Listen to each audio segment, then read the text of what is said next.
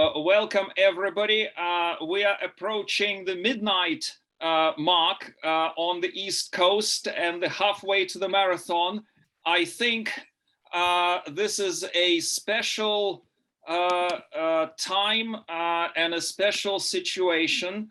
And so I am going to ask all of you to rise, at least in spirit, to the performance of the Ukrainian national anthem, a special California edition with trans-Pacific and transatlantic solidarity to all our Ukrainian colleagues and friends, recorded today here in San Diego. It's a very special version. So here we go.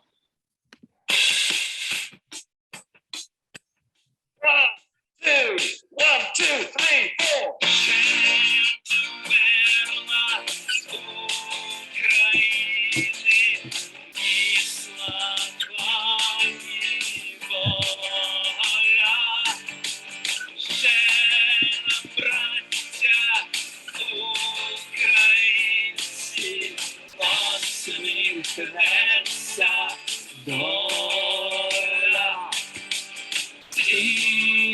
Наші борщеньки, як роса на сонці, запануємо, ми браття у своїй сторонці, душу й тіло ми положим за нашу свободу і покажем, що ми браття козацького роду. Душу й тіло ми положим за нашу свободу і покажем, що ми браття козацького роду.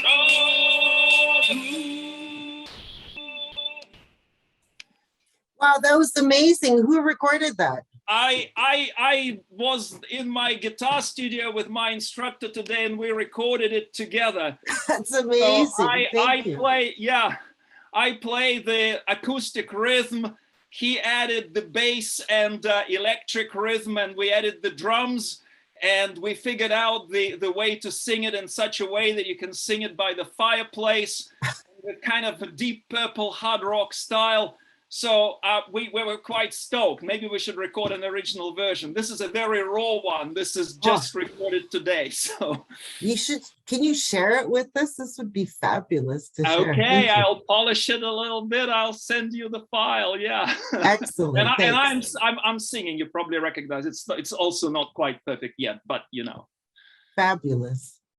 So we're happy to proceed now.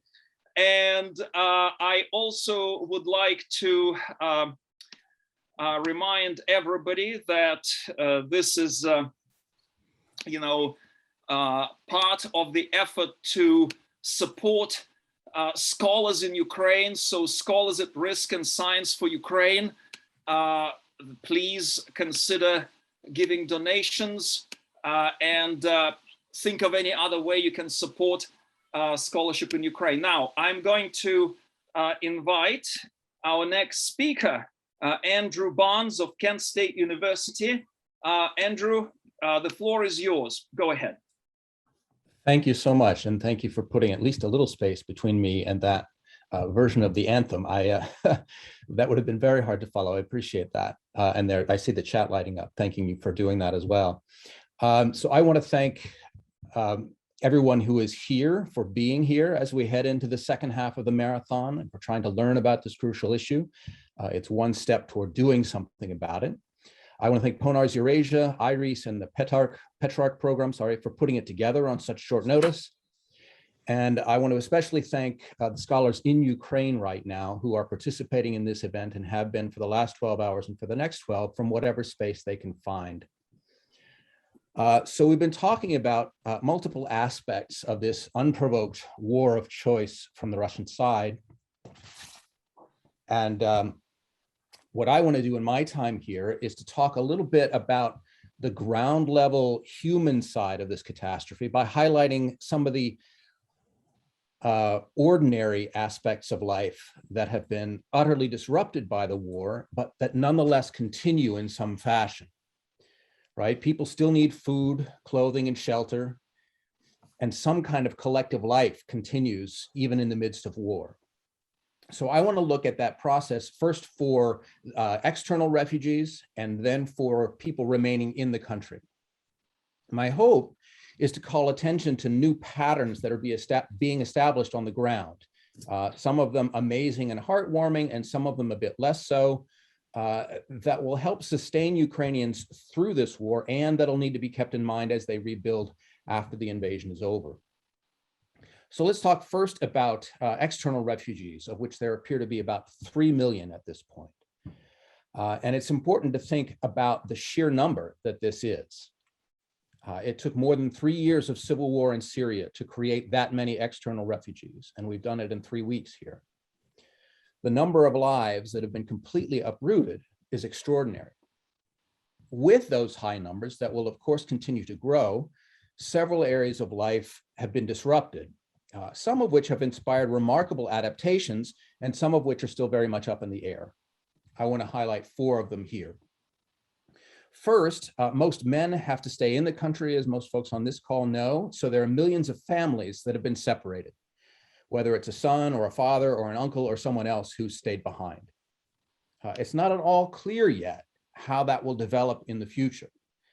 Internet communication is obviously an incredible help here, but it will only be after the war that we will be able to see how many of these families can reunite. Second, one question that arises for those who have left the country is, where do the kids go to school? This was a question that was raised, I thought, wisely on the PONAR's list. Obviously, this applies to internally displaced persons as well. Here, there have been remarkable responses from some governments, like in Poland and Germany, welcoming students into schools and or setting up spaces where they can continue to learn in Ukrainian. And from the Ukrainian side, trying to create a virtual space where children and teachers can connect virtually. This is an amazing short-term response, akin in some ways to the rapid change that took place worldwide because of COVID, right? What do we do in this brand new situation about schooling that has to happen every day? So it's an incredible short-term response, and it'll be important to watch how it develops in the longer term, which of course was also true with remote learning during COVID. Hopefully, it continues to develop and improve over time. A third crucial immediate question is, where can the refugees settle? Right here, we've all seen the welcoming approaches of many governments and societies, especially the ones bordering Ukraine. And we've also seen the development of grassroots efforts online to connect refugees with places to stay, including Airbnb's efforts and a website developed by some students at Harvard trying to link refugees to people with open homes. Usually, though, this initial enthusiasm of outsiders tends to fade as the number of refugees rises and the length of the conflict grows. So it'll be important to sustain that support for the refugee populations as they look for their own solutions to their displacement, whether they're trying to go back home or they're trying to move further west or whatever. Finally, in building on that last point, what happens if the war drags on and refugees can't return for a long time? In particular, can they find work? This is a stage, certainly, when the welcoming attitude of outsiders can turn sour, when all of a sudden it feels like it's a competition over jobs, no longer us good Europeans, say, helping poor Ukrainians, but now all of a sudden Ukrainians are coming for our jobs, right? And it can often manifest itself in ethnic and national stereotyping, which isn't happening now to a large extent, but can, although it will be fueled by economic competition. And we have never, as a humanity, right, really figured out a great way to deal with this in real time, especially with large numbers. So it's important to recognize that it's coming, or could be coming, and to begin facilitating this process for the Ukrainians who want to pursue that road. Most in the short run will want to stay close to home in hopes of returning quickly. Some will already be looking further west, and it's important to integrate them as well as you can now, because there will just be more behind them if the war drags on. So those are some of the transformations in the lives of those people who've been driven out of the country. That still leaves over 40 million people inside Ukraine under fire. So let's turn to them for a little bit. And I want to talk first about some of the amazing, inspiring, selfless adaptations that are going on in the midst of the horrors of war. And I'll give 4 examples of this too. There's no particular special meaning of 4. It's just a good handful. So first, in areas that aren't under constant direct attack, and even in some that are, some stores remain open and in operation, right? This means that supply chains, which a lot of us never thought about before COVID, but we've learned about over the last 2 years. We now know what supply chains are and how they're important to life. They are still functioning in a number of places in Ukraine, right? Some of the workers are able to get paid, some are not, but the patterns persist, adjusting to the realities of things like unplanned road closures or buildings that have been destroyed and so on. But the patterns of supply are continuing to persist for now. Second, in places where people can't get to grocery stores or aren't able to get other necessities, local networks have grown up. So for example, I watched on a CNN interview with a bar owner in Kiev who was using his bar not only as a place for people to sleep, but also as a place to collect food that he could distribute throughout the city, right? Almost a Meals on Wheels kind of operation that emerged quickly to help people survive. Third, and related, you have the spontaneous sharing of living quarters, or at least access to basements, that's cropped up throughout the country, right? One poignant example of this was a series of tweets from the Red Cross office in Mariupol, a city that of course is under siege and facing even more dire conditions than Kyiv. And the Red Cross was tweeting out a description of the many residents who've taken shelter in that office. Fourth, finally, in terms of a large-scale adaptation, the European Commission has said that Ukraine and Moldova's power grids have been synced with Europe's rather than Russia's and Belarus's, hopefully allowing for greater independence in the future. And all of these rapid, not particularly planned from the start, adaptations speak to the best of the human spirit and the Ukrainian spirit, and they'll be crucial for survival within Ukraine. And it'll be interesting to see how resilient they are after the war. At the same time that these constructive, inspiring actions are taking place, we should also expect some darker patterns to emerge, as they do in all conflict zones. One area is human trafficking. With security breakdowns, an influx of weapons, and an enormous number of displaced people, there are grave risks of this kind of so-called entrepreneurship cropping up. Another common pattern in conflicts is price gouging, sort of the opposite of the positive, selfless examples I mentioned earlier. And the mayor of Lviv last week warned residents that price gouging on rent was a crime, which suggests that some folks, at least, were trying to do exactly that. The first war profiteers are probably making their first little bits of money at this point. Fortunately, so far, their actions seem to be dwarfed by the better actions of their neighbors, but it will be interesting to see how those patterns are addressed or swept under the rug after the war. The final negative pattern I want to bring up is actually a bit different. It's not an adaptation to new circumstances, but instead the creation of new circumstances that'll have to be adapted to. That is the effect of the invasion on global markets. As Dr. Susanna Wengla discussed earlier in this Ukrainathon, Ukraine is a significant exporter of agricultural products to the developing world. And their production will obviously be significantly damaged by the war, at least for this year, perhaps further. Russia, for its part, is a major supplier of fertilizer on the world stage, and its ability and willingness to trade has obviously been severely curtailed. That's going to mean not only that food prices in rich countries go up, right, things that we're seeing in the United States, for example, but also that people in developing countries will need to find new supplies of food in order simply to remain healthy. So why call attention to these things? Well, the selfless efforts themselves are inspiring and remind us of the ability to collectively survive even in the worst of conditions. Also, the less admirable efforts remind us that temptations to exploit are always there and need to be watched for. but all of them, even though they're being built in the moment in order to solve immediate problems, can change the social realities on the ground in Ukraine. Ground level adaptations sometimes get ignored in our tendencies to focus on the battlefield and on political leaders, but most people's lives are spent in these ground level situations. So it's crucial to keep them in mind as we try to think about the ongoing invasion and about Ukraine after the war. I'll leave it there for now. Thanks. Thank you, Andrew. We have some questions here, and actually there's a question from Ben Dominicis to Professor Barnes or any panelist regarding the number of Ukrainian refugees choosing to enter Russia. Is it possible to kind of estimate that? And you know, is it a significant number in determining the ethnic self-identification polarization among populations in the Donbass with the start of the 2014 fighting? So that's the question.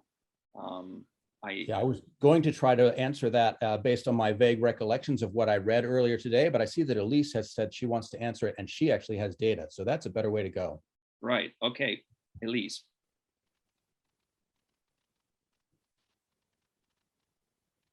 Elise, are you with us?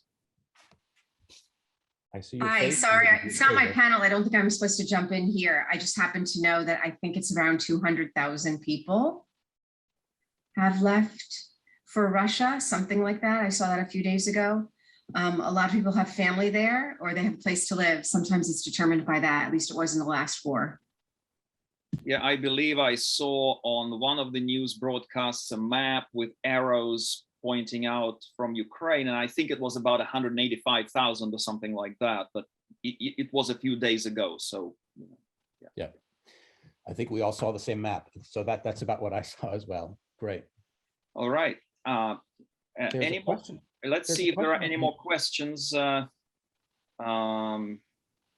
think there is a question on chat that I see here, and it's in terms of anticipating competition for jobs. When refugees are welcome, there can be a boon in entrepreneurship that benefits the country. So do you think that you know, it's one of the positive actually impacts of migration on the economy that has been noted in many contexts, and do you think that there is some grounds for that? Certainly, yes. It's been demonstrated elsewhere too, that an influx of migration can be terrific for the welcoming country. Unfortunately, politically, it's a harder sell that folks feel displaced over time, especially if the number is high. So even though it might be an objective benefit for the economy to which people are moving, the people who already live there often react poorly. And so that's the sort of thing that, you know it's coming. So if you work against it from the start, rather than trying to catch up to people's frustrations later, you may be better off. All right. Do we have any more questions to Andrew? Well, I think, Andrew, do you have anything to say to wrap up your presentation very quickly, or can we keep going? I am happy to keep going and listen to those who follow. Thank you very much. All right. Well, thank you for your presentation. And we're going to move forward then. Our next speaker is Daniel Lassier, Grinnell College, United States. Great, thank you. And thank you so much to Partners Eurasia for organizing this. It's a pleasure to participate, and to all of our colleagues and viewers and participants from Ukraine, we are thinking of you and sending you our very best. I'm going to attempt to share my screen, so we're going to see how this works. And I do have some slides that I'd like to share with us. Okay. So what I'm going to be talking about is ideology among Russian foreign policy elites. And what I'm planning to do with my time here is share some findings from a really involved analysis that I did about the structure of ideological attachments among Russian elites, and apply some of these insights to how we might understand Russia's invasion of Ukraine. And so this is from an academic study that was published in Post-Soviet Affairs in 2019. So I have that citation up here in case anyone's interested in reading that part. And this involves data from the survey of Russian elites. And my analysis was based on a sample of 1,026 elites that were drawn from 7 waves of the survey of Russian elites. So from 1993 up through 2016. And in that particular study, I asked 4 questions. So, do attitudes expressed by members of the Russian foreign policy elite reveal ideological constraint? So what I mean by that is, rather than assuming that questions in this particular survey reveal a specific ideological commitment, I used covariance structure modeling to investigate whether responses clustered together in particular ways that could have substantive meaning. So can we look at the data and see particular clusters of attitudes that fit together? And if so, what's the content of those ideologies? How is it that they fit together? Do different groups within the foreign policy community have different types of ideological attachment? And how have ideological attachments changed over time? So in short, how I answer these questions is yes, there are ideological attachments that we can find among members of the Russian foreign policy elite. And in particular, what I found was 2 dimensions, I guess I'm going to call them, where we see attitudes hanging together. So one is a dimension that focuses on domestic policy. And if we were to sort of think about the way it's structured, on one end, we have individuals who are more in favor of reforming economic and political structures, and on the other extreme, those who are opposed to economic and political reform. And then the second dimension involves foreign policy questions. And if we think about how these different foreign policy questions are structured and the way they come together, on one extreme, we have views that are more favorable to integration with the United States and engagement with the United States. And on the other extreme, we have strong anti-American views. And what's really interesting to me about this particular dimension that I identified is that I looked at a very broad range of questions, including questions that involved relations with Western European states, as well as relations with other former Soviet republics, and that those answers didn't cluster together. So the way the attitudes hung together was very much oriented towards views about the United States. In other words, anti-Americanism doesn't mean anti-Europeanism, and it doesn't correlate with any particular views about other former Soviet republics. In terms of how different groups within the foreign policy community show different ideological attachments, I found that military and security agency elites tended to be more reactionary. So they tended to score higher on that dimension about being more opposed to reform in terms of domestic policy and more anti-American in terms of foreign policy. This was as a subgroup. So they were more reactionary than other groups within the foreign policy elites, so those that were focused in the media, in the economy and science, or as members of the legislative or executive branch. And in terms of how those ideological attachments have changed over time, I found that in the 1990s, the foreign policy attitudes were much more favorable to the United States, and that there has been a gradual shift towards that anti-American perspective over time, but that these attitudes compressed and moved into a much more hostile direction in 2016. So they're both more anti-American, but there's also just less variation within those attitudes. So there seems to be sort of a focalizing in particular among the military and security elite in an anti-American direction. So now I want to broaden that lens out from my findings from that particular study to talk and connect a little bit to broader trends that we see in Russian foreign and domestic policy. So the first one that I'll point out is just that hostility to the US as a foreign policy conviction really serves as a part of the basis for a Russian national identity that's focused on great power status. And that this has really been a shift in the legitimation strategy over time that Putin has used in justifying his regime within Russia. So in the first two terms that Putin was in power, legitimation of the Russian regime was largely based on improvements in quality of life, economic growth, and stability. And that we saw a real shift in, I would say, Putin term 3 and 4 to a focus on revitalizing Russian national identity as a great power.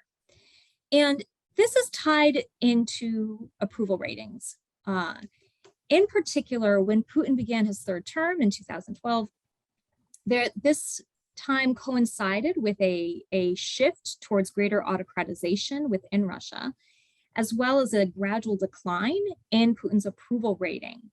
And that approval rating really rebounded after the Russian occupation of Crimea in 2014.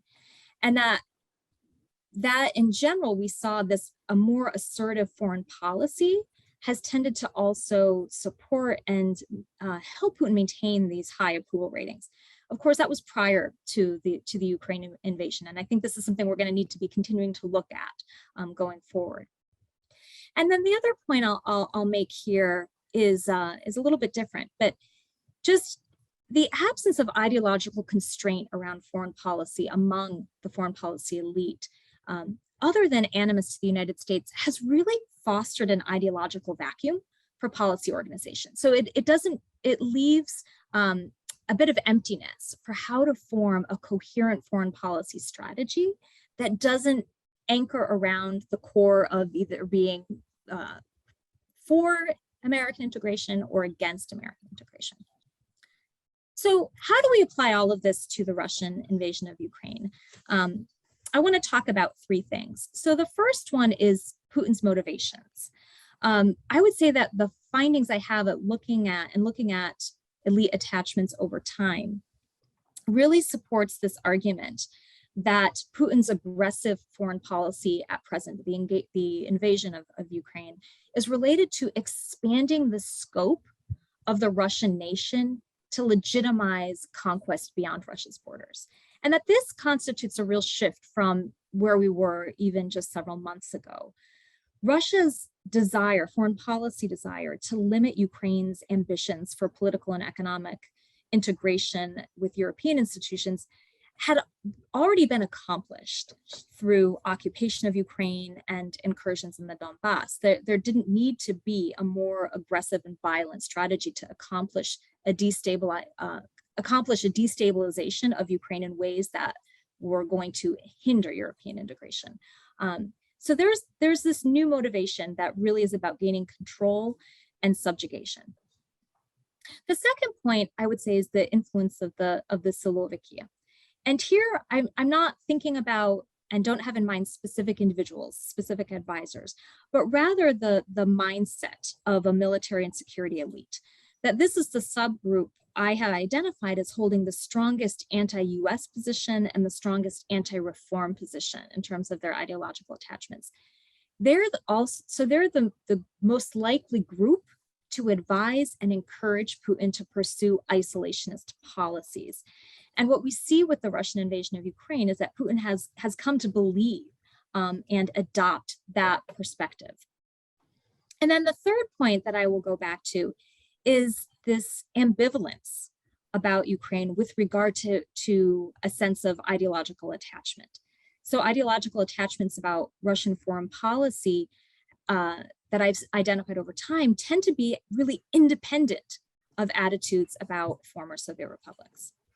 So just to reiterate, holding an anti-American foreign policy perspective does not equate. I have no evidence to suggest that has over time been equated to or related to attitudes about hostility towards Ukraine or even attitudes about Ukraine's sovereignty. So a few concluding thoughts and questions that I'll leave you with. So my research into ideological attachments and Russian foreign policy elites support three key interpretations of the Russian invasion. The first is that Putin's motivated by a view of Russian national identity as a great power. The second is that military and security elites support an aggressive, anti-reform, anti-American approach to foreign policy. And the last one, that's that there's no evidence of a desire to attack Ukraine. And when we take these three pieces together, it leaves me with sort of two questions that I'm thinking about, and that I will look forward to seeing what others have to say. One is, how long will anti-reform, anti-American beliefs translate into the political and tactical will for military aggression against Ukraine?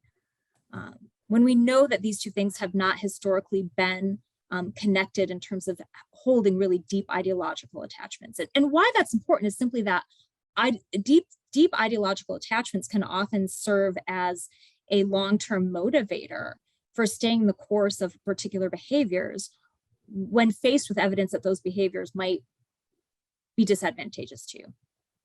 And then the second question is, are the consequences Russia's experiencing as a result of the invasion significant enough to shift foreign policy attitudes toward a more reactionary or revisionist position? And I'm going to stop sharing my screen right now. And thank you. I look forward to your questions.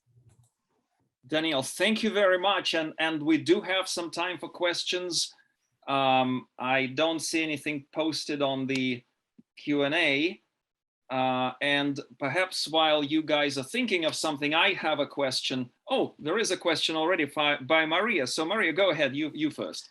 Thank you very much, Danielle, for a very interesting paper. I wasn't aware of it, so I'm definitely putting it on my list. So would you mind explaining the Ukraine peculiarity? I didn't exactly understand what about Ukraine. So it appears that the views on Ukraine are not correlated to anything else. Am I right? Or so could you elaborate a little bit on that finding? Mm-hmm. Yeah, sure. So the idea here is that I essentially looked at 19 questions that had been consistently asked over these 7 surveys from 1993 through 2016. So I wanted to keep identical question wording and looking over time. And within those, I found sort of a latent variable that correlated, that substantively could be interpreted as really being organized among being more hostile or more open to American integration and American attitudes towards the American military, US state of the world. I also looked at questions that had to do with relationships with Europe and relationships with the former Soviet states, and they did not correlate with that underlying dimension at all. So this doesn't mean that, I mean, of course, you're going to have anti-American you're going to have members of the foreign policy elite who hold anti-American positions, who also hold positions relating to Ukraine, relating to former Soviet republics, that would suggest a very, I don't know, a desire for reunification. But they're not, they don't come together in such a way that they are consistently predicting. You can also have foreign policy elites who tend to hold more anti-American positions, who have completely different views about relationships with the former Soviet states. And to me, that's really interesting, because it's suggesting that we have reason to think, long-standing reason to think, that there is a subgroup of the foreign policy elite that really wants to pursue an anti-American isolationist policy, but they don't have unified views about what should be what types of interactions Russia should be having with the other former Soviet republics. Interesting. Do you think it might be also a reflection of the fact that there is no one particular group of the elites that's ruling the country? It's more of a personalistic system, so essentially it's up to Putin who decides. I don't know if you're aware of Petrov Kelman article that also talks of complete failure of the foreign policy circles to have any impact on foreign policy agenda, essentially, of the Kremlin over the last years. Not exactly relevant, but sort of, right? Yeah, absolutely. I mean, to me, I think there's a lot of angles one could pursue through looking at this. And for me, I was really interested in this question of, is there an underlying structure to this, right, or not? And once now that I've identified what those underlying structures are, I'm interested in trying to understand to what extent they are predictive of other types of attitudes or behaviors. And I haven't really thought about why certain things may or may not hang together. If that makes sense. Thanks a lot. Very interesting. I have a simple question. how do you measure desire to attack Ukraine with survey instruments? I do not have a question on that. That was pushing the envelope a little bit, by which by wanting to say, I don't have any evidence that would suggest that there was a belief, a longstanding belief anywhere, that a desire to invade a former Soviet republic was on the agenda. That there was sort of this longstanding ideological attachment to this. That seems to come out of some other place. And to me, I'm simply interpreting that as saying, it's a provocative way of saying, I'm not convinced that there's political will for this type of bloodshed for a long period of time. Yeah, because I have seen a lot of studies that argued that the Russian public did not have the intent to, would not support military intervention in Ukraine. And the basis for that assertion were questions such as, you know, how do you view Ukrainian people? And they would cite the data such as 56% of Russians or 65% of Russians view Ukrainians as quote unquote fraternal people, but that's actually Putin's trope for invading Ukraine. So it would be interesting to figure out some of these survey measures that maybe can provide some unobtrusive evidence of that, or maybe you can find some latent measures that I think will be very interesting. Okay, I don't see right now more questions, and let me see. So, Danielle, do you have anything to add? For you have one or 2 minutes. Oh, we have one more question from Maria. Go ahead. I'm so sorry. I'm really interested in this paper, and it's also very relevant to other work I'm doing. Daniel, another finding in your paper, if I'm not mistaken, there is deepening of anti-Americanism around 2016. I'm actually a little bit puzzled by that, since it's when Trump got elected and there was a celebration in the Russian Duma, opening champagne, Margarita Simonyan, RT editor-in-chief, offering to ride around Moscow with American flag. So why such increasing anti-US sentiment when actually at the time Kremlin elites seemed to think Trump was essentially their sort of fellow? How do you explain it? I don't have a good explanation for that, other than I think that it's to me that the explanation is simply that probably where that it's more relative than anything else, right? That sort of, if we look back to 1993, there was much broader support among the foreign policy elites for constructive integration, economic integration, you know, thinking about potential for cooperation on a variety of different measures, and that's gradually changed to such a degree that, you know, an excitement about Trump being elected is just really moving things already from a lower, I would say, sort of a lower space on what that dimension would look like to you know, maybe moving it forward a little bit. But the decline had already been happening so gradually over the past 20 years. And, you know, I think that, I mean, I'll also say the survey, what's interesting too, is of course, the survey was conducted before the election. So that might have something to do with it in terms of, you know, the celebration point that you're making. But your bigger question though, about this sense of, okay, finding some potential alliance with Trump as an individual. Not seeing sort of the evidence of that in this broader elite community, right? So maybe it's in the hand, maybe that speaks to the question that you asked me a moment ago about the efficacy of foreign policy elites and actually influencing policy outcomes, right? And that's, I wish I had a better answer to you than that. It's something worth thinking about. Yeah. Well, thank you very much for your questions and answers. And thank you for the presentation. We're going to move on. And actually, Maria is next.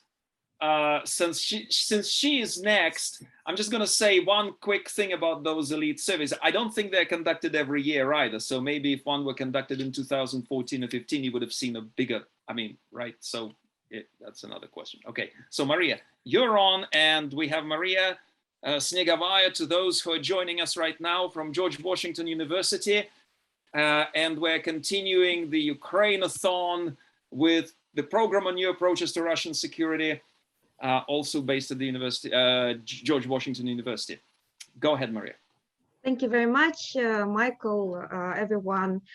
So first of all, I wanted to start by expressing my deepest condolences and apologies to Ukraine that's suffering from what my country is doing to it.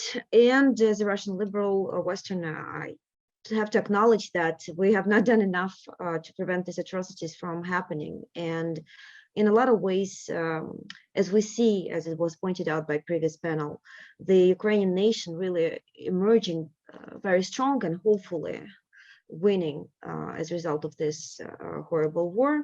I think with in a lot of ways we see the Russian society collapsing, not able to understand, to reflect on the things that it's committing, some parts of it, and some other parts, much smaller parts, so sort of being deeply in deep despair and horror about what is going on.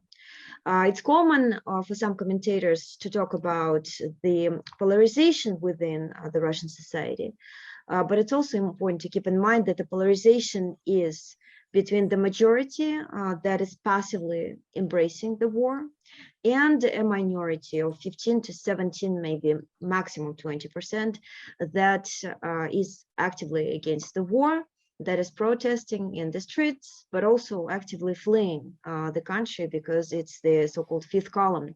Those of you who had a chance to watch Putin's presentation today might know that he actually specifically addressed this group and essentially said that these people should be prosecuted harshly, those of them who stay in Russia as traitors of the country. So why, now Pointers group actually had a large debate about how the Russian society really views the situation in Ukraine, right?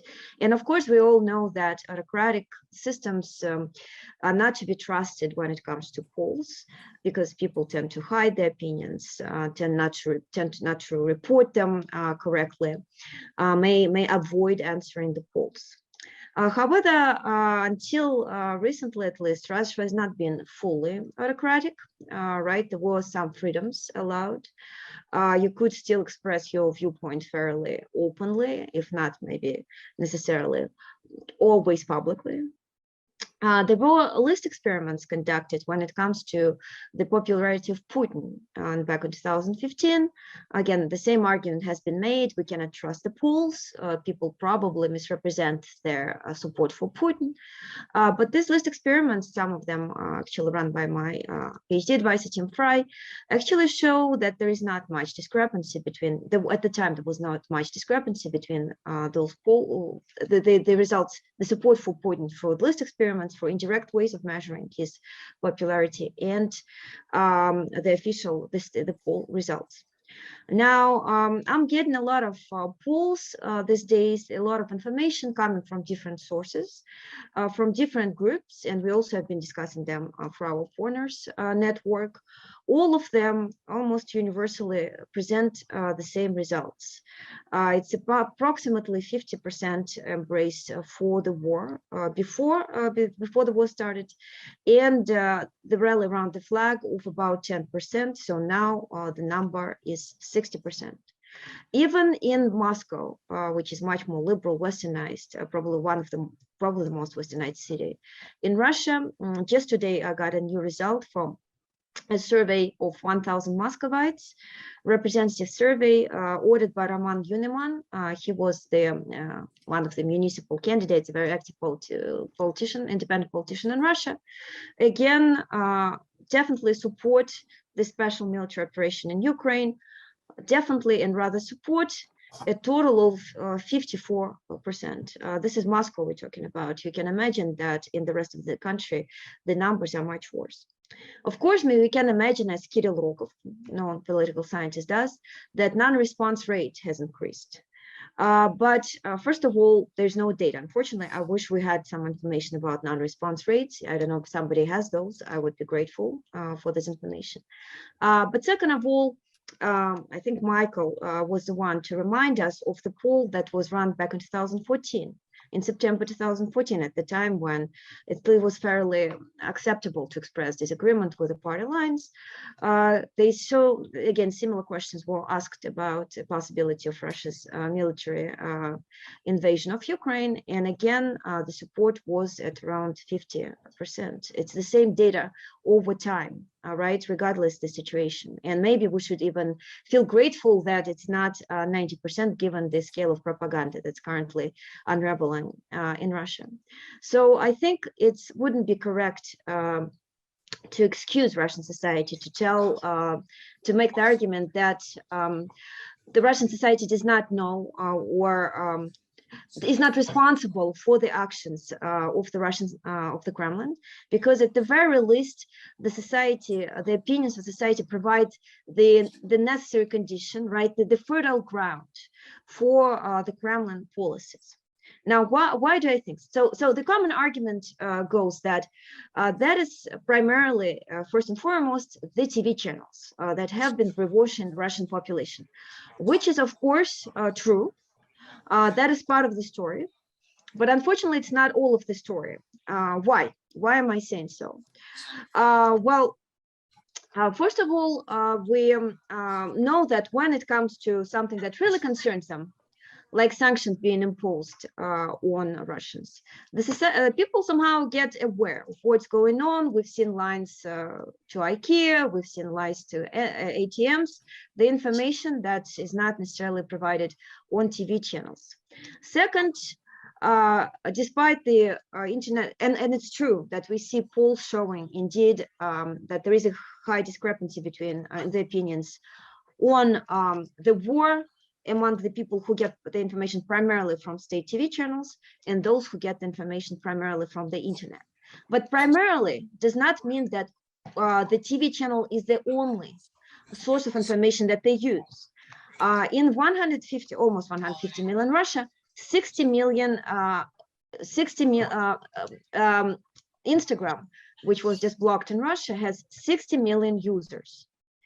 Another evidence of this is attempts by Ukrainians, by journalists, to outreach to people in Russia, trying to demonstrate to them the sort of atrocities unraveling in Ukraine.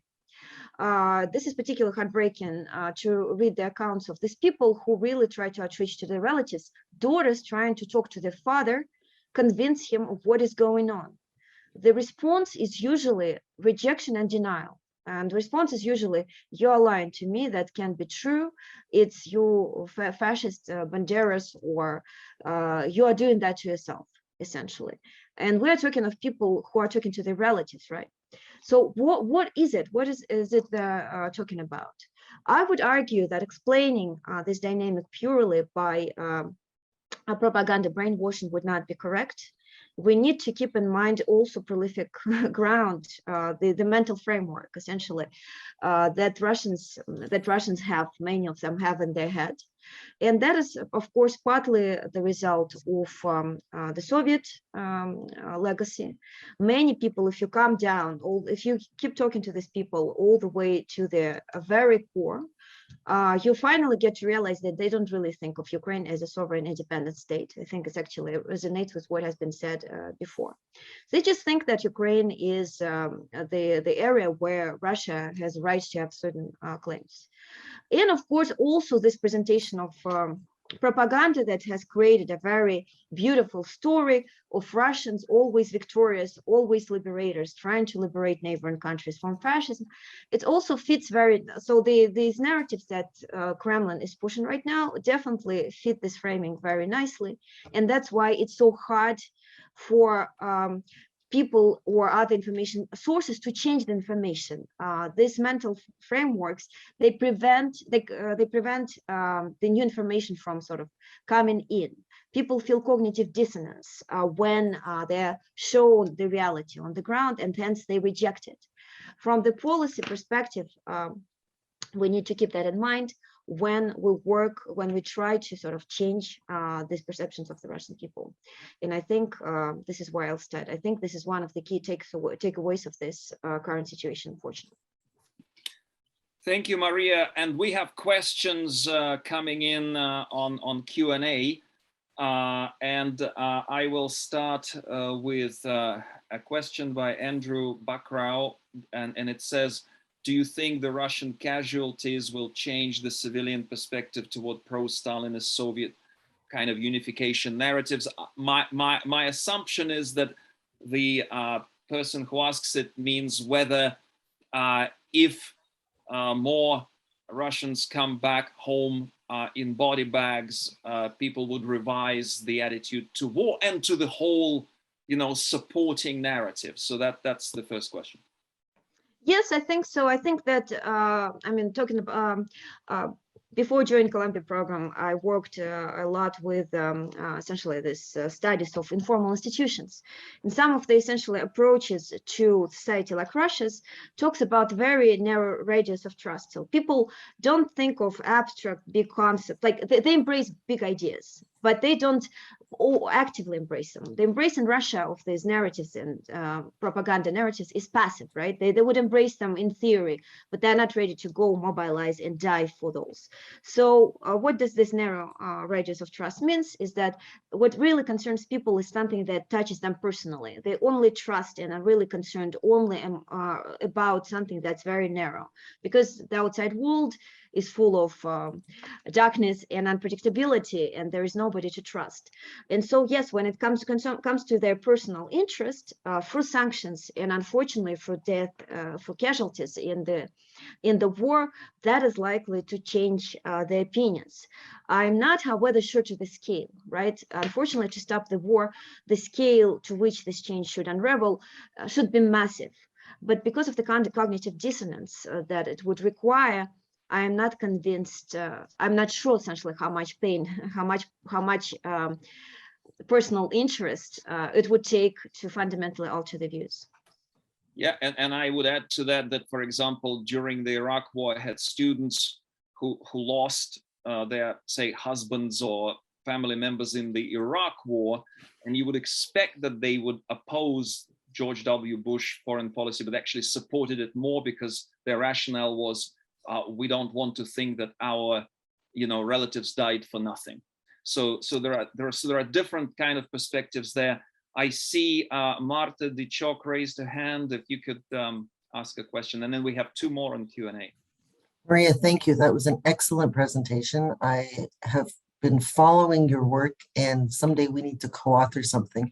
But what I wanted to ask you about is the incident on Channel 1. And if you could just tell us what you think. I think everybody saw Marina ran out with her sign and everybody was talking about it. I have my own views, and I know you've been vocal about this, but I would very much like to hear what your thoughts are on this. What was her motivation? What's potential impact? And the fact that the broadcast wasn't live, what does this mean? Thank you very much, Marta, for your kind words. I'm always open to co-authoring, so definitely let's give that possibility. Thank you. Very interesting. I would actually give it a little bit of time to analyze what essentially happened, depending. Yeah. Just keep in mind that we have 3 more questions on Q&A. Oh. Yeah. All right, that's a very important incident, most importantly because Maria Ovsyannikova is a representative of the group that supporters of the regime, right? She worked on propaganda channel. I personally think the motivation was partly personal because she has a Ukrainian father. Nonetheless, it's a definitely very courageous, brave step, but that definitely had an impact. But there is also a lot of turmoil, what I hear from some people who I know who work on these channels, unraveling. Will it have long-lasting impact? I think also depends on whether she's prosecuted harshly enough. So far she wasn't, so that's possibly good, but I think that it's possible that he might be, the charge might be revised into criminal charge, so the states will try to scare off people and to demotivate them from repeating the same. I guess my key question is, will this have an impact, in your opinion? Because that's what you're talking about, is how do you so yeah, for some people, and sorry, I will stop because I know there's other questions, but this is what I'm dying to know what your opinion is. I think it will to some people, especially those who work where she does, right? I don't think so many Russians actually saw that, right? But I think it's mostly primarily had an impact on people who share these pro-Western views, but for some reason they're silent. They're discussing that for sure. So it's creating some turmoil. If it's going to fundamentally change things, I really doubt, unfortunately. We'll have maybe one more minute for you to answer the question from Jake Madsen, and he asks, what do you see as a viable solution for handling Russian soldiers who desert or surrender to Ukrainian forces? Can they be reintegrated into Russian society if Putin remains in power? And I may just add a little bit to that, or will it be like in the Soviet job questionnaires where there was a question, were you or your close relatives ever imprisoned or surrendered or interned during World War II? And that was like a no thing. So what would you say?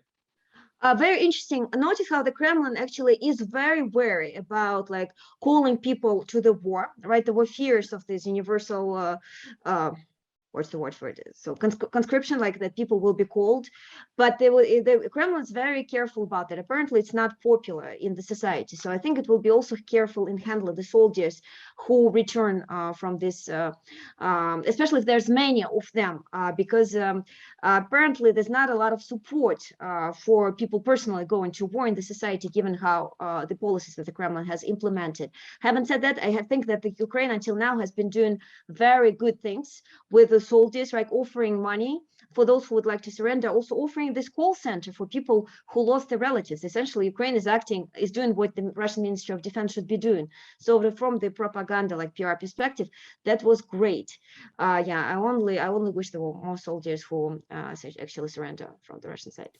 Thank you. Thank you, Maria. And there are those numbers on the Ukrainian website that people in Russia can call in case they want to find out what happened to their family members who might be serving in Ukraine. So, Maria, I would encourage you maybe to go to the Q&A and answer questions in writing.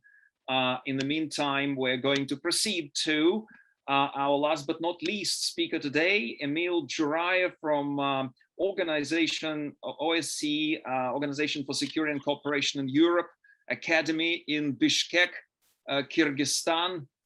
Please welcome, and we hope to hear from you now. Yes, I hope I'm audible. Yes, we can hear you. Yes, okay. thank you. Yes. Thank you very much, Alexei. Mikhail, it's great to be with all of you colleagues, and I hope our message gets across as far widely as possible. And no hiding here that absolutely from the day one, we've been, those of us here in Bishkek and Central Asia more generally, have been speaking in support of the Ukrainian defense in this war.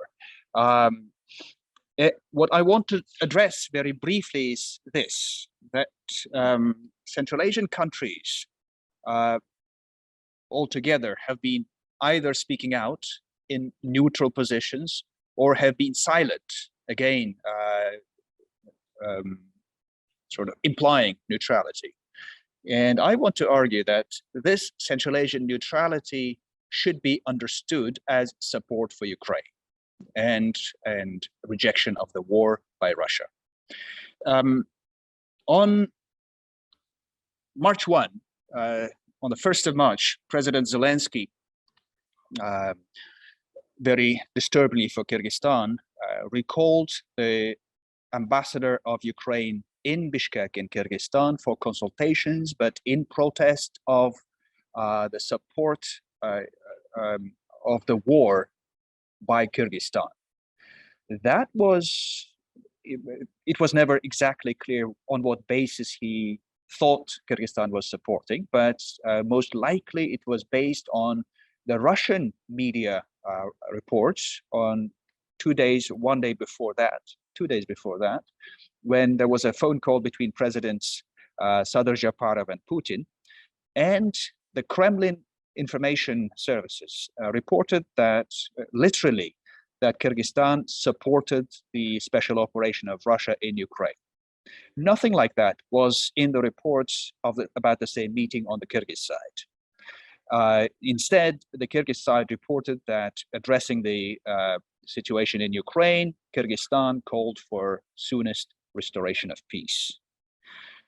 And that reporting by Russian sources in that very unequivocal open support for the Russian special operations, so-called, has been repeated and even coming up more recently. That is, it's been really one of the examples of this rather dirty, relentless information war that Russian mediascape has been doing.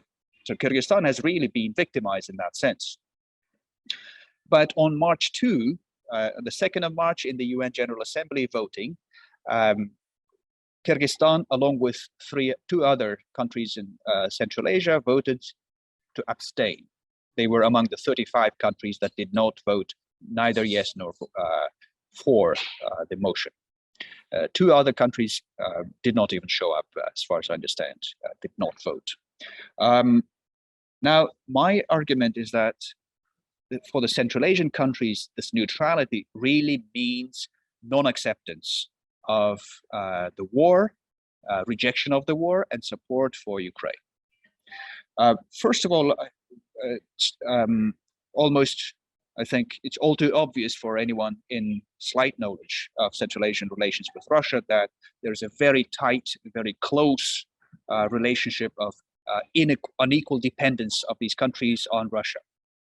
Kyrgyzstan and Tajikistan in particular, but certainly with Kazakhstan, after the events in January, and with the ongoing regular hostile rhetoric by various Russian politicians regarding territorial claims in the northern Kazakhstan, it is all too clear what these countries are in terms of the political relationship and political dependence on the Russians' attitude towards Central Asia. And in particular, also with some of these countries, Kyrgyzstan in particular, but also Tajikistan and to a good extent Kazakhstan, we have been within this information scape of Russian-controlled media, propaganda, that is, for all these years. And to this day, it's been going on very heavily. And it is all too understandable or expected that you would hear a lot of people essentially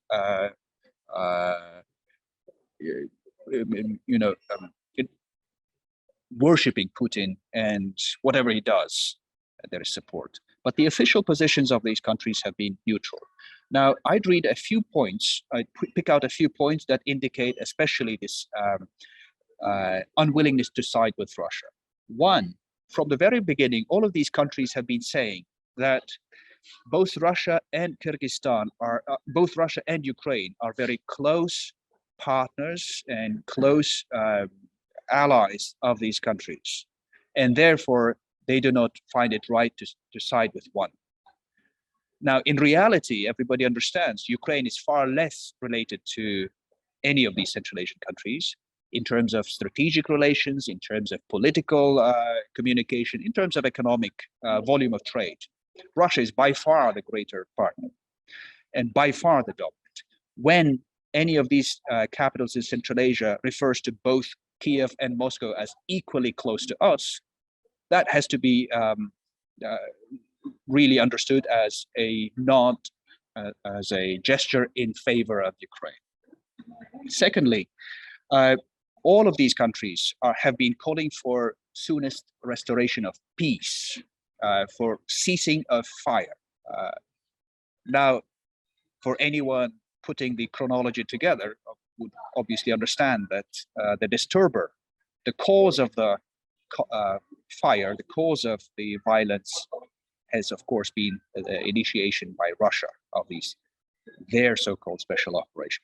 Calling to peace is essentially joining Ukraine in calls to stop this aggressive warfare.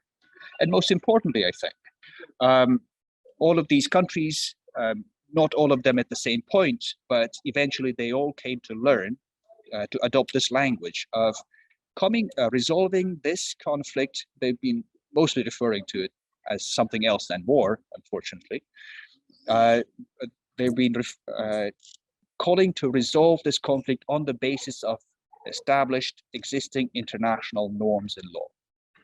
Now, that's obviously in rejection of the Russian position and in support of Ukraine's position, because international law is clearly on the side of the Ukraine's defense. International law does not accept and would find Russia in guilt. On the 9th of March, Kyrgyzstan's President Sadir Japarov was speaking to the parliament. He was speaking in Kyrgyz, and he either accidentally or intentionally, there were two words that he said.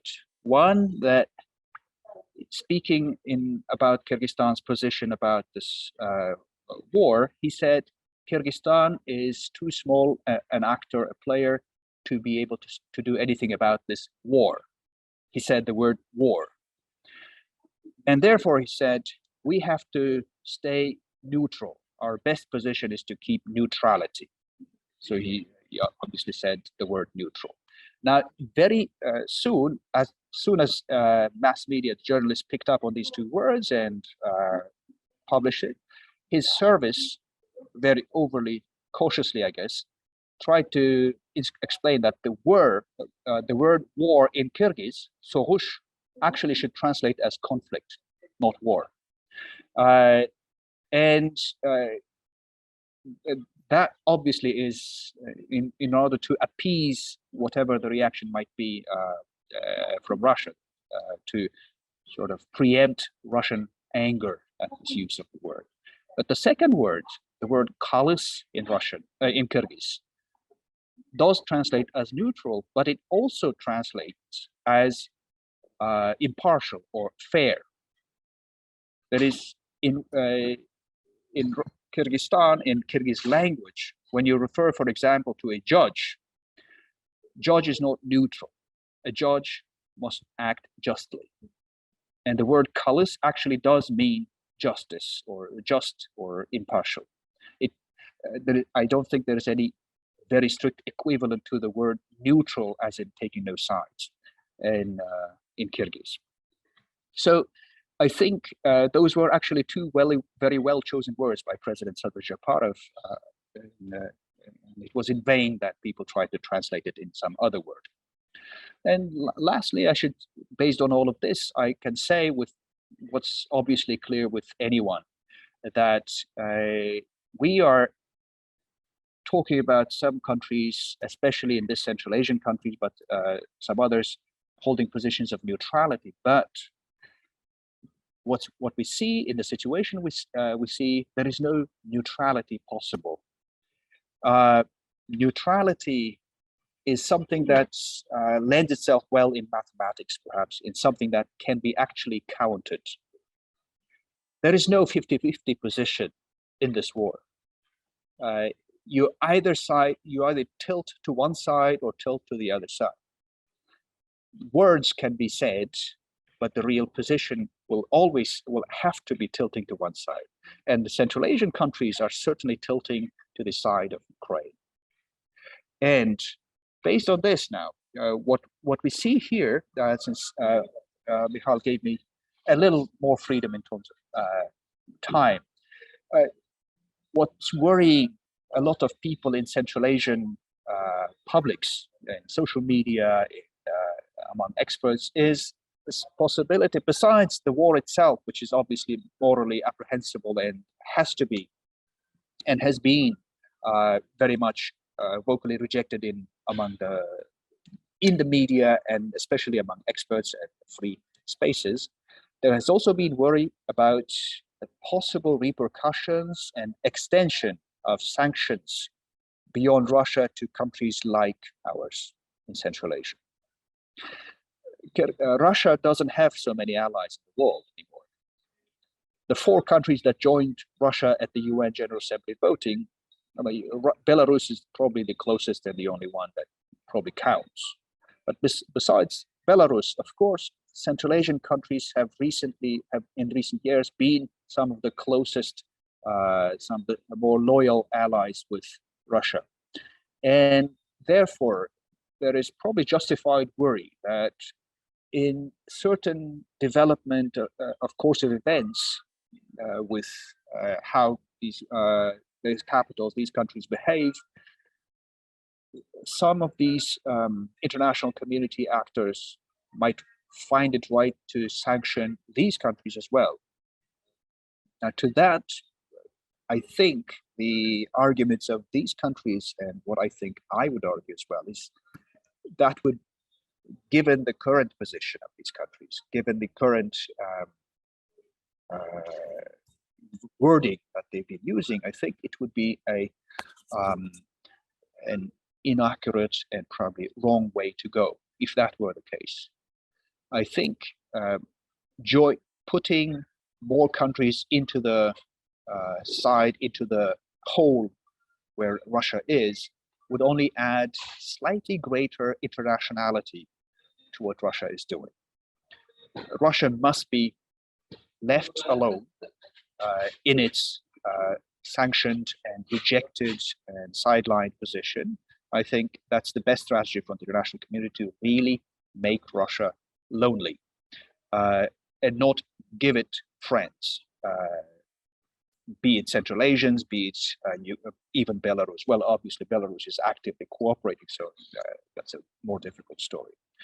So I'd close on this, and at this end, if there are any questions, comments, I'd be well, yes, I got the word that we are missing our next speaker, so we have some extra time to discuss what you just said.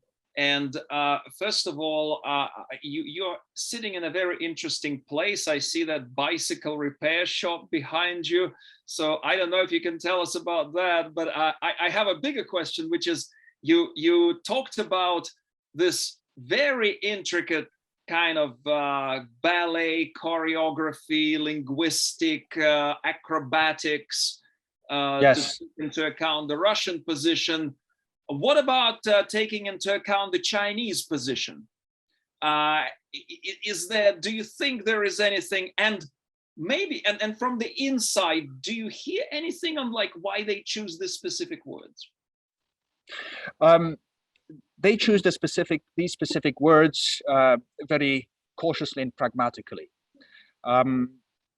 In the case, well, in the case of each of these 5 countries, there are different buttons that Russia can push. Not the red button, but there are many buttons that Russia can push immediately to cause troubles, serious troubles. They're also overcautious, and I think it's just a well-established over very long years of Putin's rule in Russia. It's a well-established sense of dependency and sense of perhaps fear, if I might even say that.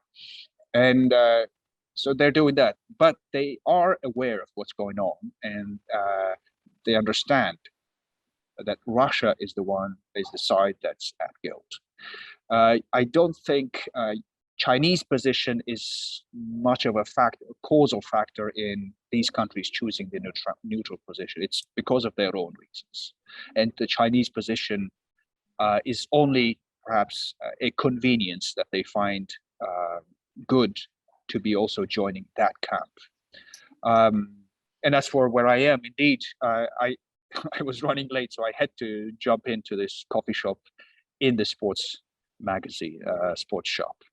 Well, that's quite an impressive shop. But, you know, I also was wondering if in Central Asia, like in Kyrgyzstan or in other places, there is a kind of maybe some copying of China, in a sense that China verbally supports Moscow quite a bit, but it has been complying with more or less economic sanctions so far.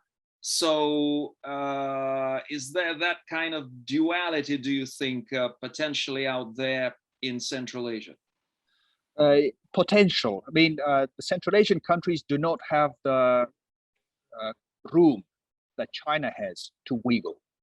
Central Asian countries are much greater at a position of dependency on Russia than China ever would be. But there is a lot of talk behind curtains, behind doors, these days in Central Asia, certainly in Kyrgyzstan, that this might be one position, opportunity where things like the Eurasian Economic Union, things like the Collective Security Treaty Organization might be coming apart. And I'd say there's a lot of support if that were to happen. Mikhail, I must just, if you didn't see, apparently our next panelist is yes, here. I see, Emil. Thank you very much. Thank you for your great presentation. If anybody still has questions for Emil, please do in Q&A and watch Q&A, Emil. If somebody asks you a follow-up question, answer it. Timothy, Yes. як ся маєш? Добре, як ви? Okay, тримаємося також. But we are sorry you're a little late, so we will have to be a little bit more compact, but you still have about 11 minutes, and I will give you about 4-minute warning to open to questions at the end, so please go on. We have with us, to those who just joined us, Timothy Milovanov, University of Pittsburgh, and also Kiev School of Economics. Thank you. I guess I just want to talk about the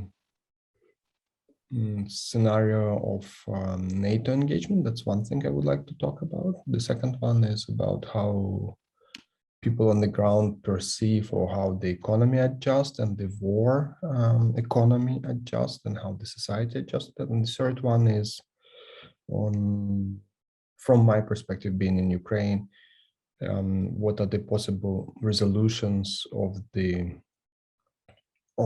conflict and how we got here, and what are a couple of things that people miss about the dynamics here. So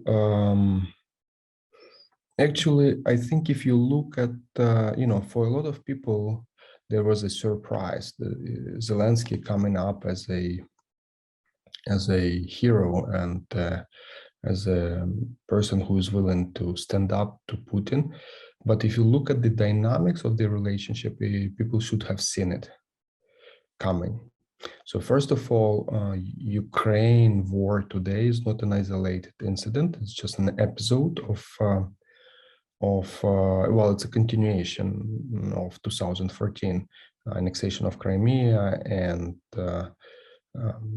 the invasion of the east of Ukraine, but also the revolution of dignity, which happened in 2014 and 2013. That's what presumably officially or formally triggered the security situation in Ukraine. But that was coming, that conflict was coming, that crisis was coming, that war was coming because Putin put pressure on then President Yanukovych to refuse a EU association agreement and to switch towards this customs union, European customs union. But if you look from the perspective of Ukraine, there's also a pattern. In 2014, our presidential candidate Yushchenko, in 2004, was poisoned and allegedly by Russians. In 2004, then in 2004, similarly, there was a revolution there where this president was, popularly put in power, while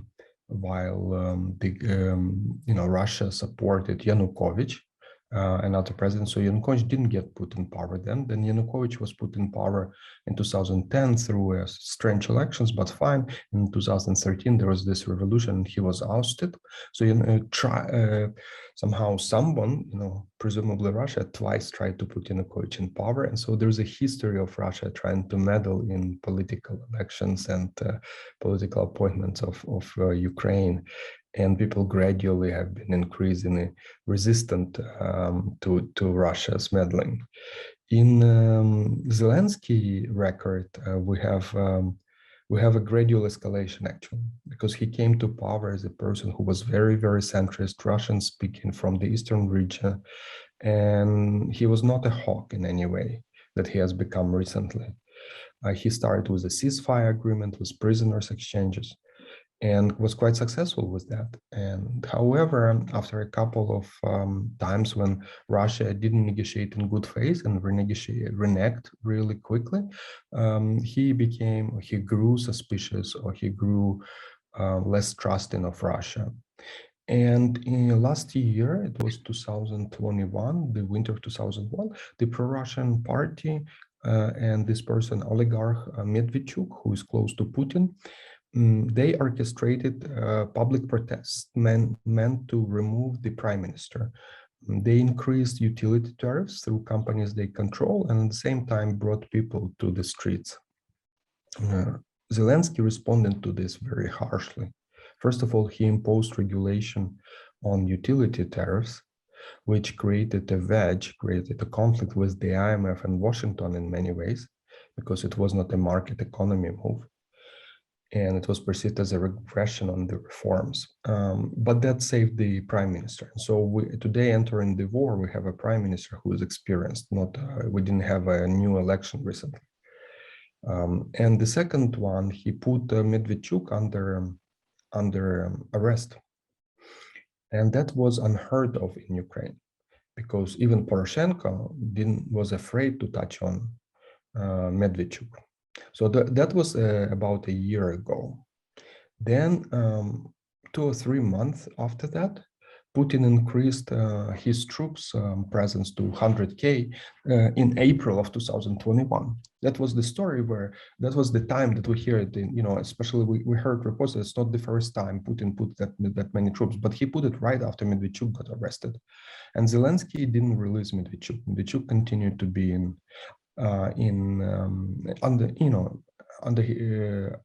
under house arrest.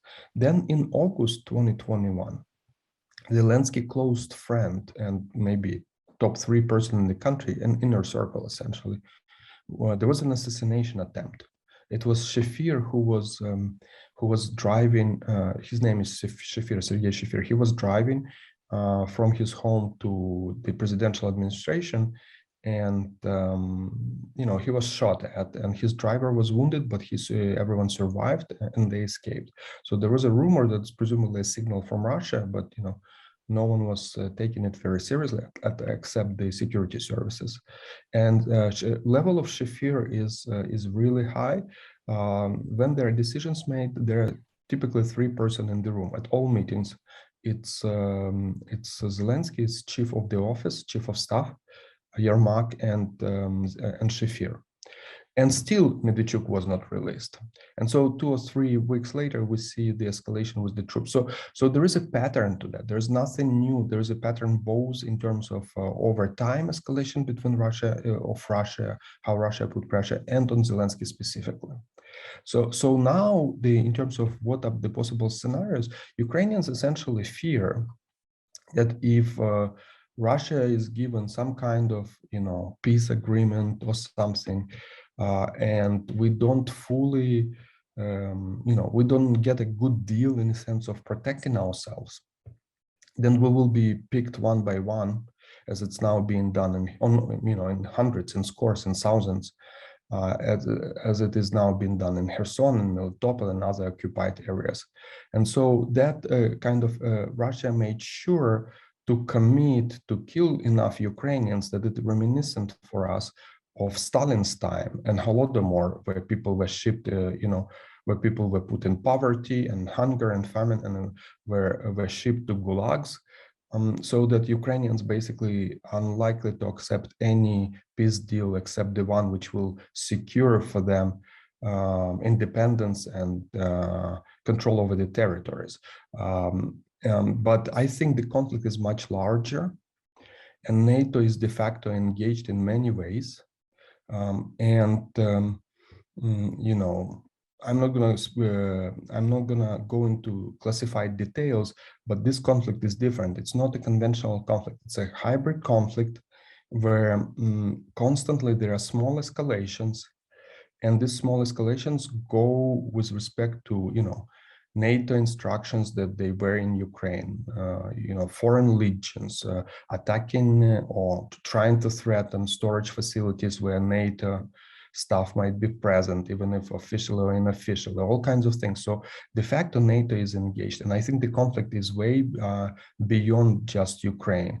And those who see that conflict in isolation, away from the conflict, war in isolation, away from 2008 Georgia, from Chechnya, from Syria, I think those people just miss the point, and that it is now Putin is trying to create he used the east of Ukraine to destabilize Ukraine, but now he's gonna try to cut to Moldova to use the southeast of Europe to destabilize Europe, and then probably he will be trying to cut to Kaliningrad in the next decade or so. So, you know, if Putin is not stopped right now, there will be future episodes, and there will be even wars.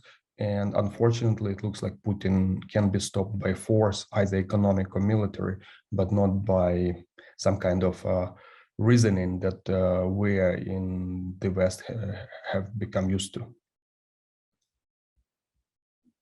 Timofey, you finished? Are you ready to take some questions? Absolutely. We're still waiting on our next speaker, so we have some time. And I would like to ask anybody in the audience to send us a question, either on chat or on Q&A. So in the meantime, I'll tell you about my indicator. I've been monitoring Putin, and I often went against the grain on this list, predicting Putin's more aggressive moves, calling Crimea annexation before it became even on the agenda and things like that, and often encountering disbelief. But my indicator, unobtrusive early warning indicator of Putin's intent, was this. I was shocked to find this bottle of Putinka vodka in 2010 in Tver, Russia. And I thought, wow, because vodka in Russia is everything, and Putin just had his standard white vodka brand, but all of a sudden here is Putinka Pertsovaya, the pepper vodka, which is I thought, okay, so Putin wants to lord over Horilka, and ever since then I was extremely vigilant, and I unfortunately, you know, this is a sad time to be correct in these long-term predictions. But you mentioned the horrible situation in the Russian occupied territories, in Melitopol, you know, where they arrested, kidnapped, tortured the mayor. You mentioned Kherson. I heard on the Mariupol Telegram channel that they actually set infiltration camps, and some people after that go in detention, which is reminiscent of concentration camps. There are death squads that force some Ukrainian men to fight against the Ukrainian armed forces. Do you hear that kind of stuff? Is that evidence? Yeah, so what I've heard is that systematic Russian approach? So I have I'm talking to someone in Kherson, and he said that about 5 or 7 days, at least 20 of people that he know were arrested. And arrested, when I asked him to elaborate, arrested means that they were just taken. They have never seen them back, and they don't know what is happening to them, whether they are alive or not. And so arrested in their way is a hope that they will see them again. That's what I've heard from a person who is it's a witness account, you know, it's a person I know. Then I also have seen reports and recordings from some of the from arrested people from Russian troops. They're actually Ukrainians who were in Donetsk and Lugansk and are forced to fight against. They are mobilized, the Ukrainians, in Russian-controlled territories, either before or after, you know, before this episode of the war or after, and they are forced to fight against regular Ukrainian troops. They are given Russian uniforms, and so they are shot at as, you know, they are part of the conflict. So that is consistent. In terms of the concentration, sometimes the filtering, that I don't have eyewitness accounts. Also, I have seen that in the news. But I cannot verify that. I also have an eyewitness account from a student at the Kyiv School of Economics. That was in Kyiv region, north of Kyiv. They were in a village under Russian control, and they were kept in a basement for 2 weeks by troops, and they were not given water. So that's just an example that even in Kyiv, if they're not given water, then you can imagine the degree of cruelty which might be happening where Russian troops are not challenged, and feel much more confident in their ability to control the territory. And unfortunately, again, this was predictable because this is exactly what Putin, on Putin's orders, they were doing in Chechnya back in 1999 and 2000. And so, we just see the replication of the same matrix here, unfortunately. Timofeyu, could you please hold on? And because there may be a possibility that Corneli Kakache from Tbilisi is here with us. Corneli, are you with us?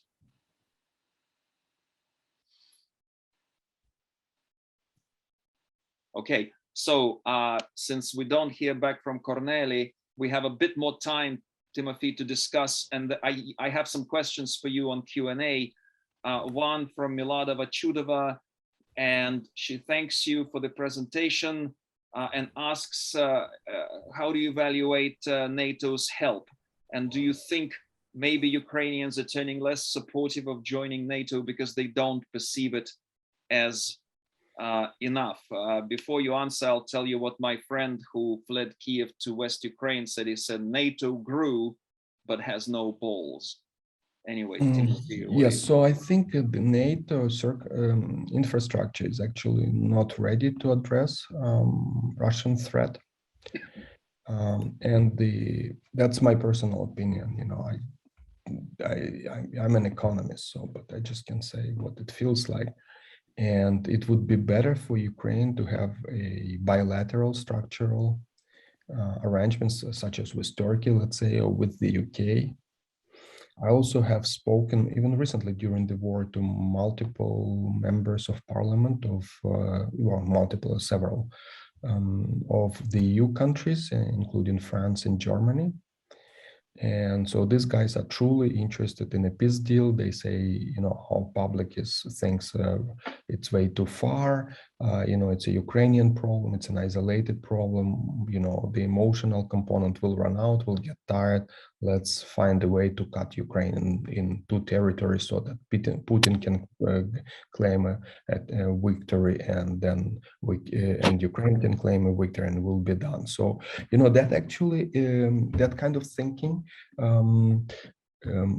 weakens any kind of security alliance, because it's a deterrence policy, but unfortunately, as we see, it's not just deterrence. You actually have to get engaged in conflicts because Putin is willing to engage countries he is attacking.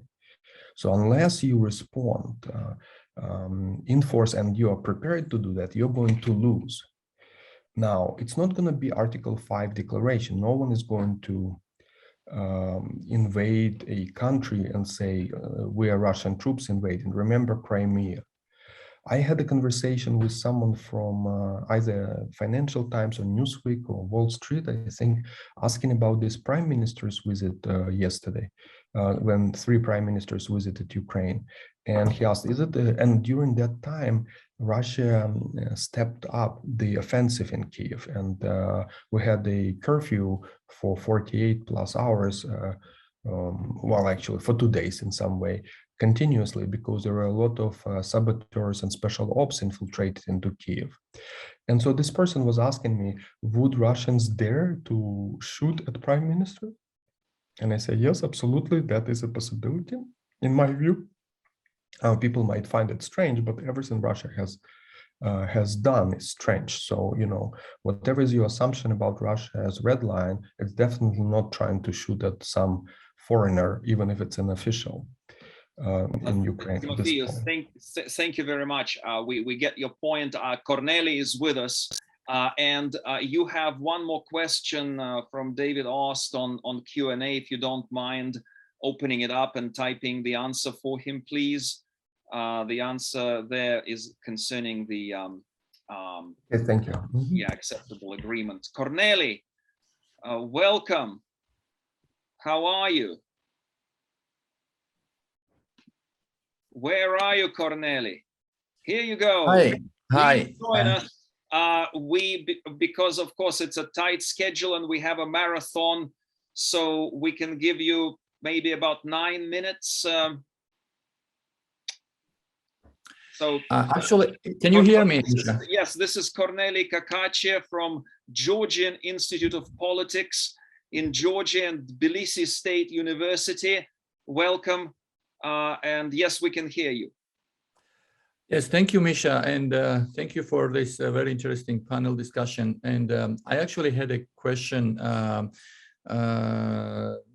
basically related to Ukraine and more concretely the statement of President Zelensky regarding NATO, because recently he mentioned several times about that he's not really happy, and he said many times that he's he just kind of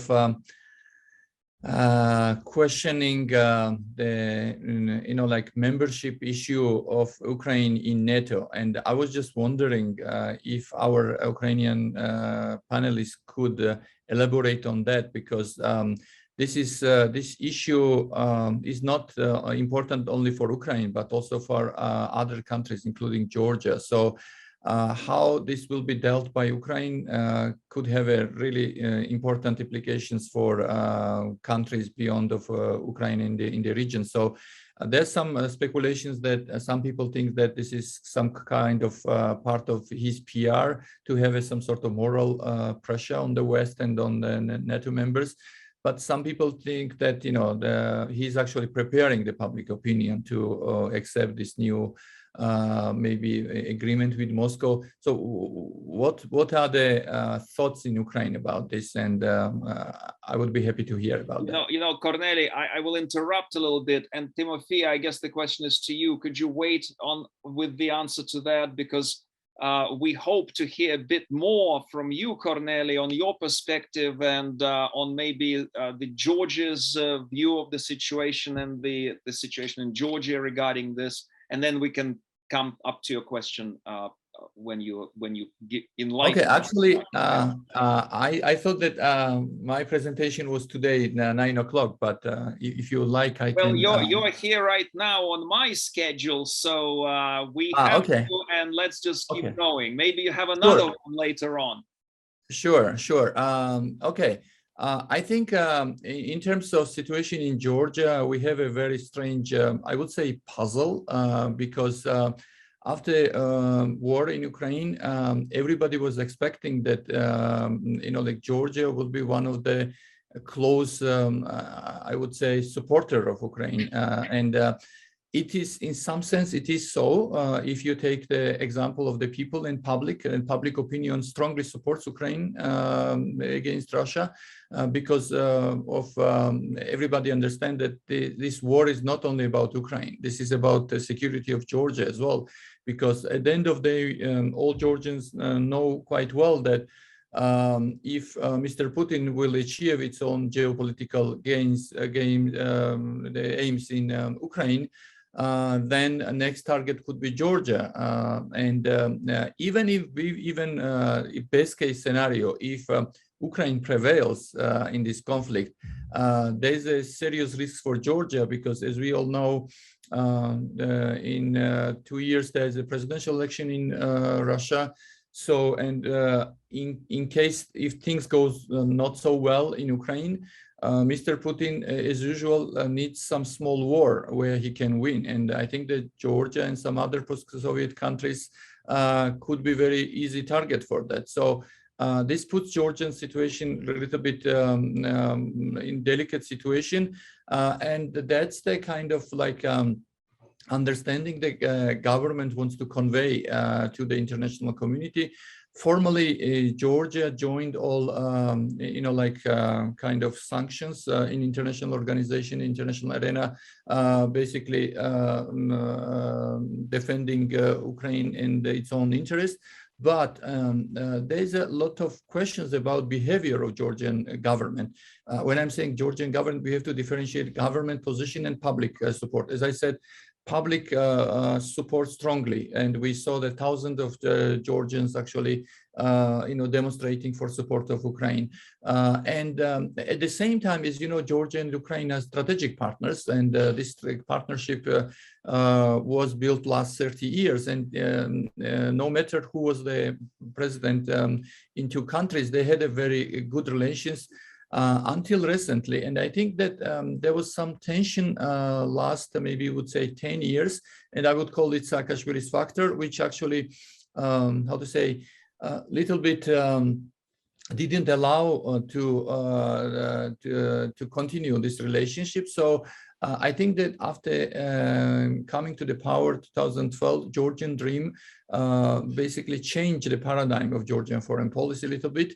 And the founder of this political party, former Prime Minister Ivanishvili, actually he said when he came to the power that basically his goal and his foreign policy goal will be that Georgia should not be a playground between West and Russia. So I think that Georgian Dream is pursuing this foreign policy, which is kind of questionable, and many people, including Georgia and outside of Georgia, friends of Georgia, questioning this paradigm. And especially now, because when a lot of people actually think that how you can justify morally this position of the Georgian government when, for instance, a lot of other, like neighboring countries like Azerbaijani president, some other, presidents, they visited Kiev before the war, and suddenly Georgian prime minister was not there. So, and a lot of Georgians actually question this, how come that we are not there? And especially Georgians, we all remember the 2008 when Tbilisi was under threat, together with other Eastern European nations. Ukrainian president visited Tbilisi, and a lot of Georgians actually feel uneasy about this, and that's why they criticize the government. And a lot of some cynical commentators in Georgia also think that probably John Mearsheimer is actually advising Georgian government, because they have this so-called foreign policy which is close to self-isolation, and basically somehow even I would say somehow to accommodate Russia, not to irritate Russia. Okay, everybody understands that Georgia doesn't have much leverage to join the sanction, to say frankly, pretty much like Moldova. But at least there should not be like a very strange statement which we hear from Georgian officials about Ukraine. And for instance, Georgian Prime Minister recently said that the sanctions will not work, and they doesn't work. I mean, what kind of statement is that? And a lot of strange statement in regards to Ukraine. So I think that in general, people are very unsatisfied with the Georgian government stance.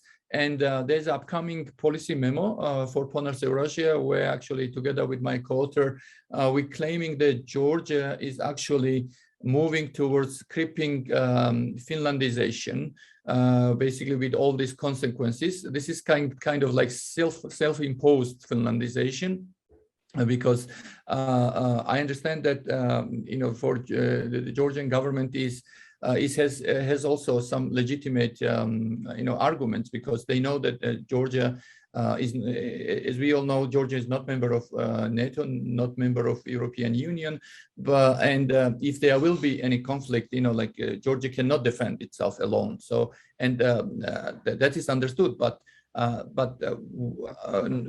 what is where the criticism comes is that attitude towards Ukraine, because let's take, for instance, the example of Moldova. Moldova is pretty much the same situation. They could be next target of Russian, aggression, but nobody questioning the stance of Moldovan government, because they have very clear policy towards Ukraine. State policy, for instance, towards refugees and IDPs. And for instance, Georgian government never came up with some sort of state policy to help Ukraine in terms of how to accommodate refugees and IDPs. We have hundreds of refugees from Ukraine, also from Russia, and maybe I will talk about this a little bit later. Talking about later, because you arrived late and we have to compress everything. We really have to be on time with all the panels since this is a marathon. So can you just stand by and you can post maybe a couple more comments on chat for everybody to follow up. Thank you for enlightening us on these developments. We're now going to turn on Olena Ryby from National University Kyiv Mohyla Academy from Kyiv, Ukraine. Welcome, Olena. Sorry for this kind of delay. You know how these things are. We're all in this marathon, please.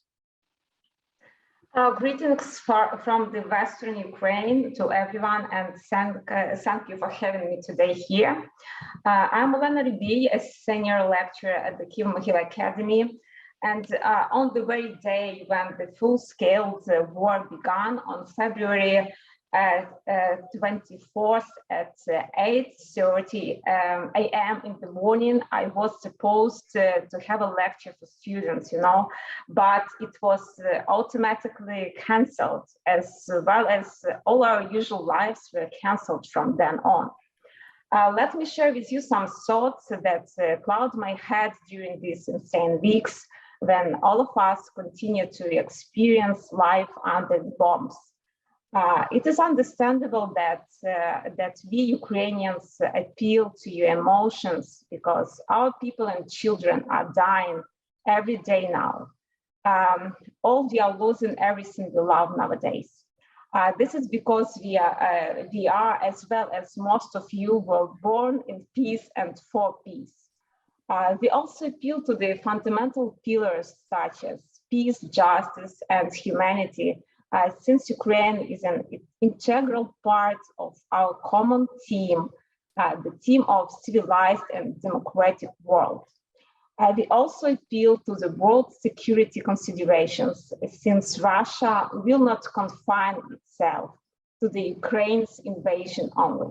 As you probably heard, the war with Ukraine is only a step in ensuring so-called Russian strategic security. Ukraine is under attack for being brave enough to be a democracy in the close proximity of Russia. Obviously, the aggressor cannot allow the flowers of freedom to grow in its own backyard. It's a matter of its survival. However, unexpectedly, these flowers, Ukrainian flowers, turn out to have deep roots and sharp thorns. Our people succeeded to rapidly go through the emotional to the proactive stage of actions when the desire to be a part of resistance and victory is stronger than despair. In a short span of Russia invasion of Ukraine, our country and our people have mobilized beyond the imagination.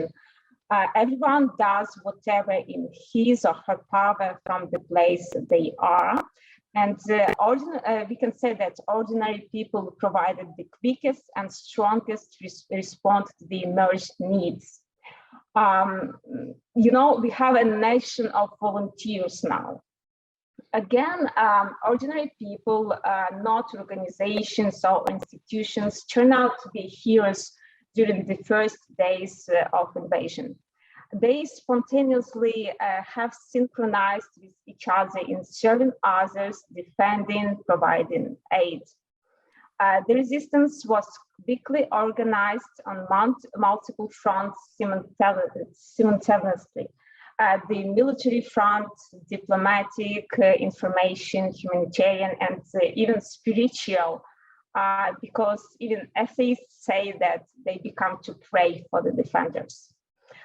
The formula Feel, Think, Act, and Reflect is currently in motion nationwide in Ukraine. I believe that the last part of this formula, to reflect, will be a dominant task and theme for scholars, not only in Ukraine, for the next decade.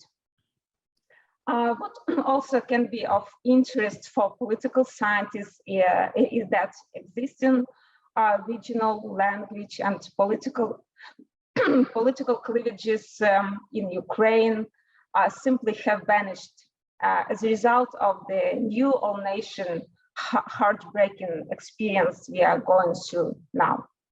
The unity has become a tangible reality and has materialized in a strong support of each other. It is also important to stress that the Ukrainian authorities also have demonstrated their ability to swiftly react to complex emergencies. And currently, like never before, they enjoy a tremendous level of people's trust. I speak about the president and the local authorities.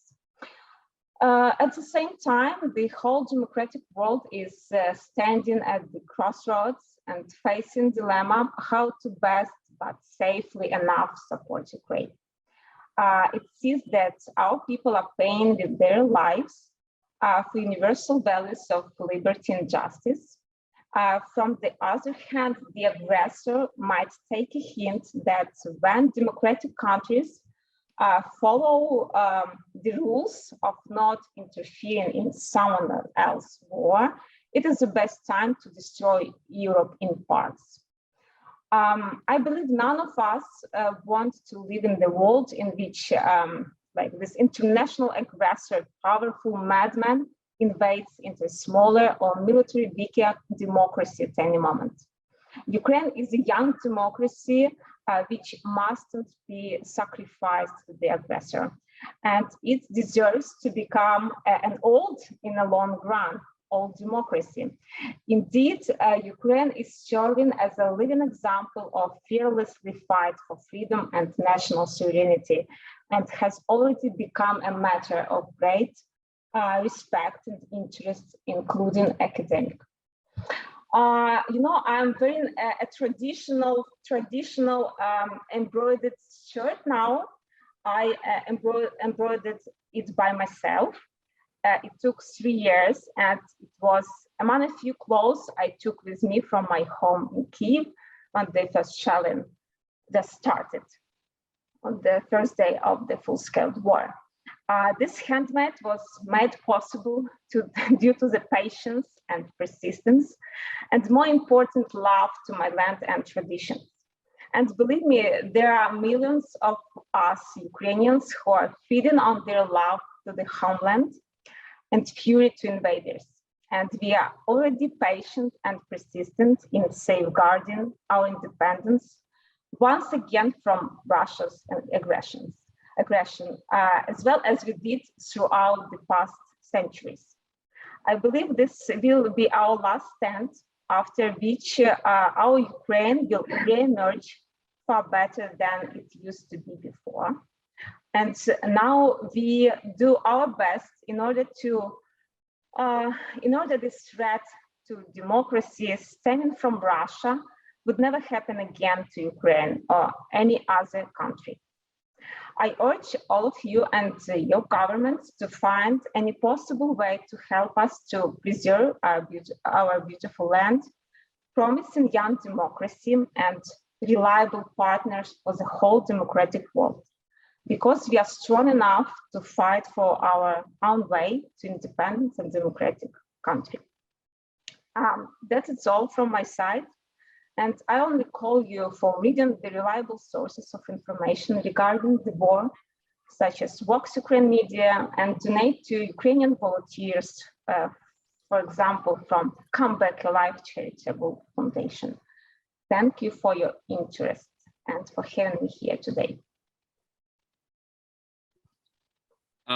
Olena, thank you very much. And let's see if we have any questions. I don't see any questions yet. So basically, you were able to leave Kiev and move west. Can you tell us a little bit more how that happened? Yes. When the on this Thursday, it was the first day of the full-scale war. I walked up with the sound of shelling, not far from my house, because my house is next to the big military base in Kyiv. And also, I read the notification work message that the war began. And it took for me 15 minutes to gather some clothes, to gather my 2 kids and a dog, and to drive to the west. I am lucky enough because my husband from the Western Ukraine, and it's my homeland here, and I'm feeling safe, relatively safe here. And I can also say that this invasion was, we was psychologically ready for it, ready to gather quickly and to move to the safe place in order to start volunteering and to do our best to support our country from here. You have a question from Milada Vachudova asking whether you can elaborate on what you mean that Ukraine would become stronger after the war. In what ways can it happen? Sure, we can say that Ukraine will be stronger in different dimensions, starting from our authorities, because our authorities, probably you know that now enjoying the highest level of trust like never before. And the support from ordinary people to the president, to the local powers, to the... Your sound has disappeared. Sorry. Support to the authorities is high like never before, and we hope that after the war, the authorities will be hearing ordinary people better than it was before. This is what comes to the authorities. What comes to the people? Our people once again received a very huge solidarity experience, and we hope that this experience will help us to be more consolidated in rebuilding our Ukraine better than it was before. And also, I can say that it's a very interesting case where our different communities, different informal communities reacted more quickly to the emerging needs than bureaucratic institutions or our working institutions and so on. So after the war, I believe that everyone will do their best to solve the country and to preserve it and to make it better than it was before. Okay, well, thank you very much. Do we have any more questions? Let me see. Did you hear Corneli's question? Do you remember what he asked? And do you have any thoughts on that, and maybe also on Georgia and things like that? Yes, I heard the question regarding the NATO, and according to the public opinion polls, the support of NATO in Ukraine raised greatly so far, like never before. And you know that European integration and integration into the NATO is a kind of civilized choice for Ukrainians now, and it seems that it's not a question of compromise, and our politicians should be aware that if they decide other way around, it will affect the level of their trust severely. and would diminish their chances to be re-elected. So integration into Europe and NATO is very important question for Ukrainians, and there are a great support of such decision. You know, one interesting thing here, and also partly to answer the previous question, there's an enormous heartbreak every day. There's pain, and it's hard for me even to be here, and I can't imagine how it is in Ukraine. And yet, you know, when I talk to my relatives and friends, I see this whole network of emotional support that emerges for each other when people share those incredibly funny videos and posts. And like I just got one on the parody on the famous Soviet song Victory Day, День Победы, and it's Victory Day for Ukraine, and the words modified in an amazingly smart and uplifting way. So one of those statements, and that's also kind of for Corneli's question, one of those jokes that I hear is that seeing how Ukraine is valiantly and heroically defending itself, it will be NATO that will ask to join Ukraine rather than Ukraine will be asking to join NATO after this. You see those posts too. You know, you exchange. Yes, sure. We are following the news every second, every minute, all the tragedy, and also some memes and humor help us to live our ordinary life, because it's very hard experience, and we need something that supports us. Well, and we certainly give you our best, Olena, out there, and our hearts are with you too.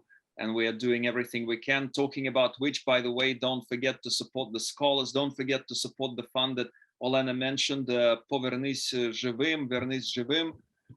And in that fund, by the way, there is a way, if you kind of go down a little bit, it says, if you click on Fondy, FONDY.EU, then you can actually donate with a credit card, because some of the, and that link actually works. So that's an important thing. Okay, so Corneli, we still have some time left because we're missing our last speaker, and you were cut short due to organizational problems. Olena, by the way, thank you again. So if you want to continue and maybe answer the couple of questions that I posted for you, we would like to hear from you again. Yeah, sure. What I wanted to say that, you know, that there's a lack of state policy towards Ukraine. This is what the people see. And the government doesn't have a clear cut policy how to help Ukraine accept the support in international organization, because Georgian people expected more from Georgian government. And I think this is a kind of little bit kind of problematic in the eyes of Georgian public. Another thing is that we have now, because of this war, influx of the lot of people actually from Russia, Ukraine, and some other, also Belarus. So according to officials, we have more than 20,000 people actually from Russian Federation. But I think there could be a little bit more, because we can see that we have almost like a daily flight from Yerevan to Tbilisi almost 4 or 5 times a day. So it means I think this is a little bit more. And of course, it's a little bit puts Georgians nervous, because we don't know. I mean, some of these people are, of course, they are like opposition minded. Some of them, they just want to have a little bit more comfort. And that's why they choose the Georgia. But we don't know who are the other people. So that's why people are a little bit reluctant even to rent rooms for this kind of people. And also because of this war in Ukraine, basically Georgians support directly Ukrainians. And, there's this kind of, how to say, they don't really trust these people who are coming there.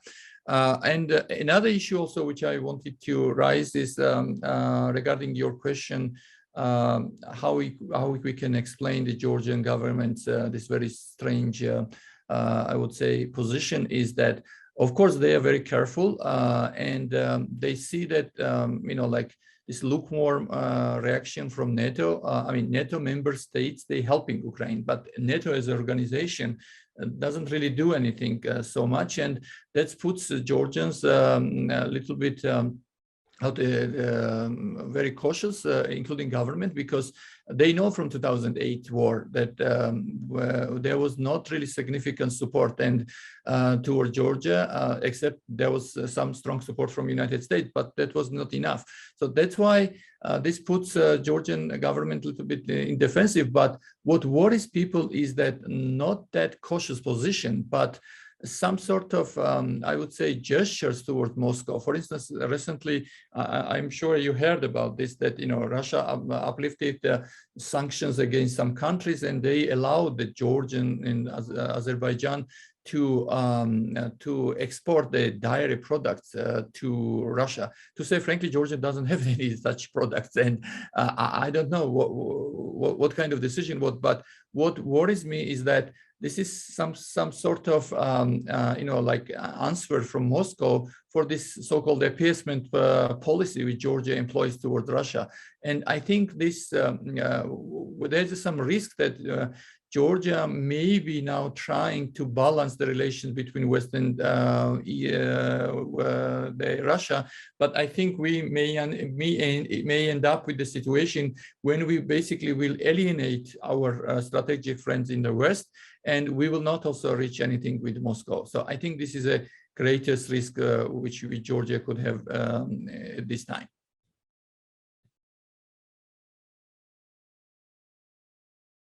Thank you, Corneli. Do we have any questions to Corneli or, Olena or Timothy? I don't know. I don't see Timothy anymore on the screen.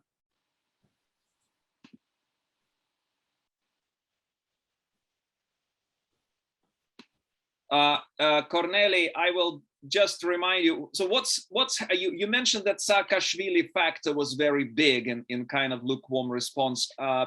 Can you elaborate maybe on what is happening with Saakashvili now? Yes, I think the Saakashvili's factor is there in Georgian-Ukrainian relations, and it's kind of, at least for Georgian government, he's kind of acting as a spoiler. In reality, Saakashvili, as you know, is in jail, and he doesn't have much role right now. But what matters is that because of the Georgian government actually thinks that because of his role in Ukraine, basically the Georgian Ukrainian relations and state level didn't really was not really strengthened. So, but I think this there could be some truth on this, but it doesn't mean that to say frankly, Georgian government also didn't have any alternative policy in Ukraine, and they saw Ukraine and Georgian politicians who actually immigrated there from Saakashvili's government kind of, I would say, less threat. And I think they still have this this kind of impression about Ukraine, and this is also one of the problems. And to say frankly, Saakashvili's situation is very difficult now because now all public opinion in Georgia is now geared towards Ukraine, and even though he was trying to get some attention in the media, but it seems like people don't care about him right now because all the attention now is towards Ukraine and towards security of Georgia. So this is where we stand in terms of Saakashvili in Georgia. I can see that. Corneli, we have one question from Malen on chat, and she wonders what has been the position of the Georgian Orthodox Church toward the war. Yeah, Georgian Orthodox Church's position is very ambivalent. As you know, they harbor some pro-Russian, I would say, sentiment, some part of the Georgian clergy, and they first weeks they were very silent. Right now, they started to talk about peace, but it's not clear what kind of peace is that. So they have very ambivalent, like relations with with Russian Orthodox Church, so they don't want to destroy the bridges with the Russian Orthodox Church, but at the same time, they understand that Georgian public opinion is very pro-Ukrainian, so they have to say something on that. So they also pretty much like government are in very delicate situation. All right, Corneli, thank you very much. Gamar Jos, Budmo, and thank you, Michelle. Yes, let's give a round of applause to all our panelists. And with that, I am very honored to pass the floor on to the next chair. And we have Shairbek Jurayev, Crossroads Central Asia from Kyrgyzstan. Shairbek, I pass the baton of the chair to you. Thank you, Mikhail. Thank you, everyone. Unless someone tells me, I assume that you all hear me and you all see me now. Good morning, greetings from Bishkek, probably deep night somewhere in the US. I don't know what's in Europe, but I'm very glad to see you all. And it's my pleasure to chair this next panel for the next 60 minutes, and we're exactly on time with the session. First of all, of course, the words of support for everyone in Ukraine, for Ukraine as a state, and for everyone, for citizens. And I know that many of you are joining from Ukraine. We all hope that things will end up very well for us. We wish you strength and resilience in the face of this aggression, ongoing aggression. We have an excellent, very international panel now coming up. With Alexei Harain from National University of Kyiv-Mohyla in Kyiv, in Ukraine, Keres Shenk from Nazarbayev University in Kazakhstan, Mikhail Alexeyev, who has been around for a couple of hours at least now, but he'll be now speaking from San Diego State University in the US, and Şener Aktürk from Koç University in Turkey. So we'll have a very diverse panel, not to lose any time. I see Alexei is already online.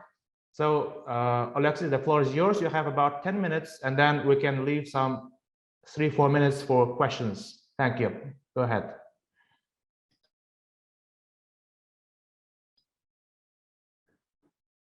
Can you please unmute yourself?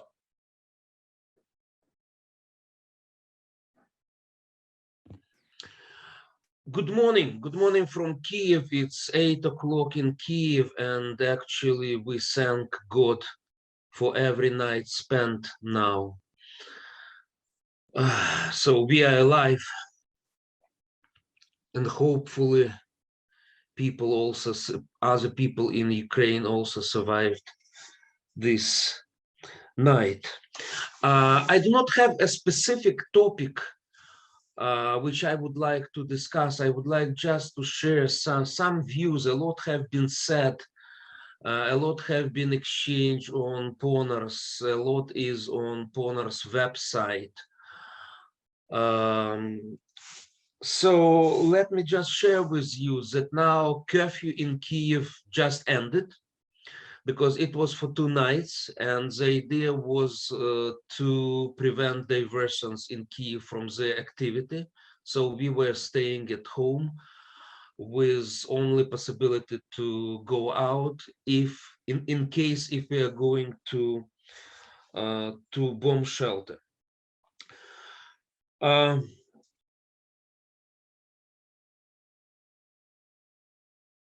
So now I think that we are returning more or less to, I would say, normal life. And you understand normal life, which means that we can go out, you know, just to have a smoke, or to have to breathe an air, or to buy some foods, and also to go with our dogs and pets.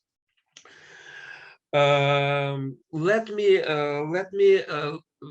as you know, I'm from Kyiv-Mohyla Academy, but I'm also a research director of Democratic Initiatives Foundation, a research think tank in Kyiv, which is doing a lot of polls.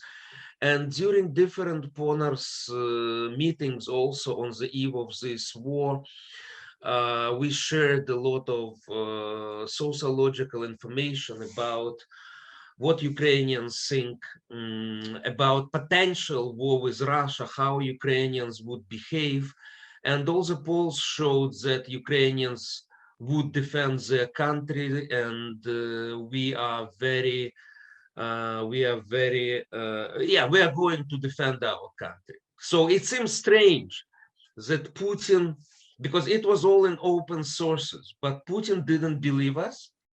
And frankly speaking, I think that that also in the West, many didn't believe us.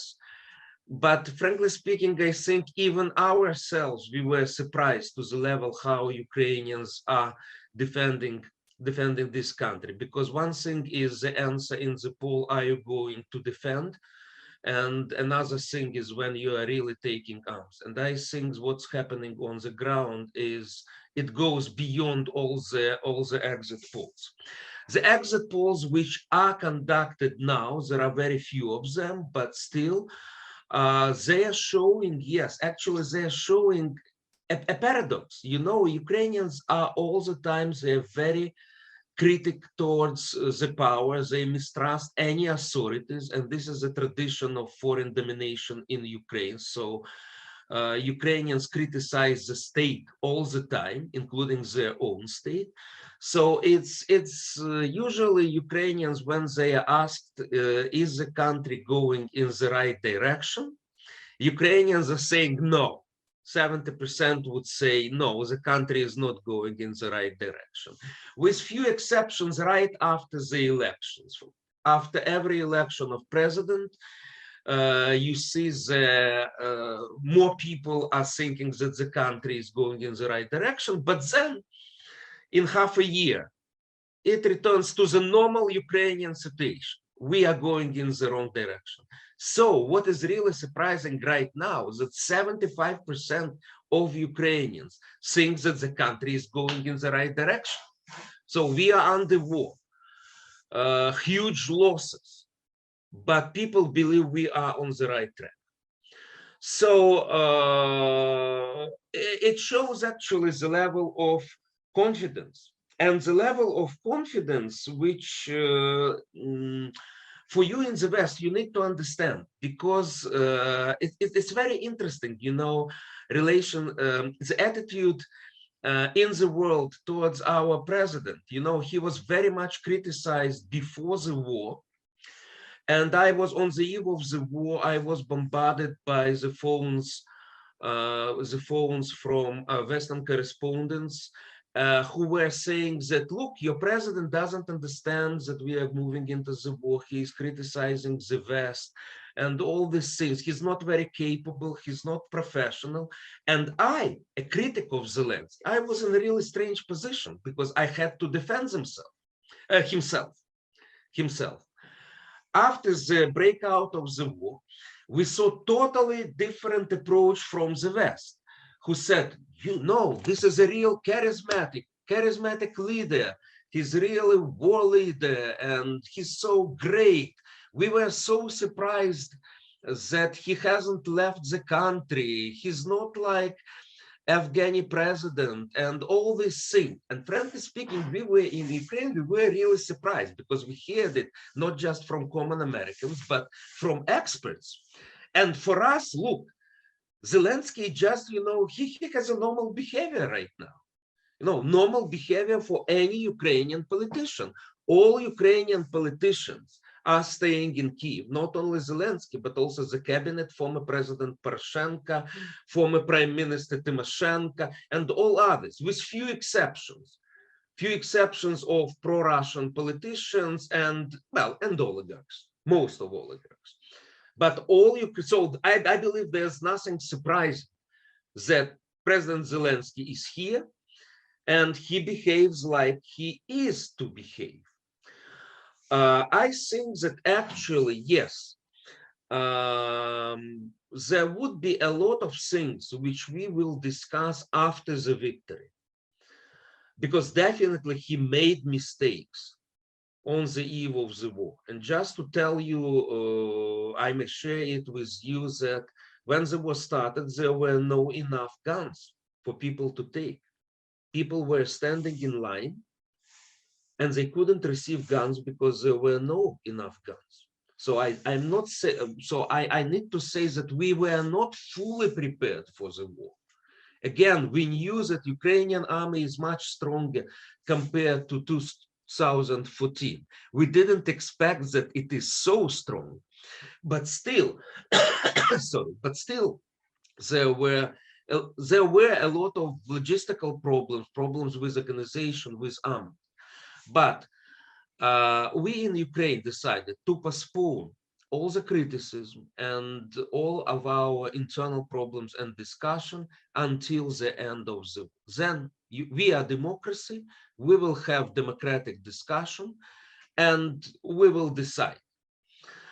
Definitely, I think that now Zelensky is in peculiar situation because his ratings were going down before the war, and now they skyrocket. But we need to understand that all we have in Ukraine right now, our strong defense, our strong commitment of Ukrainian, it's not only because of Zelensky. Because yesterday I saw, I believe on CNN, on France 24, there was a talk that, okay, you Ukrainians, you have all the preconditions to resist. And one of this is that you have a very strong leader who leads our Ukrainians to the battle. Guys, no, vice versa. I would say we have strong Ukrainian society first of all, which pushes our leaders to the front line and which shows our leaders how to behave.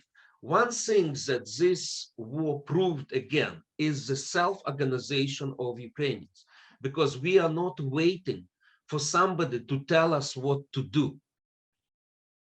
We are doing ourselves, we are deciding ourselves what to do, either going to territorial defense or helping volunteers or helping the elders in our vicinity or digging the trenches and so on and so forth. How much minutes I have? Let's say about 1 to 2 minutes. 1 to 2 minutes. Okay. So basically, one important thing that I would like to tell is that about negotiations with Russia. Frankly speaking, we experts in Ukraine and Ukrainian civil society as well, we are concerned what can happen, and we should be very, very attentive. Not only to Russia's suggestions, because we know Russia, but also ability of the West to help us in these negotiations, and the ability of our leaders not to make concessions which would threaten Ukrainian national interests. For me, it's clear that because of position of the Ukrainian society, and this is confirmed in the polls, that no Ukrainian leader would accept annexation of Crimea or the loss of the occupied part of Donbass. This is fully clear for me. But regarding the so-called neutral status, it would be a very tough discussion. My position and position of most of the experts on foreign policy issues that it should be real security guarantees, not on paper, which involves bilateral obligations from major Western powers, including the US, the UK, and France. So we are not fully sure of what Zelensky is thinking about that. And definitely we demand real security guarantees. I hope that here Zelensky will hear Ukrainian society and Ukrainian experts of that. Yes, we can consider the model of security outside of NATO, but not at the expense of security of Ukraine. So this model would involve very strong Ukrainian army with modern equipment supplied from the West, but also bilateral obligations from the West to defend Ukraine if one of the guarantors of Ukrainian security, I mean Russia, attacks us again. And final point is that we do appreciate what the West is doing. I'm watching also CNN, France 24, other channels. It's very, very important, you know, how you depict the conflict, how you show the conflict. What I do not understand is that on 20th day of the conflict, I see the map of the fights in Ukraine on CNN channel. It's a standard map, which shows the part of the territory of Donbass with a subtitle, territories controlled by Russian-backed separatists. And I have the question, how many Ukrainians should die for CNN to understand that these territories are not controlled by Russia-backed separatists? They are controlled by Russian army, regular army. And it was the case since 2014. And in the West, including in the academic community, many people didn't believe us that they are controlled by Russian army. I do not know what any other proof should be on the table. So I urge, actually, not only CNN, but I urge our wonderful leaders, Ponars ExCom, to try to reach CNN and other media outlets and stop talking about separatists in Ukraine and remove this crazy subtitle from CNN map. Please help us. This is important. No Russia-backed separatists who are controlling territories. Russian occupying army, which is controlling these territories. Many thanks. Thank you, Alexei. Thank you. I forgot to warn everyone that the questions should be written to the Q&A chat box. But I see Mikhail have one question, so just unmute yourself, Mikhail, and show your question. Hi, Alexei. How are you? Good to see you. Just very quick, so not much time. I haven't heard much about the oligarchs. So what are they doing? Like Kolomoisky, Akhmedov, what are they up to? Okay, thank you, Misha. Well, Kolomoisky is in Ukraine. Most other oligarchs, including Akhmetov, Pinchuk, they are not in Ukraine. I believe Levachkin, I do not know about him. So all of them actually expressed support for Ukraine. They are involved in humanitarian activity. But I would say their channels are participating in the channel. We have now United channel. So their journalists, they are participating in it. But my question is to this oligarch, where are you guys? Can you show us your face? I think it would be important for many people to see you in Ukraine. My feeling is that they are outside Ukraine, unfortunately. One more oligarch is here and fighting. The oligarch whom Zelensky is calling oligarch and whom he tries to insert into the list of oligarchs, official list of oligarchs. Former President Poroshenko is here. He's doing a lot for territorial defense. And what is important is that Poroshenko's party is not criticizing Zelensky. They decided, they made this decision. They said, okay, every criticism after the victory, after the war, but not now. So this is very important. I hope President Zelensky would also understand it. Whether it will happen or not, we'll see. We'll see. Thank you, Alexei. Yeah, okay. Thank you very much. Reporting from Kiev, we wish you stay safe and stay strong. Thank you very much for all these updates. And I hope that those who you addressed really got your message and follow up. Thank you very much. Now we turn to Keris, joining from, I suppose, Astana or Nur Sultan from Nazarbayev University in Kazakhstan. Please, the floor is yours, Keris. Thank you very much. And thank you to Alexei for reminding us how important language is and how we talk about what's going on in Ukraine. And I invite you to critique my own language in case I make slip-ups in terms of speaking about. I will, don't worry. Okay, good. I invite that. Thank you. I first want to express solidarity with my Ukrainian colleagues and just offer that there's a great deal of support for you from Kazakhstan. We really feel deeply for you. We also wake up every morning and check on you to make sure that you're okay, to see what's developed while we've slept. And we do want to support you in any way that we can. And one of the things that we're doing with students is to try and help them to engage in conversations with family and friends in Russia and those who watch Russian language media in Kazakhstan to counter the propaganda and to help get the truth out. My expertise is on migration politics in Russia and migration processes within Eurasia. And right now I'm also working on a project that looks at state-society relations in Kazakhstan and in Russia during the COVID period.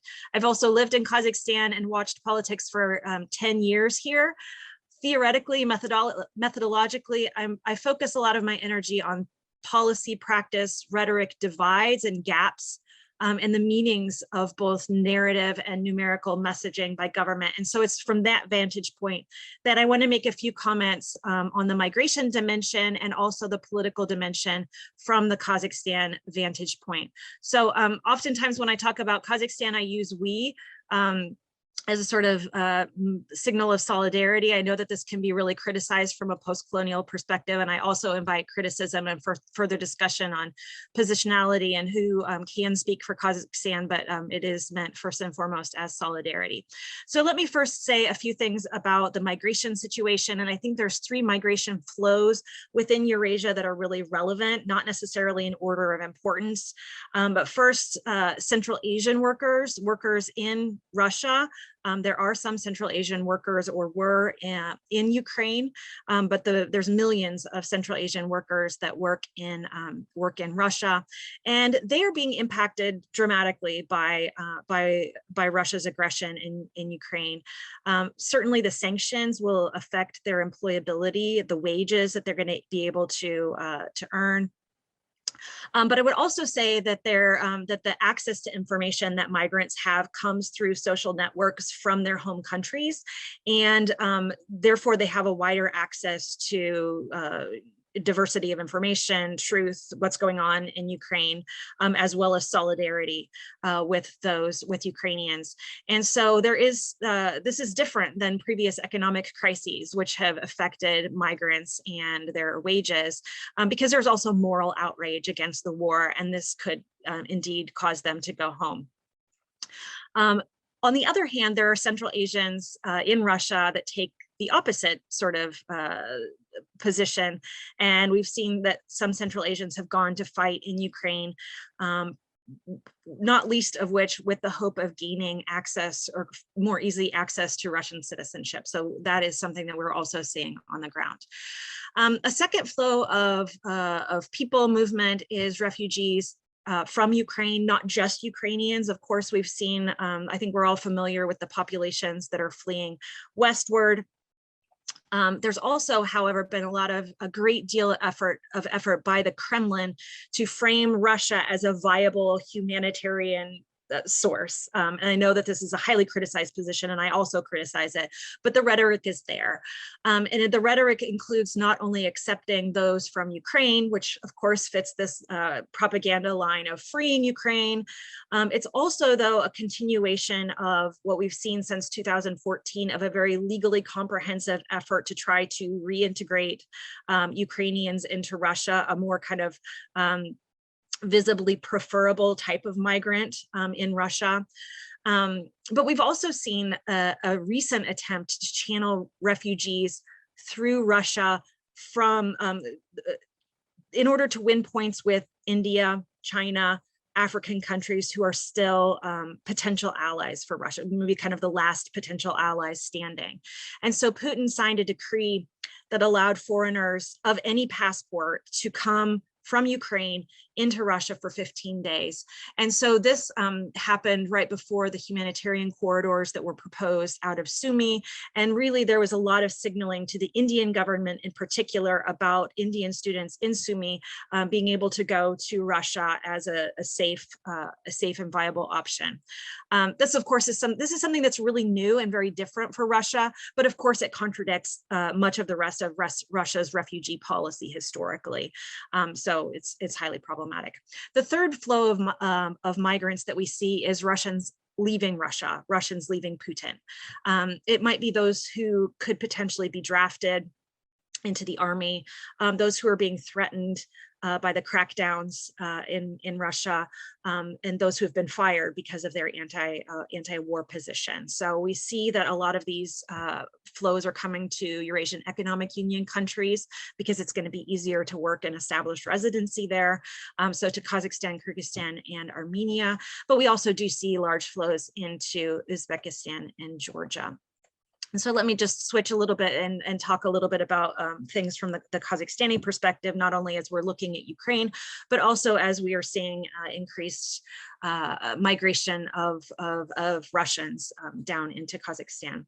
So it's really just impossible for those in Kazakhstan not to see Russia's attack on Ukraine in light of the January events that we experienced here in Kazakhstan, which was a huge collective trauma, and it was really one of the most intense episodes of political instability in the last 30 years.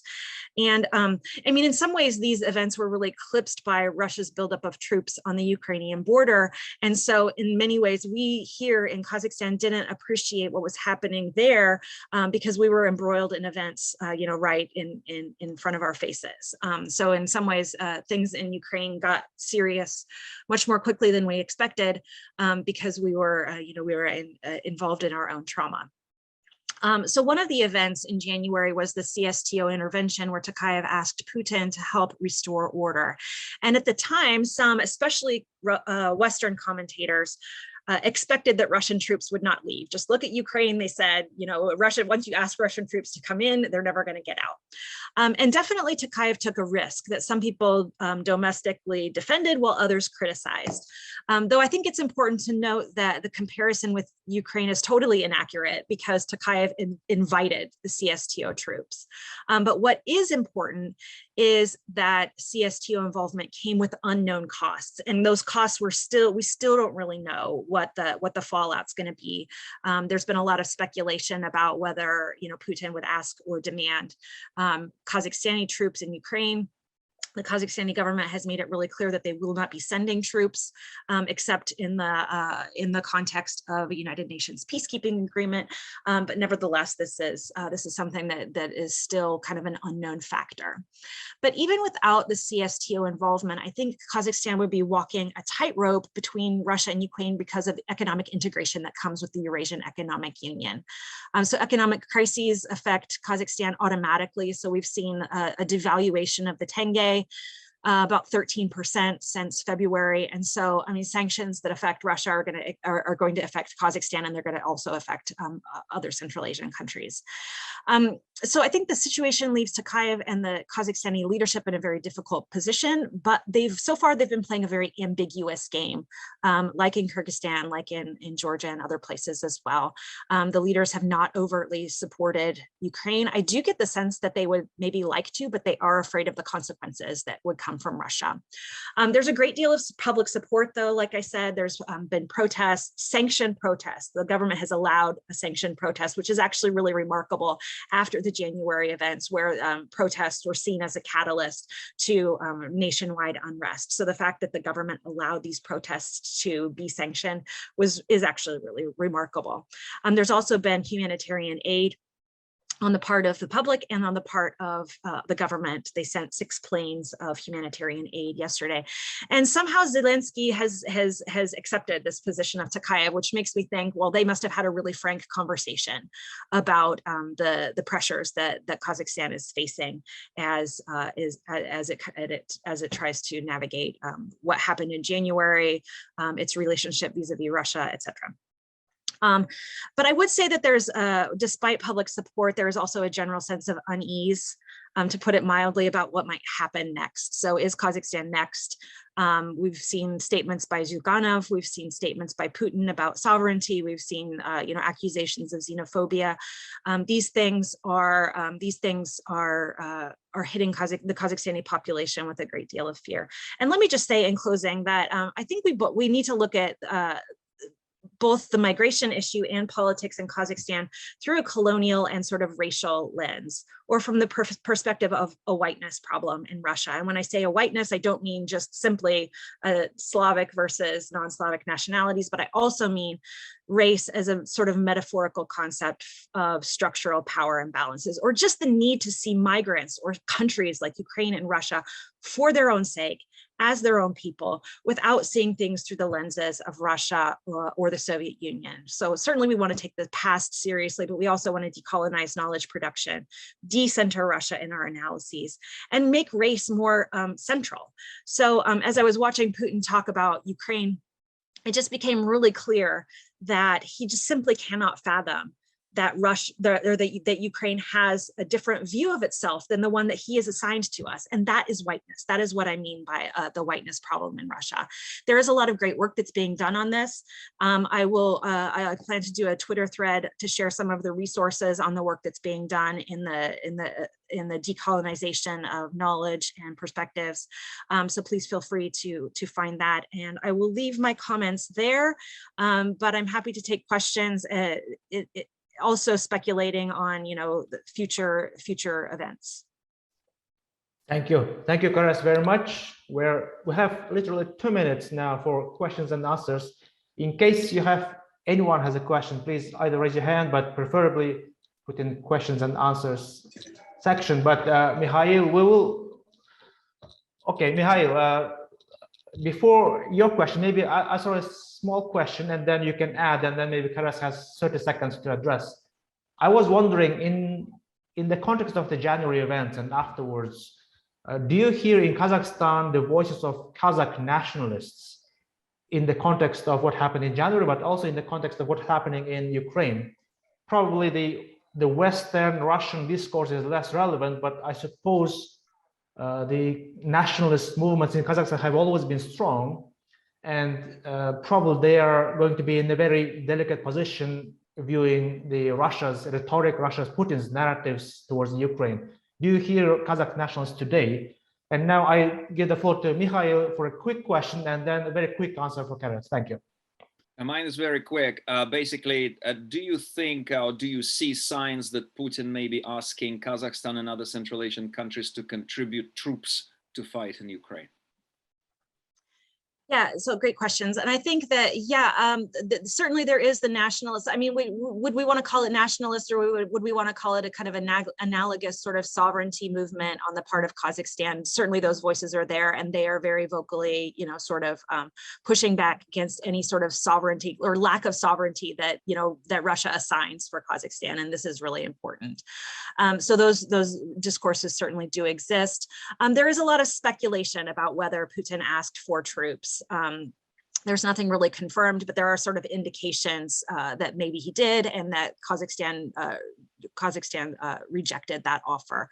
I do want to say, though, that if the kind of worst happens in Kazakhstan, and it either gets embroiled in conflict on the side of Russia, or at the hands of Russia, I do think that these global racial hierarchies will kind of come back into play, and the world won't care as much about what happens to Kazakhstan and Central Asia as it does about what's going on in Ukraine right now, and the same as other conflicts around the world, Myanmar and things like this. So that's important to kind of contextualize how we approach potential conflict in Kazakhstan as well.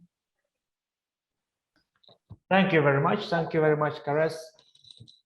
Now the floor goes to Mikhail Alexeyev from San Diego State University. Please, you have 10 minutes.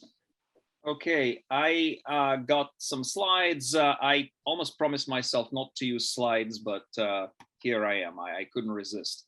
So this is the presentation. And a lot of people today have been showing their new books and how kind of timely they are. I will show you an old book. this is actually my PhD dissertation, which was published in 1997 by St. Martin's Press's Macmillan. And it dealt with the question of strategic intelligence and global power competition. And I am,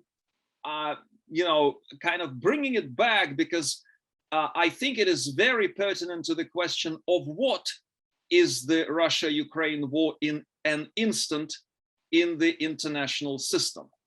And if you look at it from that perspective, it transpires, and it occurred to me that we are dealing with a potentially much larger event than just a regional conflict, because it is a kind of regional conflict that bears a hallmark of systemic challenges to global leadership competition that have occurred about 5 times over the last 500 years, where you have a continental-based challenger that saw the increase of land-based capabilities, challenging the power that maintained the rules of the game in the world order since the previous war, and did it through preponderance in sea power and in the modern age sea power and air power.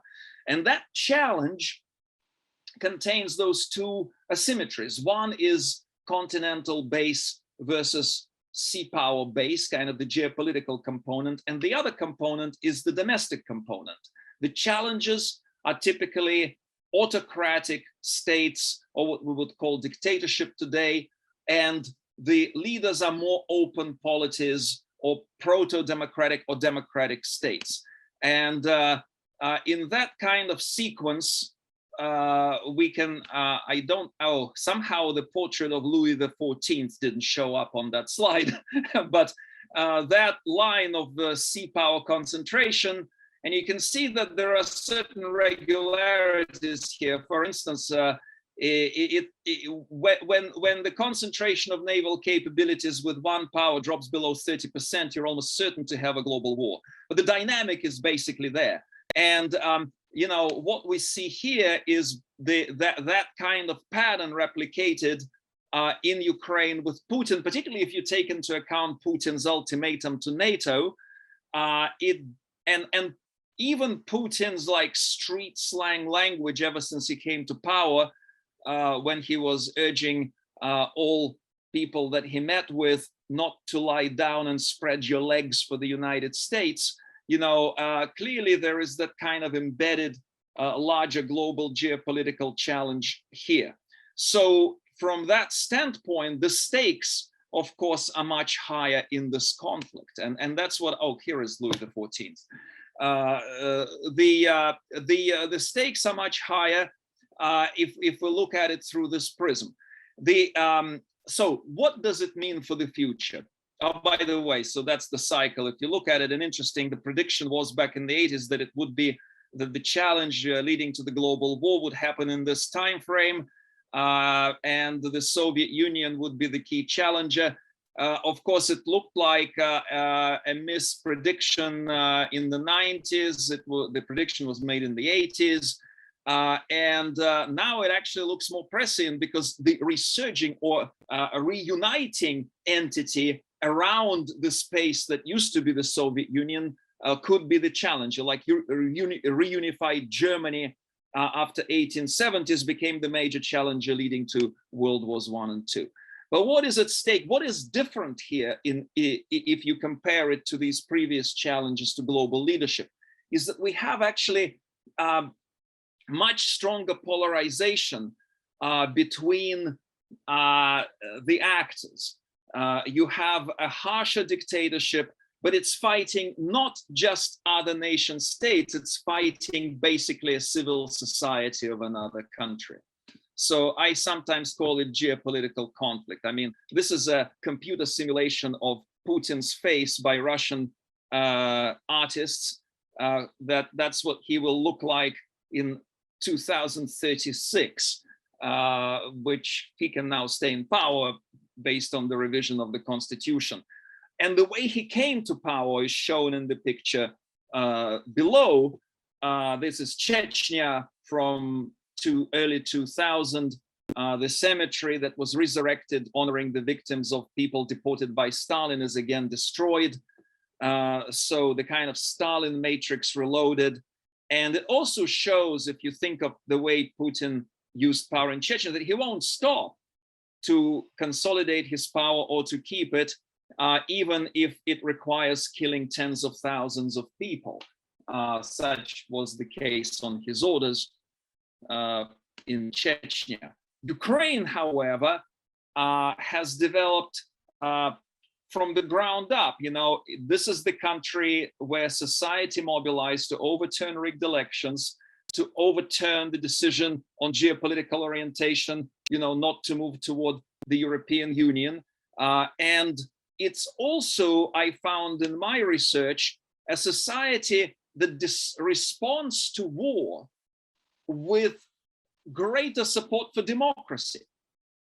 So if Putin wages war on Ukraine, the Ukrainian society's response is it becomes more supportive of democracy, and that makes the conflict basically irreconcilable. This is from a sample I had. This was an oversample I had in the survey I commissioned with the Ukrainian National Academy of Sciences, and that's just in the Donbass.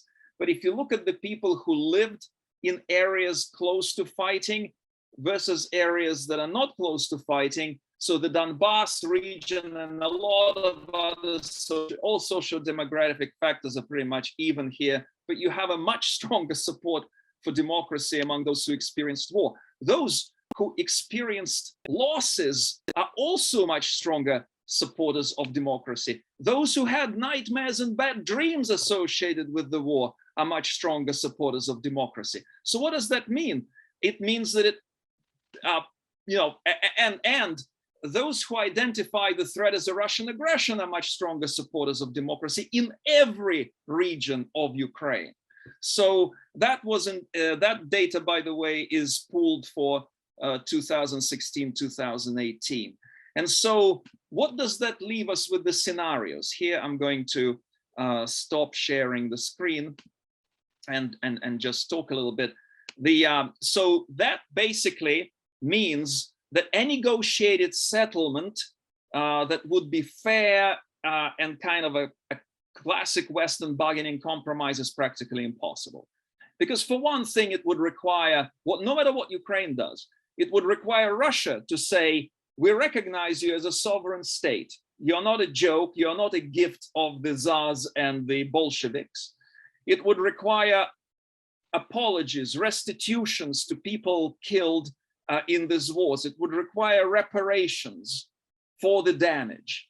So without that, a compromise, I don't think, would be acceptable to the Ukrainian society. And if the compromise is not acceptable, then there are two outcomes, either the Russian victory or the Ukrainian victory.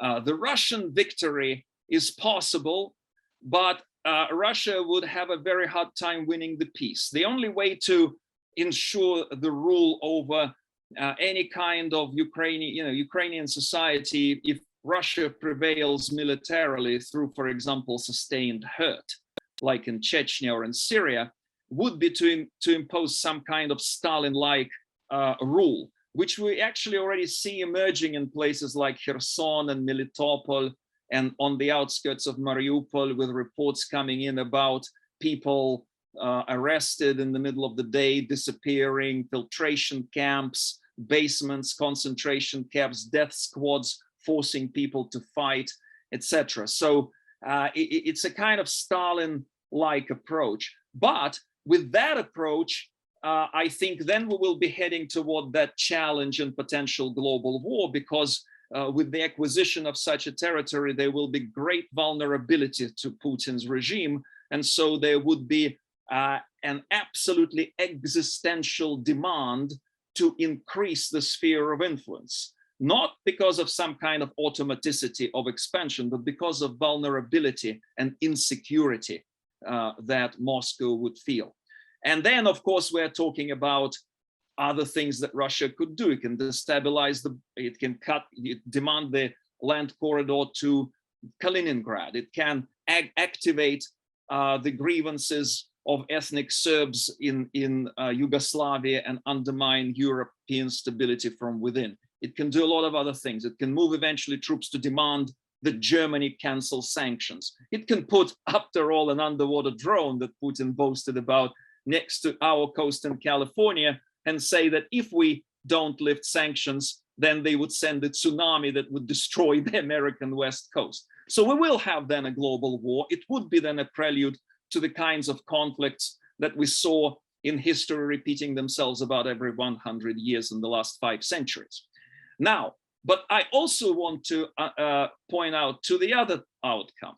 If Putin has a military defeat or a prolonged stalemate where he cannot win and has to retreat, then that could precipitate a tipping point, because the whole edifice of his rule was built on the premise of winning small victorious wars.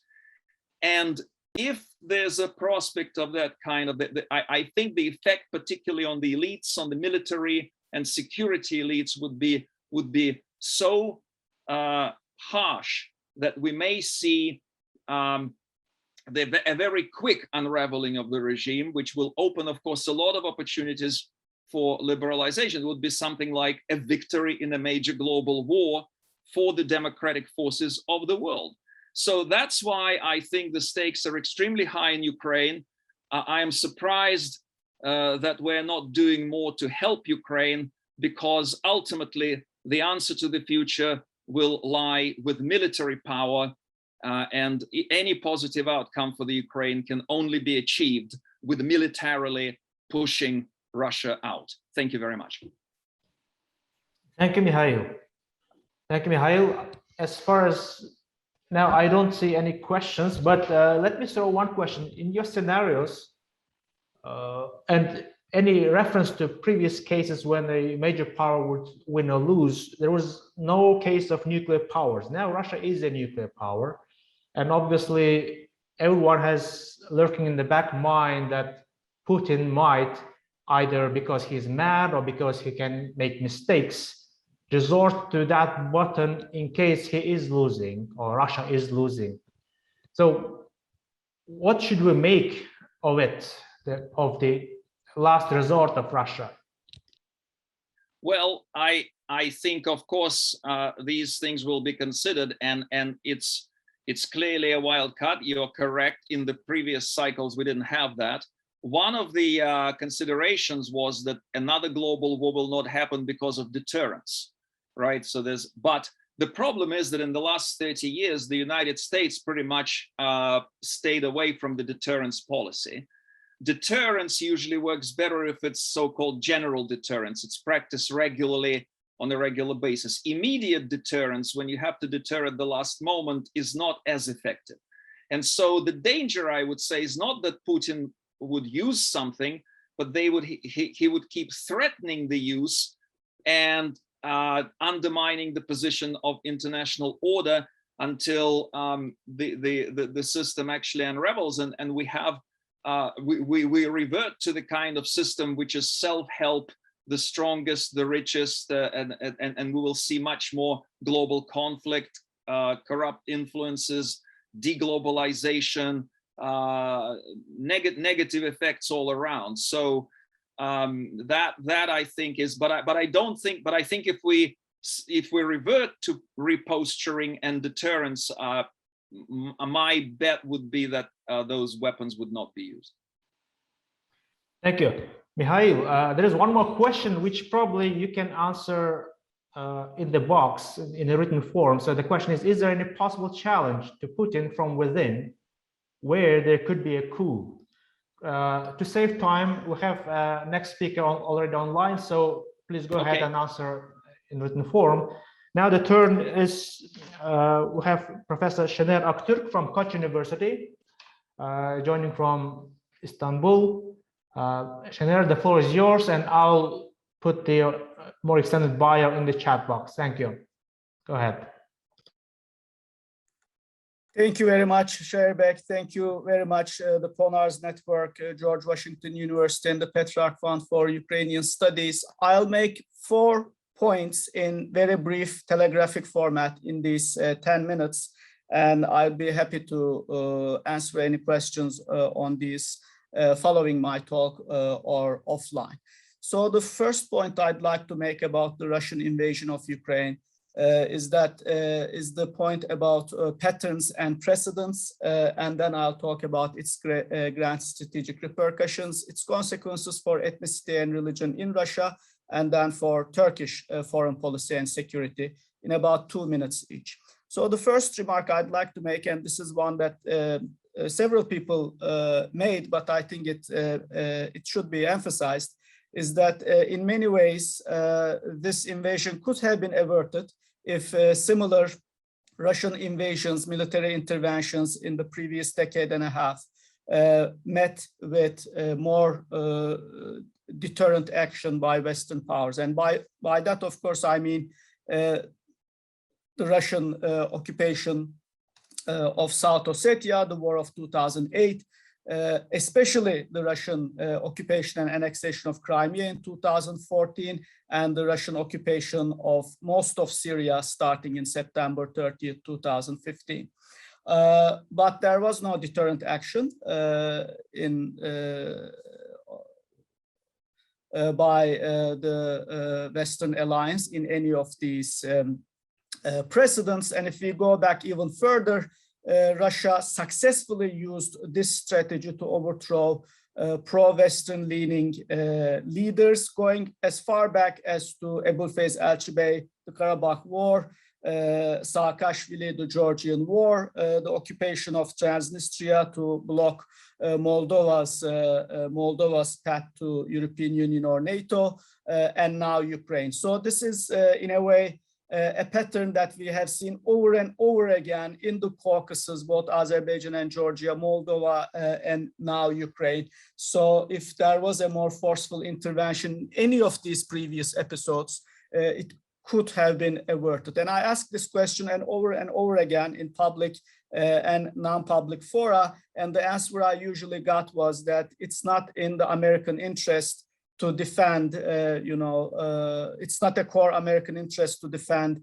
Georgia or the Syrian opposition or any of these other cases that I mentioned earlier. So the usual response was that United States or Western alliance at large should not be primarily concerned with these previous cases of Russian occupation, including the one in Crimea. The second point I'd like to make, keeping also an eye on the time, is the grand strategic consequences of what has just happened, because as this audience and our viewers in the future will know, there were many attempts to reset relations with Russia, starting at least with Obama, if not even earlier, with George W. Bush, Obama, and following. The idea was that United States would somehow turn Russia, which we now understand as a fully revisionist power, into the pro-American camp to surround, contain, and suffocate a rising China.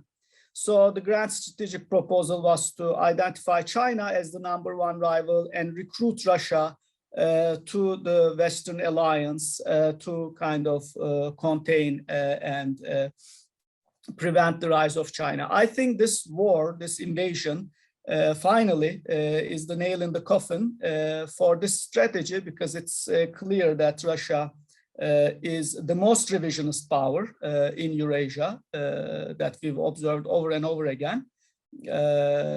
Not just in this invasion, but in many other previous invasions over the last decade. So this is going to have vast repercussions, vast consequences for grand strategy at the highest level when it comes to the American, Chinese, and Russian, European, Turkish relations. So that was my second point. My third point relates to the topic that I actually has been studying for the longest time, at politics of ethnicity and religion, but especially politics of ethnicity within the Russian Federation.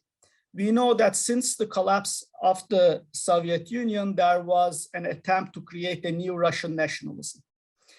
I consider this as a move away from more multi-ethnic towards assimilationist, non-ethnic nation building. Some explicitly advocated this as being a Russian nation building, right? Instead of a Ruski ethnic Russian nation building, a Russian nation building, a supra-ethnic new identity. But regardless of how we label it, and I don't want to be bogged down in details here, it clearly involved de-emphasizing ethnic differences and de-emphasizing Russianness to an extent, ethnic Russianness, and promoting a more kind of assimilationist melting pot type of nationalism. And we see this in the demotion of, titular languages. We see this in the erosion of ethnic federalism. We see this in the removal of ethnicity from the passport. We see it in numerous, very deliberate policies that have been followed since Yeltsin, actually, not just Putin. I think this project now is also in a great crisis because it's very clear, starting with, and many distinguished panelists and scholars in the audience have written on this, Crimea was an important turning point towards ethnic Russian nationalism, right? A revisionist and ethnic Russian nationalism, and the invasion of Ukraine only accelerates this trend. So instead of this civic territorial Russian nationalism that is inclusive allegedly of the Tatar and the Bashkir, Chechen and the Kabardin and Balkar, we are moving clearly with the invasion towards a more revisionist Ruski nationalism. I think this is going to have repercussions for the 20% of the Russian population, the 21 ethnic republics, but especially the more assertive ones in the North Caucasus and the Volga-Ural region, where the official Russian nationalism is increasingly the nationalism of the majority to the exclusion of these titular ethnic groups. So we are going to, I think, see this in the medium to long run, and that's the third consequence of the invasion of Ukraine.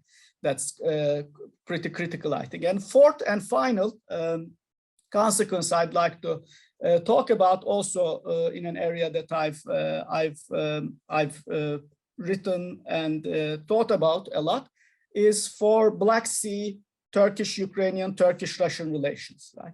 So here again, the critical turning point was already the occupation and annexation of Crimea, which made Russia the hegemon in the Black Sea after 25 years, and the primary threat, not just to Turkey, but to all the littoral states of the Black Sea, Bulgaria, Romania, because the Russian military turned Crimea into a big weapons depot of sorts with missiles and navy and fighter jets and whatnot. So this has already changed the post-war status quo for the worst in the Black Sea. Now, Ukraine is a natural ally for Turkey. So is Georgia. They are both extremely critical, especially Georgia, but also Ukraine, for Turkish security, a primary concern. So both the occupation of South Ossetia, Abkhazia, and now Crimea and the rest of Ukraine are deeply concerning. But if we look specifically from a Turkish point of view, of course, the remainder of the Ukrainian Black Sea coast, Odessa being a key city there, right, is extremely important because that's the lifeline between Istanbul and behind me is the Black Sea. Now you can't see it. We are seeing the Black Sea from our campus and office and the faculty houses here at Koç University. So if in an open sky, I should be able to see Odessa and further to the right,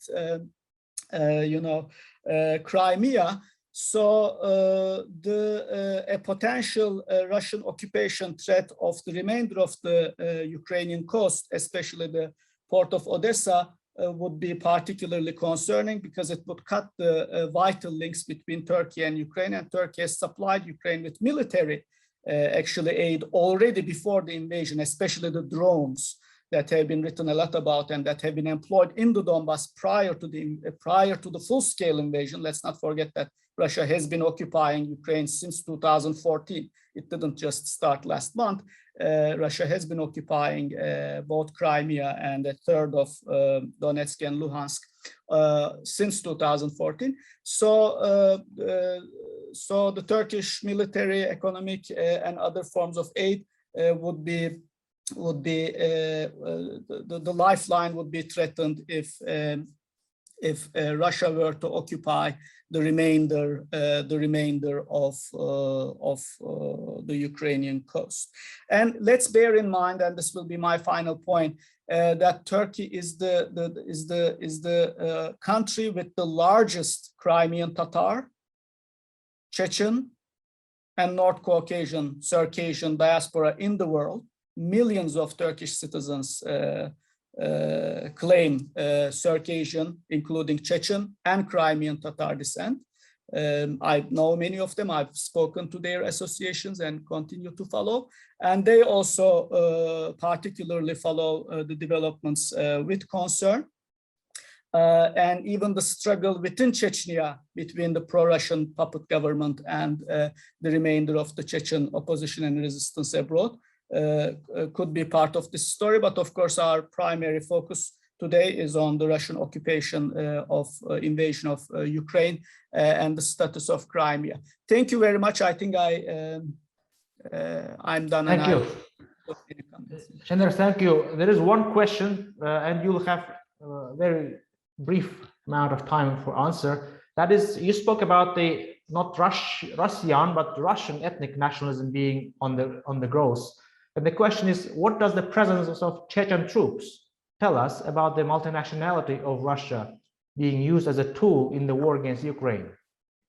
I mean, Russia, and before that, Soviet Union has always used this window dressing multinationalism in its global and domestic campaigns. There has always been, small pro-Russian, pro-Soviet, factions within titular ethnic groups. I think what it does show, and I'm giving a long-term answer to a short-term outcome, is that the Soviet policy of Korenizatsiya and the post-Soviet policy has succeeded. So, I mean, the Muscovite Center has been successful in creating very loyal but tiny titular elites, groups, and factions.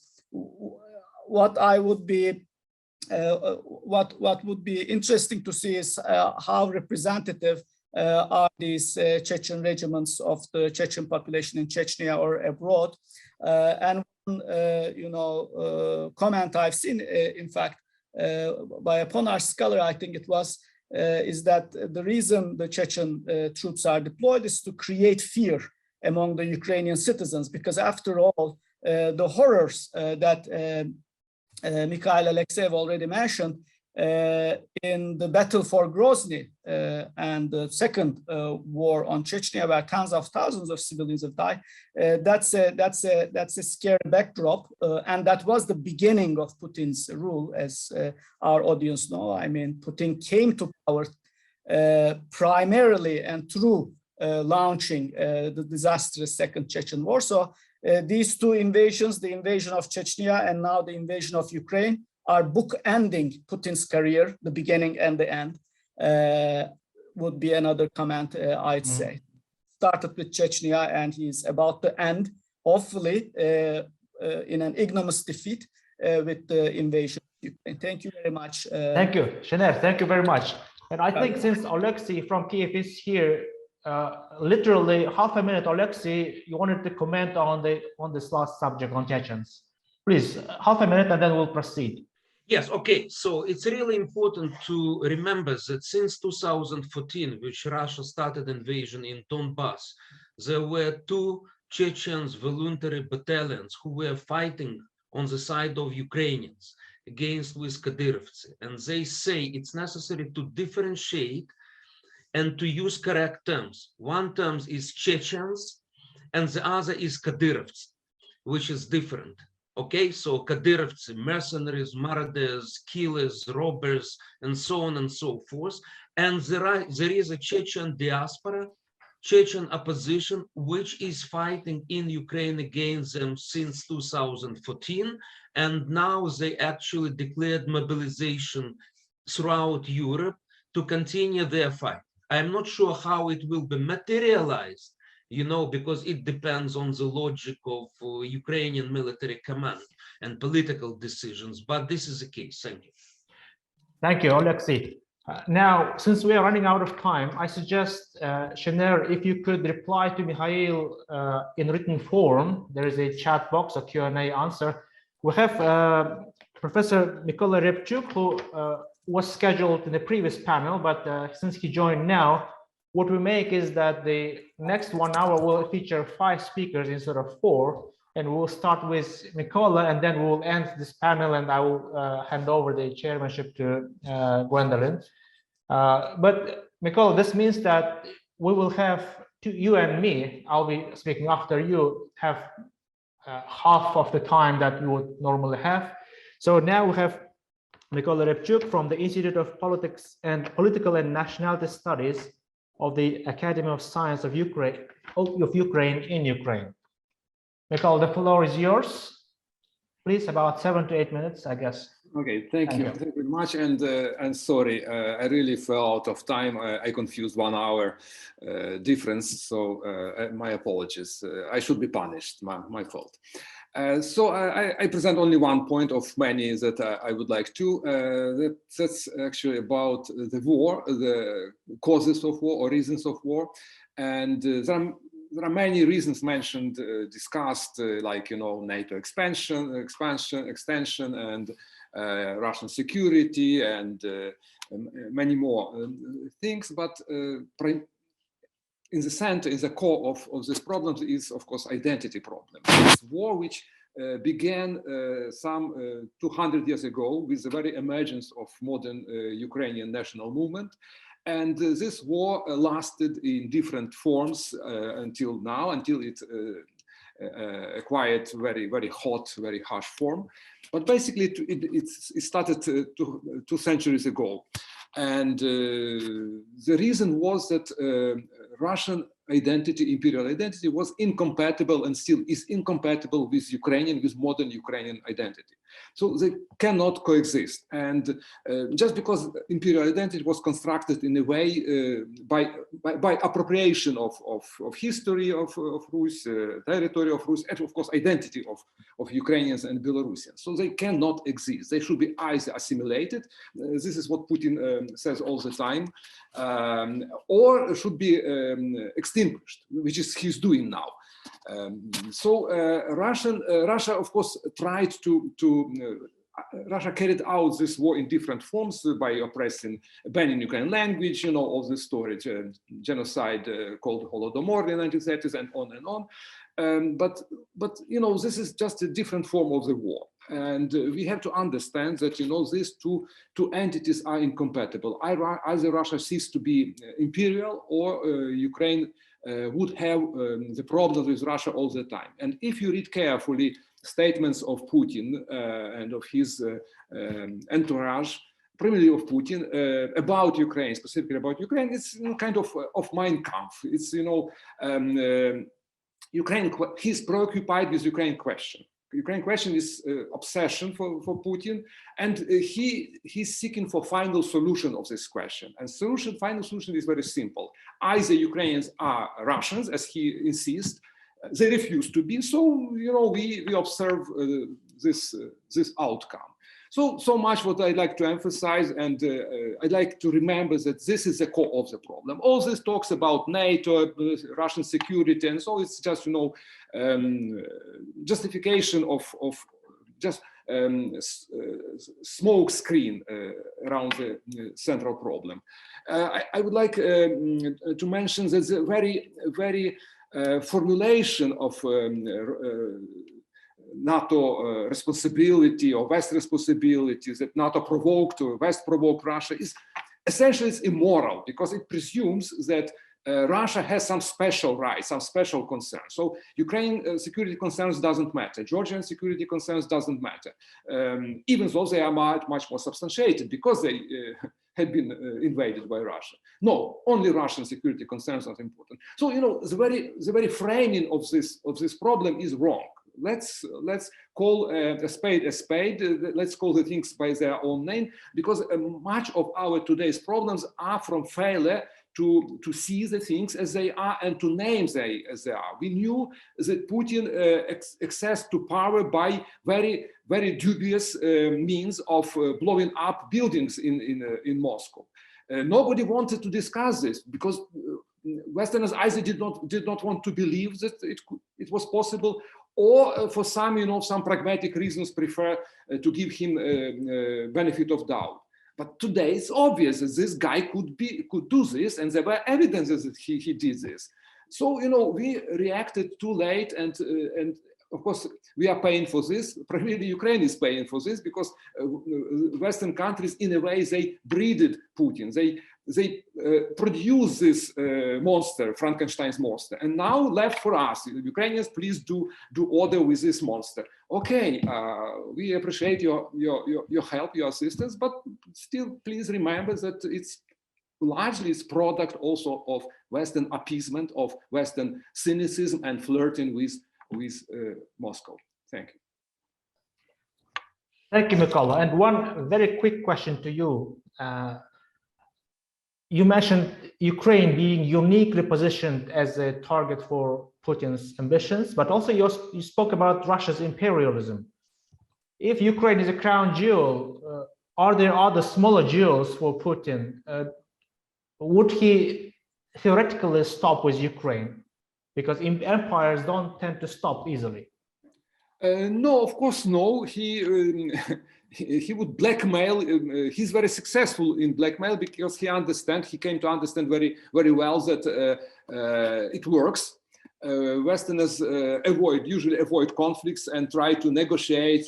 They has this mantra about dialogue and so on. So of course he wouldn't stop. He would threaten by various means, again referring to nuclear power and so on. So I cannot exclude anything. The next invasion to Estonia or Latvia or elsewhere, and all these Baltic republics are probably the most endangered, but not only. It's really a rogue state.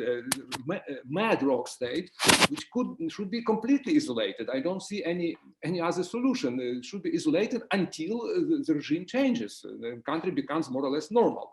So, but Ukraine, of course, occupies special space here. This is what I mean. This is why he started with Ukraine. Why he's so obsessed with Ukraine, because he can forget for some time about Georgia or whatever. But Ukraine is something that he lives every day. It's like Jewish question for Hitler. It's irrational, but he believes it. Thank you very much. Very interesting update, and I hope that the recording will be accessed by even more people than we have present at the moment. I thank the panel, Mykola, Oleksiy, Kares, Mikhail, Shener. Thank you all for very interesting insights. This is the end of our panel, and I'm handing over to Gwendolyn Sasse. Please. Gwen. Yes, hello and good morning from Berlin. I see some people still waving. We'll bring you into the discussion or post the questions in the chat or in the question and answer session.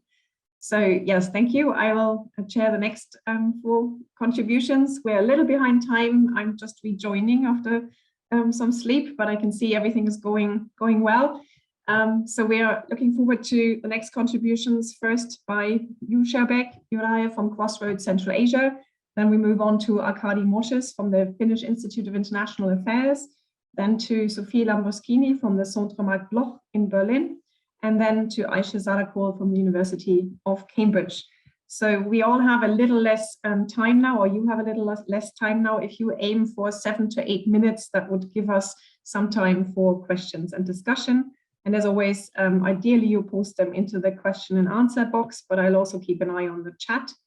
And let me also remind you again that of course you can also donate, those of you following the discussions, for Scholars at Risk or Science for Ukraine. Okay, over to you again, Sherbek. Thank you, Gwen. Thank you everyone for staying with us, whatever time of the day you have.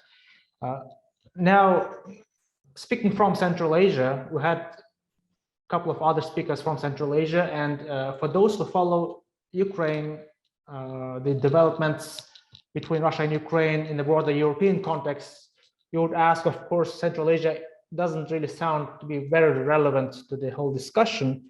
Still, there is a lot of discussion about Central Asia's views. And the biggest question has always been single question: how Central Asia is reacting, responding to the events, to the war, to the aggression of Russia against Ukraine. Now, I'll probably address the same question, framing it slightly differently. So what does Russian invasion of Ukraine mean for Central Asia? And since I'll have about 5 or so minutes, what does it mean? I'll just divide into 2 questions. First is, what does it mean today? How the events are being framed? What kind of lenses are being used to interpret what's happening? And second, the question is, what are the likely implications in the future of what happened in Ukraine for Central Asia? So the first, on the one hand, of course, everything is clear-cut, black and white. There's an aggression, there's a bombing happening. But if we zoom out a little bit from Central Asian narratives, I think there are at least 3 ways in which we are interpreting the events. The first, what's happening is an interstate war, that is aggression of one state by another state, of a stronger power against the weaker power. And the implications of that is that, of course, what we make out of it, international norms do not work. The United Nations and this bigger architecture of international system is simply irrelevant. The rules are there only until they are not obeyed. And there are big implications for states like Central Asian states, the smaller ones. Yeah? So this is an aggression, and that means that the events are really about survival, a real kind of Waltzian world of survival, states against the states. Second, the Russian invasion against Ukraine is also about identity. So this is about the implications of having non-pro-Russian nationalism or the Russian revisionist policy against the regimes and against the ideology that is not explicitly loyal and supportive of Russia. And that is also, of course, that's also something that resonates with Central Asians. And the third is, of course, this broader geopolitical lenses, that this is a conflict between the West and Russia. Just Mykola mentioned just before me that how that is actually a smoke screen. But as viewed from Central Asia, and not least thanks to the Russian interpretation coming from TV and newspapers that are very prominent here, the Russian Russian media here, this is about the big conflict between the West, particularly NATO, and Russia, partly about security, whether NATO promised not expansion, whether it didn't promise, but also partly about the values that Russia has always been not supportive or against this liberal democracy as the should be paradigm thing. And so we view that particularly, and this resonates with some comments from Kyrgyz diplomats that I heard years before, that the less we deal with the West, the less problems we have with Russia. So that's the idea that this is really about Russia's problems. The problems that Russia creates for us are always linked to how much the West is active in Central Asia. So all of these 3 things imply, in general, this one thing, that Central Asian states are small states. And if in the bipolar world during the Cold War, they were relatively safe, you would either side with USSR or with the United States, and the system was more or less stable. What we have now, particularly in the wider Eurasian region, is the fluid system, where things are changing. And this is the situation that is a high risk situation for small states, such as Kazakhstan, such as Kyrgyzstan, Tajikistan. And we spoke a lot about why Central Asian states are in a very difficult position. First, we're dependent on Russia in many ways, not only migrants, remittances, trade, but also political, the proliferation of Russia's FSB, but also strong support, popular support for the Russian interpretation, thanks to, again, for us living in this one same information space. But also in the case of Russia-Ukraine conflict, Central Asian positions associate themselves with Ukraine, the smaller party, the weaker party, the party that is not going to attack but is likely to be attacked. That is kind of pragmatic explanation why Central Asian states are having very difficult position, and this declaring neutrality and impartiality has been the language that we adopted. But also, of course, this is not only about these. We should also include the effect of sanctions. We already feel the inflation. We already feel that remittances are becoming meaningless for migrants to send because of the devaluation of the ruble. So we're in a very difficult position. If in the longer term, I think there are three implications. The West is going to be less and less active and relevant in Central Asia. It has already been waning, but the developments now will only encourage Central Asian states to do less with the West. That will anger Russia. But also, Russia will most likely emerge weaker, cornered, a pariah state. And the implications of that kind of Russia for Central Asia is, I think, it's open-ended. Whether Russia will withdraw and concern less, but I think that's less likely. More likely is that the cornered Russia will become even more vigilant, even more willing to draw the lines between black and white in Central Asia and adopt this divide and rule strategies. That is going to be putting Central Asia into even bigger corner. And plus, the final point is that China will most likely become the biggest winner, with Central Asians now more concerned about Russia, more concerned about the West. China will emerge as the party that will provide the shelter, discursive narrative shelter, which is that neutrality, we support Russia, but we don't really support Russia. So most likely China's leverage will increase, and that is the point that was discussed earlier. And so in this, with this collection of points, I will finish so that the rest of our people will have enough time. If any questions on Central Asia, I'll be happy to answer either here or online or in the written form. Thank you. Thank you very much, Sherbek. Yes, and there's a discussion in the chat going on about the Montreux Convention. But if there are more questions to you, we'll pose them a little later, and we move on to Arkady. Yes, thank you very much, and it's an honor for me to be on this panel and participate in this great event. I was asked to speak about the implications of the war in Ukraine for the Finnish security policy, because those are indeed colossal.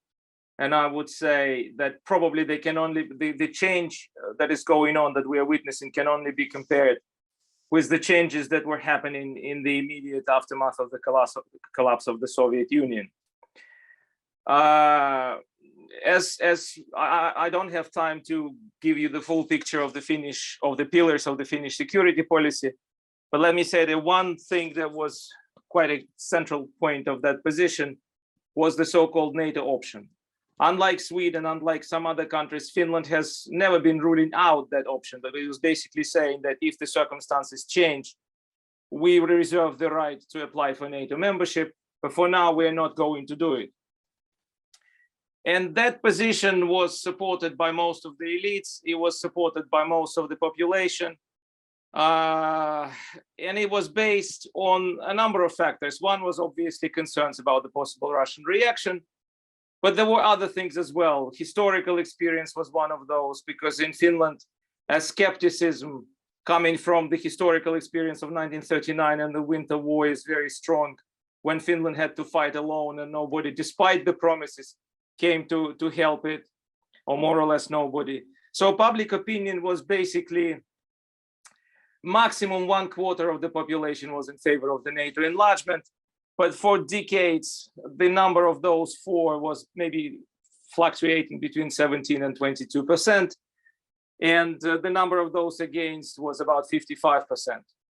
And of course, Finland still had elites brought up in a certain tradition, which were extremely careful to raise and even debate the NATO issue. At the previous presidential elections 4 years ago, there was one candidate who was interested to put the NATO membership into his electoral platform. He got, if I'm not mistaken, 1.5%. Not because of that, but I think he was actually trying to appeal to those 1/4 of the population, but unsuccessfully. And in the last 4 months, 4.5 months, everything changed. And the first factor for change was actually not yet the war in itself, but it was actually the demand put forward by Moscow, by Kremlin, that it should be given veto on the NATO enlargement, that there should be no more NATO enlargement going on, which Finns perceived as a demand directed at them as well, directly, and as a position which would deprive them of their sovereign choices or right to make sovereign choices. Unfortunately, really unfortunately, a number of European politicians, I particularly mean here the German Chancellor Scholz, did not understand the sensitivities of the Finns, for instance, in this regard, because there was still this thinking that this demand is only targeted and directed at Ukraine, and the sensitivities of other countries were completely ignored. There was this unfortunate, this mental map, according to which kind of Ukraine was something different from the rest of Europe. In Finland, the perception was completely different. So the first thing was this. The second point, of course, was the fact of aggression, because again, this is where the historical experience works in Ukraine and in Finland in a certain way, because people, whether they wanted or not, had to start thinking about what's going to happen if Finland is attacked at some point, if its eastern neighbor uses weapons against Finland. And the third factor was, of course, caused by that was an enormous solidarity with Ukraine. I mean, the wave of solidarity is something unseen in Helsinki. On the first weekend following the start of the war, there was a pro-Ukraine demonstration in which 10,000 people participated. I mean, just to give you an idea that normal, like even social demonstrations, kind of social protests, gather 3,000–4,000 in Finland. Anti-COVID demonstrations were normally getting together several hundred people. So 10,000 people 10,000 participants, in which also, that needs to be mentioned, a number of representatives of the Russian diaspora participated, and they were generally welcome, although now the developments are much more controversial, but in the beginning they were generally welcome. That mattered.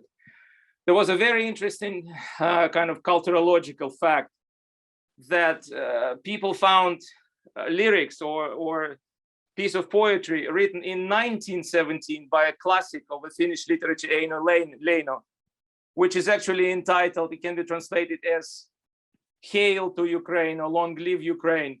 And of course it was completely forgotten, but it's an enormously interesting piece, which basically says that Ukraine should show the way to all nations which had been subjugated by the Tsarist regime in Russia. Just find it, write Terve Ukraina, and find the English translation. It's quite impressive. So the public opinion changed enormously and very quickly. From the 17% which I mentioned, in January there were 43% in favor of NATO. In February, before the start of the aggression, 53. Now it's 62. So basically, if Finland had a referendum now, there's no doubt what kind of the outcome of the referendum would be. 79% of Finns believe that Russia is a threat. So 4/5 of the country, and only 11% believe that Russia is not a threat. This sentiment was put into action. In Finland, there is a law that if a petition gathers 50,000 signatures, it needs to be considered in the parliament with a view of making it a piece of legislation. There was first petition about running a referendum, which gathered the necessary number of signatures, like within days. The parliament was a little bit undecided about it. So people immediately put up a second petition that Finland should apply for membership without the referendum. And this is something, altogether, this is something which the politicians cannot ignore, whether they like it or not. All parties, basically. So the Finnish debate is moving forward quite quickly. My take is that it will be very difficult for the elites not to kind of take a decision about the application. However, this is where the problems start. And the problems are not only the possible Russian reaction and the concerns related with that.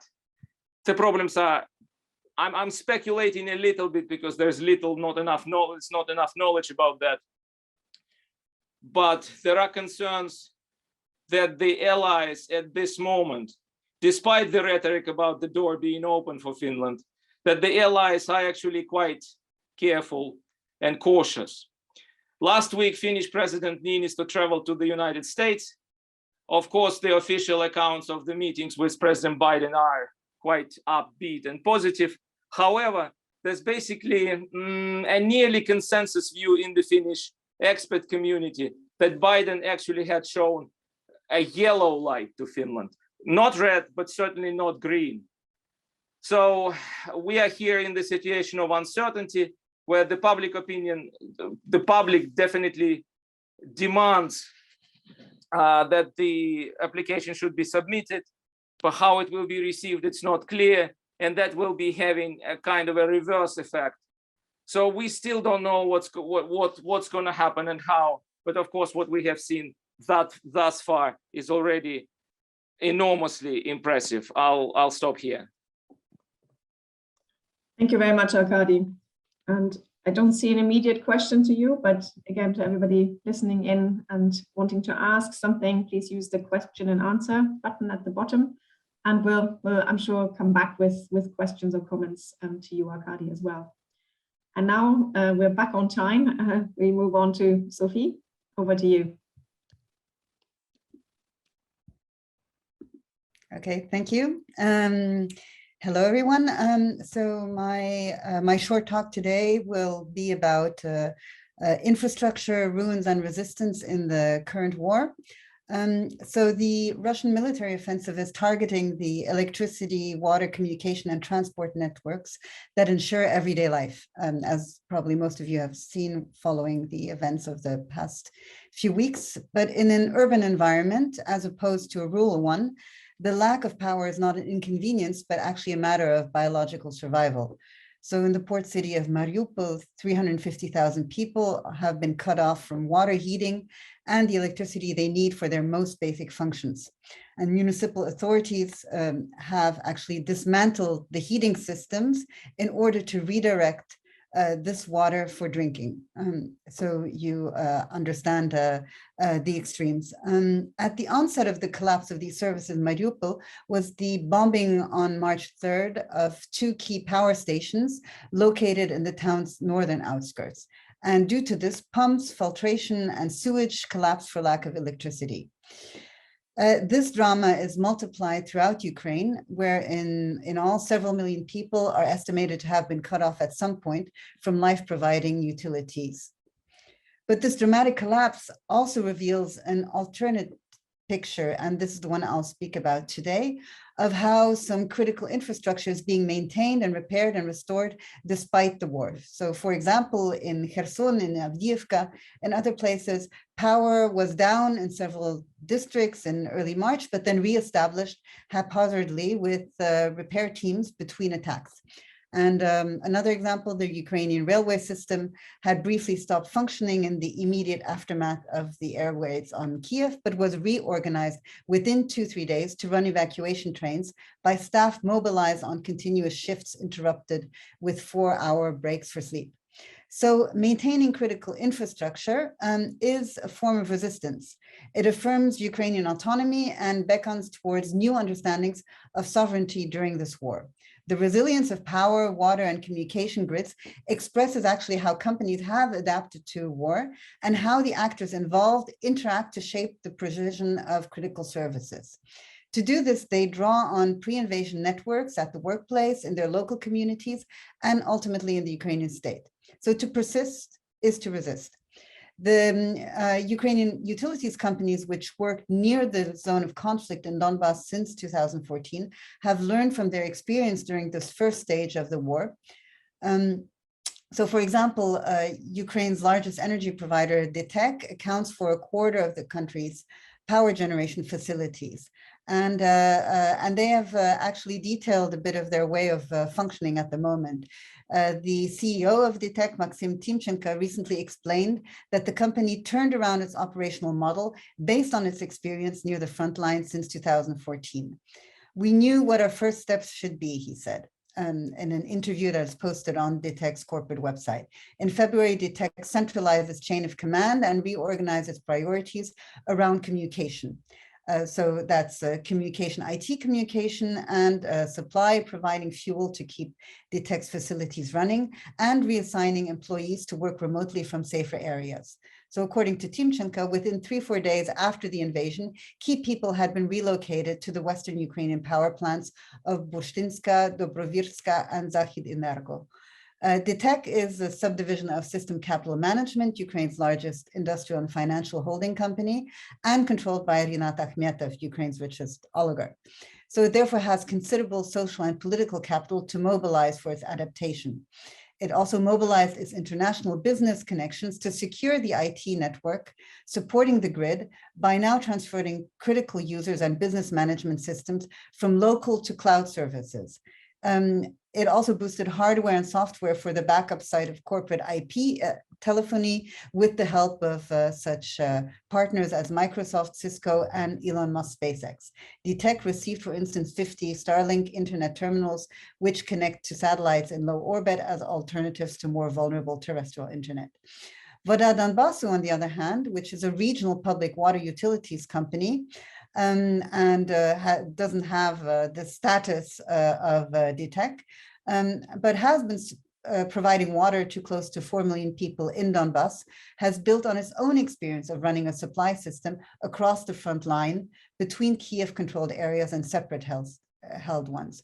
Voda Donbasu tried to secure its facilities against artillery fire, for example, already during the first phase of the war by boarding up windows and installing makeshift bunkers in its most vulnerable locations. VD's plumbers and hydro technicians have also accumulated experience working under fire.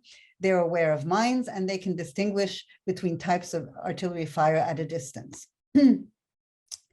Just to give you an example, by 2018, Voda Donbasu's more than half of its facilities in the first region of conflict had been damaged in one way or another, and several of its employees were killed in the process. So the current all-out war has, of course, been incomparably more damaging to critical infrastructure. The piecemeal arrangements that were possible during the first stage have broken down. In the current war, for instance, there are no procedures for ensuring localized ceasefires, as the ones which were practiced under the Minsk 2015 ceasefire agreement through a joint center for cooperation and control. So repair teams are subject to bombardment and shooting. They can only work after an object is secured by the Ukrainian army, which implies that it first regains military control of the whole territory. Another problem, and then I will end with this, is the enduring integration of Ukrainian critical infrastructure into Russian networks. Until recently, the Ukrainian railway system was still running trains to Russian territory. Internet is partially run through Russia too. The Ukrainian power grid was connected to the Russian grid, a post-Soviet power system which united Russia, Belarus, Moldova, and Ukraine. So since 2005, there have been plans to integrate the Ukrainian power system into the European one by decoupling it, which is a further step in disconnecting Russia's post-Soviet neighbors from its self-designated economic sphere of influence.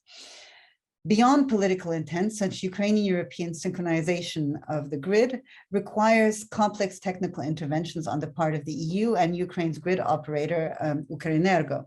So the grid was supposed to be synchronized with the European grid in 2023. That was the plan. And on February 24th, there was a pre-planned test to disconnect Ukraine's grid from Russia, so it would function autonomously before connecting it actually to the EU one. So this test actually coincided, as you know, by the date that I mentioned, with the beginning of the invasion. The test was done and it functioned, and so as a result, Ukraine didn't reconnect its grid with the Russian one and is now functioning more or less autonomously. So in the short term, Russia's invasion, this is kind of my conclusion for the moment, Russia's invasion destroys life-sustaining Ukrainian infrastructure. But there are signs that in the long term, it speeds up Ukrainian infrastructure autonomy and ultimately also affirms sovereignty, which can be understood in new ways. Thank you. Thank you very much, Sophie. I see Aisha has logged on, but we have a few questions in the meantime in the chat. Maybe if she needs a moment, we would pick up something. I saw a question for Arkady. The question was from Marlene about, let me just find it. Wait a minute, where are we?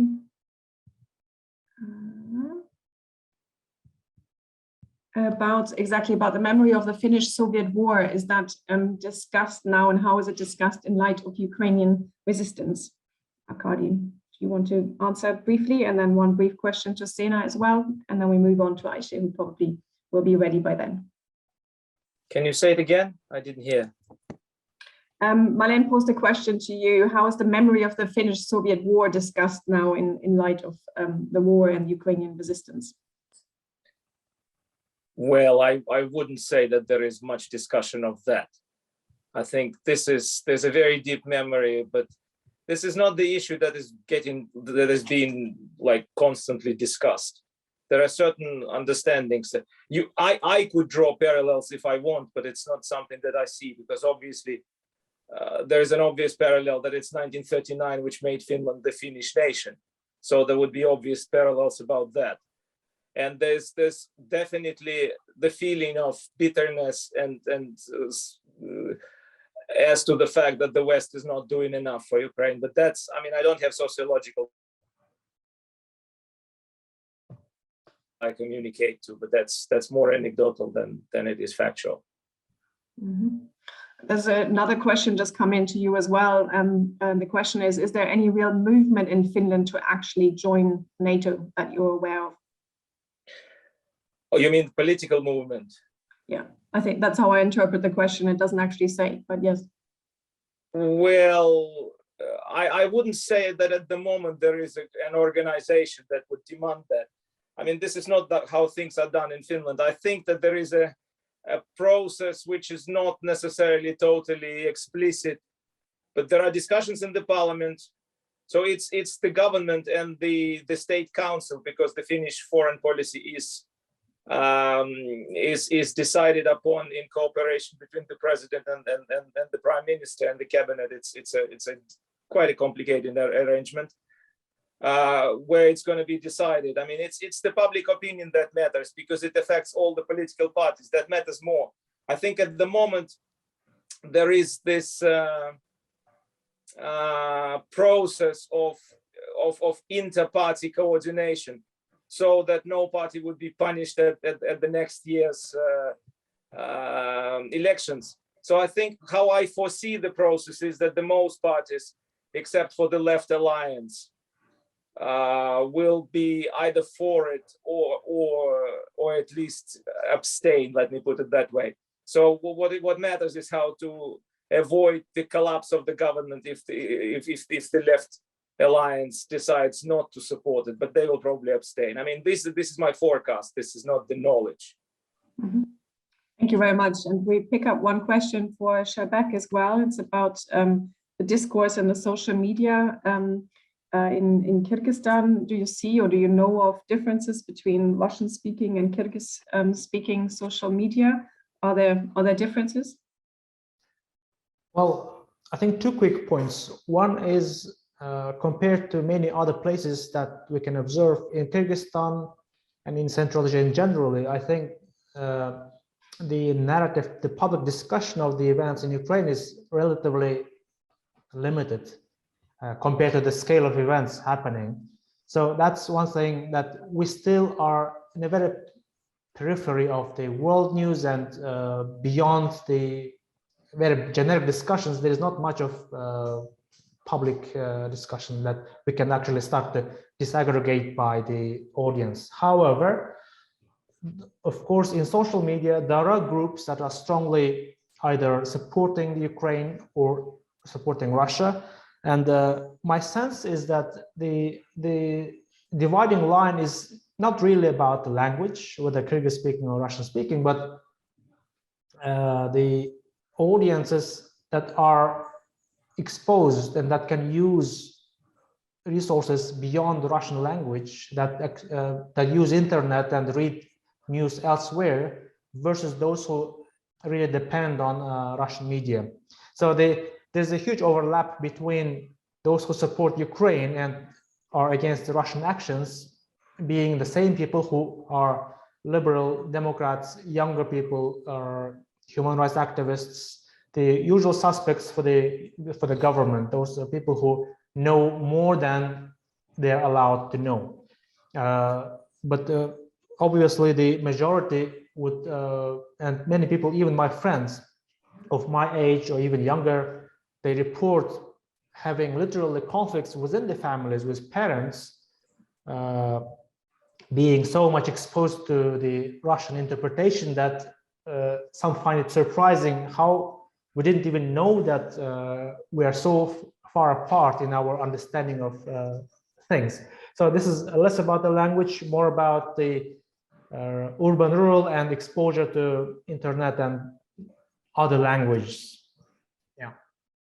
Thank you very much. And I'd add one question right away to you. It was posed in the question answer section by Andrei Lubich. Do you know anything, or can you say anything about the usage of Kazakh and Kyrgyz banks of the Chinese cross-border interbank payment system, SIPS?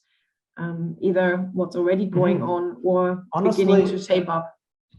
Yeah, at the moment, I don't know, but all the banks in Kyrgyzstan, and I think that's true for Central Asian states, are reporting that we are having no issues, no problems with using SWIFT, because that was the danger that, look, we are in the Eurasian Economic Union and the sanctions may somehow directly even start applying to us. But so far, there was no problem.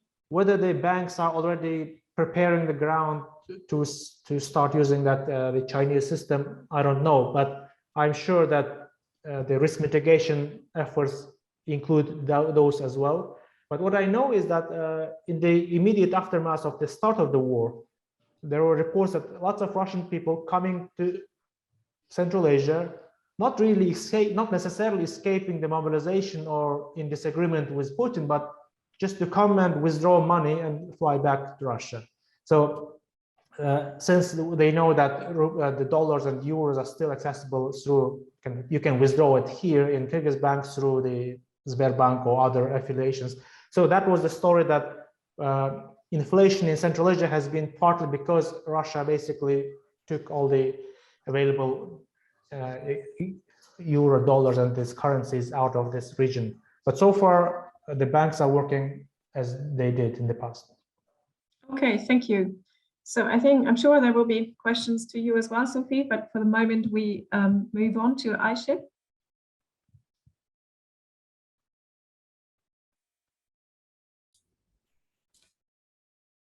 Hello. Hello. Yes, you can hear me. Great. Well, good morning to Europe and hello to everybody else around the world. I'm going to, my name is Aisha Zerkol. I'm going to be talking about the Turkish angle in this war.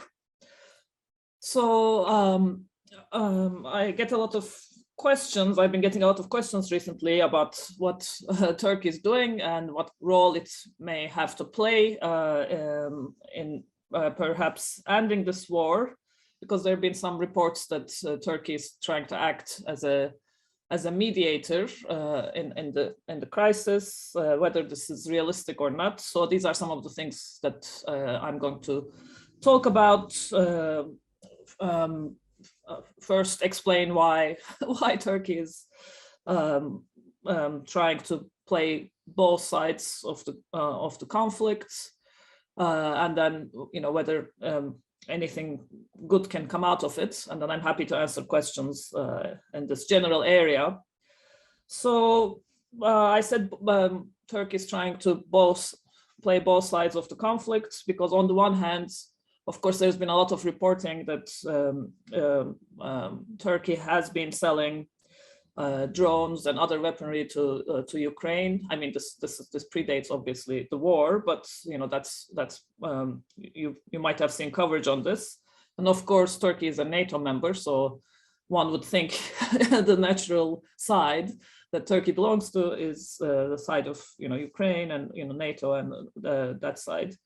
And of course, there's also been reporting that the Turkish government said they would honor the Montreux Convention in terms of restricting access to the Black Sea. Not much has come of this, but at least symbolically, that was coming out in favor of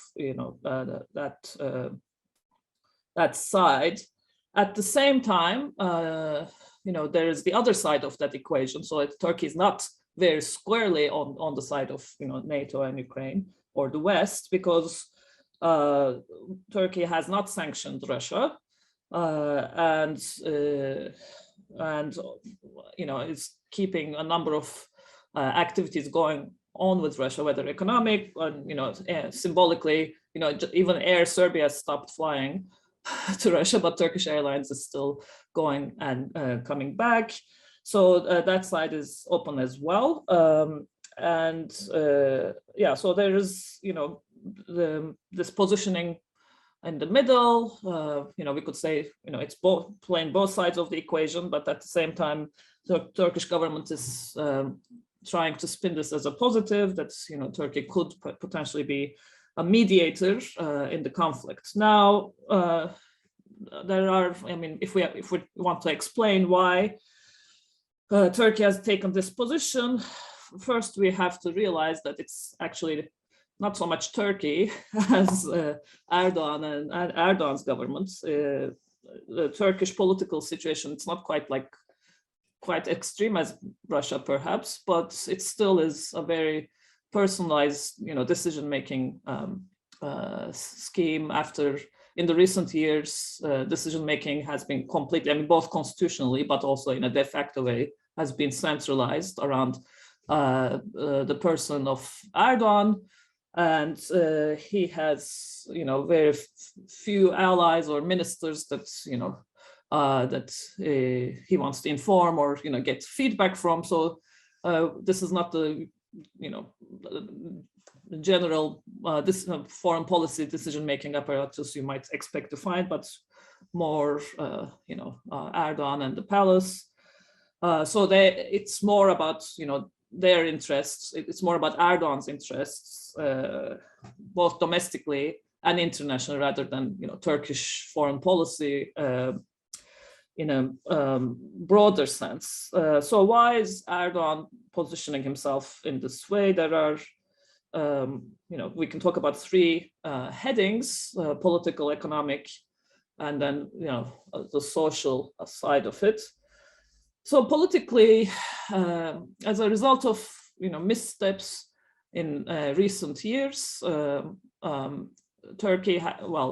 had found himself relatively isolated in the foreign policy arena. This also was part of Turkey's initially ambitious foreign policy and trying to pivot to Eurasia, to the east, as much as the West. But in the process, Erdogan ended up, or Turkey, I suppose, ended up angering many actors everywhere, or running out of credit or credibility.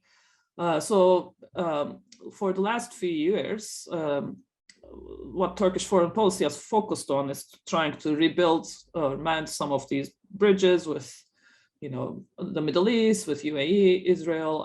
That's or also especially the West. So this war in Ukraine has been seen as an opportunity to do more of that. To get Turkey back in the mix as a major player, as as a country that has something to say, in order to give Erdogan more credibility domestically and generally more maneuvering room internationally. And of course, there is, an economic angle to this as well. Turkey has been in a major, majorly bad economic situation for recent years. It's gotten really bad lately with the the currency devaluation. Again, not as bad as what has happened to Russia in the last couple of weeks, but over a longer period of time, a steep decline. Of course, COVID. In general, economically, Turkey is in bad shape, and this has really eroded support for the regime. So again, Erdogan needs to find resources to come into the country in order to, bolster himself. And the foreign policy angle affects, what kind of sources he can find abroad, what kind of investment or credits, the country can get. His regime has always kind of relied on foreign investment, direct, indirect.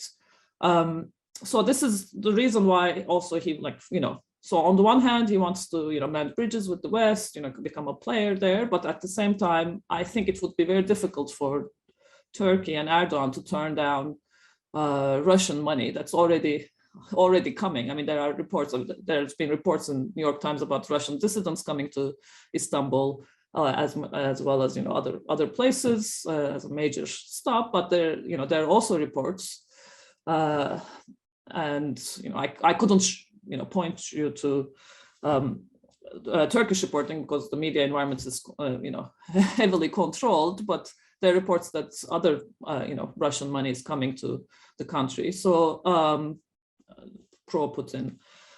So it would be very hard, I think, when that opportunity is there, to turn it down. At the same time, it would be hard to turn off Turkish investments in Russia just for economic reasons. I mean, companies are already really struggling, so shutting down, I don't know, factories and other investments, the economy could not quite handle it. So that's the economic side of why Turkey is interested in keeping those channels open and doesn't commit very fully squarely to the Western side. Finally, I mean, what allows Erdogan to kind of play both sides of the equation domestically is I mean, in some ways, a similar population profile to Russia when it comes to perception of international politics. I mean, one would think that Turkey would identify more strongly, or Turkish population would identify more strongly with Ukraine, as a relatively, small or mid-sized country, that could potentially be invaded by Russia. But generally, Turkish population, I think, not quite identify, but see the world, more like Russians, in the sense that, the mistreated former, great power type of thing. So some of the arguments about Western hypocrisy, etc., resonate in Turkey. So to the extent that I can follow from social media, I mean, this goes beyond Erdogan's base, right? So the leftists, etc., they find a lot of blame in the West for what has happened. So there isn't some kind of domestic pressure in Turkey as there is in Eastern Europe to cut ties with Russia or take very firm stance with the West. Turks are more mixed, when it comes to, I mean, they do also sympathize with the Ukrainians, don't get me wrong. I mean, it's not one-sided at all, but there is also this other vein of, we kind of understand what Putin is saying, or where Russia is coming from. So it's that both-sidedness in the population allows Erdogan to kind of position himself both sides in it internationally as well. So that's kind of how I read where Turkey is now. So as long as Turkey can get away with it, as long as Erdogan can get away with this, both sides in the conflict, I think that's what he will try to do, unless the West really pressures him to cut ties. I think this is what he will keep doing. So I'll stop there. Thank you. Thank you very much, Aisha. And there's immediately a question for you as well. You just talked about public opinion, but can you also say something about the major Turkish media outlets? How are they portraying the war, the invasion? Is there a unified narrative or there diverse interpretations? There's a unified, more or less unified narrative, because almost all of Turkish media is, essentially, there are many different, newspapers or channels, but they all echo what, the government positions, which is that, this is unfortunate. Ukraine is, suffering, but, the West is, not quite reliable, or, not doing enough. At the same time, we shouldn't cut ties with Russia. So that's essentially the, whatever Erdogan says, the media kind of, reproduces. Of course, there's on the internet, and YouTube channels and so on. There's other stuff that's more diverse. But yeah, the general mainstream media is replicating the line that I've described. Mm-hmm. Can I maybe ask a question following up on what you've said? Where does all of this sort of position Turkey as a mediator? I mean, together with sort of Israel, Turkey seems the country or the political elite getting involved, but so far it's hard from the outside to read how that is going, how Turkey can perhaps also, when it comes to it, act as a security guarantor in some sort of way. Do you have any insights on that, or anything that's already discussed, maybe also in Turkish political public discourse? Yes, I mean, Turkey could provide, kind of a neutral ground for the two sides to meet, as it did, recently in Antalya. But in terms of an active mediator that can actively fix the situation, I don't think so, because I don't think either side will really do anything because Erdogan tells them to, right? So mediator, as in terms of offering a space, yes, but being an active player of convincing or persuading either Ukraine or Russia, I don't think so, because why should I don't think Erdogan really has that type of weight with Putin, and I don't think also, with Ukraine either. So yes, in theory, that's what Erdogan would like to present, and if Turkey is the place where these negotiations are held, that will be presented to the domestically as Turkey solving the issue. But I think beyond providing kind of a neutral space, I don't see much that Turkey can add to the situation, or Erdogan can add to the situation. Thank you very much. I don't currently see any more questions in the question answer section or in the chat, but maybe a question for Sophie nevertheless. What you've outlined, I'm just wondering, the dimensions also, if we allow ourselves to think beyond the war in terms of what this means also in terms of an infrastructure challenge of rebuilding, of it probably is hard to imagine even, but can you see where you see kind of the biggest challenges and what would be the most urgent kind of also reconstruction efforts in terms of the infrastructure damage now?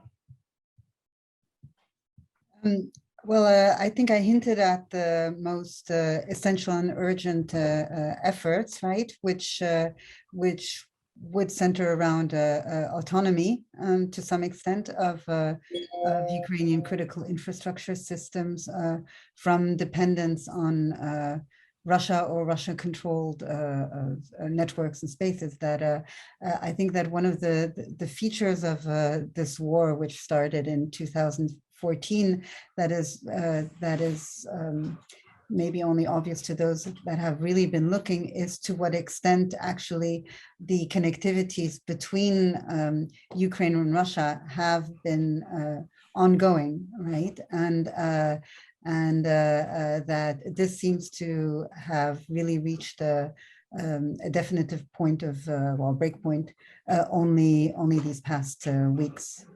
So I would say that that's where we're heading. Mm-hmm. Thank you very much. And I think we're right on time. So thank you very much to all of you. And sort of we close this mini section and we move on to the next one. And I see Alexei already on the screen. So I hand over to you, Alexei, to chair the next session. Thank you very much, Gwendolyn. Hello, everyone from the steppes of Kazakhstan. And now for the next hour, we have a very interesting group of speakers. I will briefly mention their names so that we have, so I'll go first. Next after me, there will be Gwendolyn Sasse from Center for East European Research and International Studies from Berlin. After Gwendolyn, Ryhor Nizhnikau will speak. He is from Finnish Institute of International Affairs from Helsinki. And then Graham Robertson from University of North Carolina in the US, together with Eric Wibbles from Duke University of the United States. So please, maybe I'll ask Gwendolyn to keep me on time in case I start taking too much time. So I have a few slides I'd like to share in my presentation, and it's dedicated to the question of constitutional law. When we talk about constitutional law, we need to, and how it relates to the current war of Russia's war in Ukraine, we see that the goal of the Kremlin is to establish new constitutional order that would be in Ukraine, that would be favorable to Russia.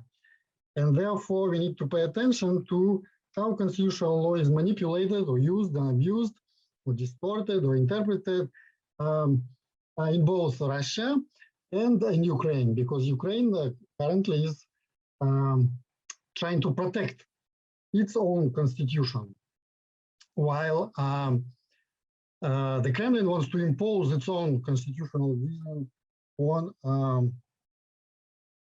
Ukraine. And so my focus will be mostly on Russia in my talk. To begin with, we need to keep in mind the three transitions that Russian political order is undergoing. The first one is that current invasion is just the next step in the deepening and broadening of the Kremlin's ideological crusade against the Western civilization. So, in other words, the enemy is not Ukraine or Ukrainian people, not alone.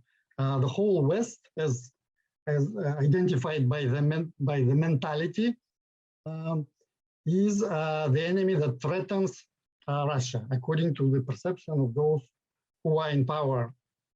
The second transition is that Russian political regime is transforming itself from electoral authoritarianism that was about 20 years ago to a personalist autocracy led by Vladimir Putin and consolidating totalitarianism. How this transformation occurs is through active mobilization of all social, economic, and political resources. This mobilization is necessary, again, to protect Russia against, against existential threat from the West. So this mobilization includes mobilization of legal resources, all in order to support the national leader. And then the third transition is the changing nature of Russia's clientelist regime. So it's a patron-client relationship that's based on exchange. In the last 20 years, it was based on the exchange for discretion for government officials and discretion and wealth for oligarchs, for client, in exchange for loyalty to the patron, to the president. And you can read about this dynamics of patronal presidentialism in Henry Hale's book. So right now, the nature of this exchange is changing because the clients are expected to produce stronger and visible loyalty and more visible loyalty in exchange for simply ideas and promise of some kind of future benefits. But it's not due to sanctions that Russian officials call crazy, or unexpected. It's clearly that these sanctions undermine this exchange because the patron is no longer able to provide material benefits. And now, in the context of these three transitions, we need to think of two potential explanations of how law is being manipulated. And one theory comes from the theory of dual state or legal dualism, describes this tension between two regimes that go on in Russia today. It's a tension between constitutional accountability, which means constitutional law as constraint on the rulers, that it's protection of human rights as constraint on the rulers. This is one regime. So joining of the Council of Europe until a few days ago, and being member of the Council of Europe in Russia, this would be one manifestation of this regime. And the second regime that contradicts it is the regime of political expediency. So this is about arbitrariness that has a venerable tradition in Russian history. This theory was proposed and developed by Ernst Fraenkel in his study of the Nazi Germany, where he described this tension between prerogative state and normative state. And Robert Charlotte also studied the USSR under Stalin and differentiated between legality and the Communist Party orientation. Both regimes are in tension. So both regimes demand efficient and activist courts who would enforce legal hierarchy, ensuring that bureaucrats and ordinary people obey the rules from the top. Both regimes demand highly trusted legal institutions, courts, because it's much easier to govern societies if ordinary people believe and view and respect legal institutions. In other words, these are highly trusted, highly respected, highly authoritative legal institutions are authoritative. They are asset to any political regime, not a liability. And finally, both regimes demand vocal judges, so as a potential socialization agents, and highly adaptable judges. So Catherine Handley, in her book Everyday in Law in Russia, summarizes this legal dualism as judges can follow the law to the letter or openly disregard it, depending on the context. And so in our case, the context is these three transitions that I talked about before. And the second theory of manipulation of law is a theory of legal pragmatism. A lot of analysis of Russian politics, of Russian reforms were explained or described in terms of pragmatic approach. And so when it comes to law, legal pragmatism is really also about consequences and facts instead of principles and categories and procedures. It's an instrumental, forward-looking and activist approach that values continuity with the past as long as it helps handle the problems of the present and of the future. So in democracies, sometimes this approach is called living constitution, where judges simply adapt constitutional rules and provisions to needs of society, to changing society, changing economy, changing political regimes. Okay, so pragmatic judges then may conveniently forget their previous judgments and reject the idea that law is something grounded in permanent principles and realize the logical manipulation of those principles. So pragmatists are about the results. And to achieve these results, so in Russian case, it would be the security of Russia. They can justify any means in order to achieve this security. And legal pragmatism is useful for combating immoral civilization at home. So this is that fifth column of traitors that the Russian officials are talking about, and combating it abroad. We know, for example, that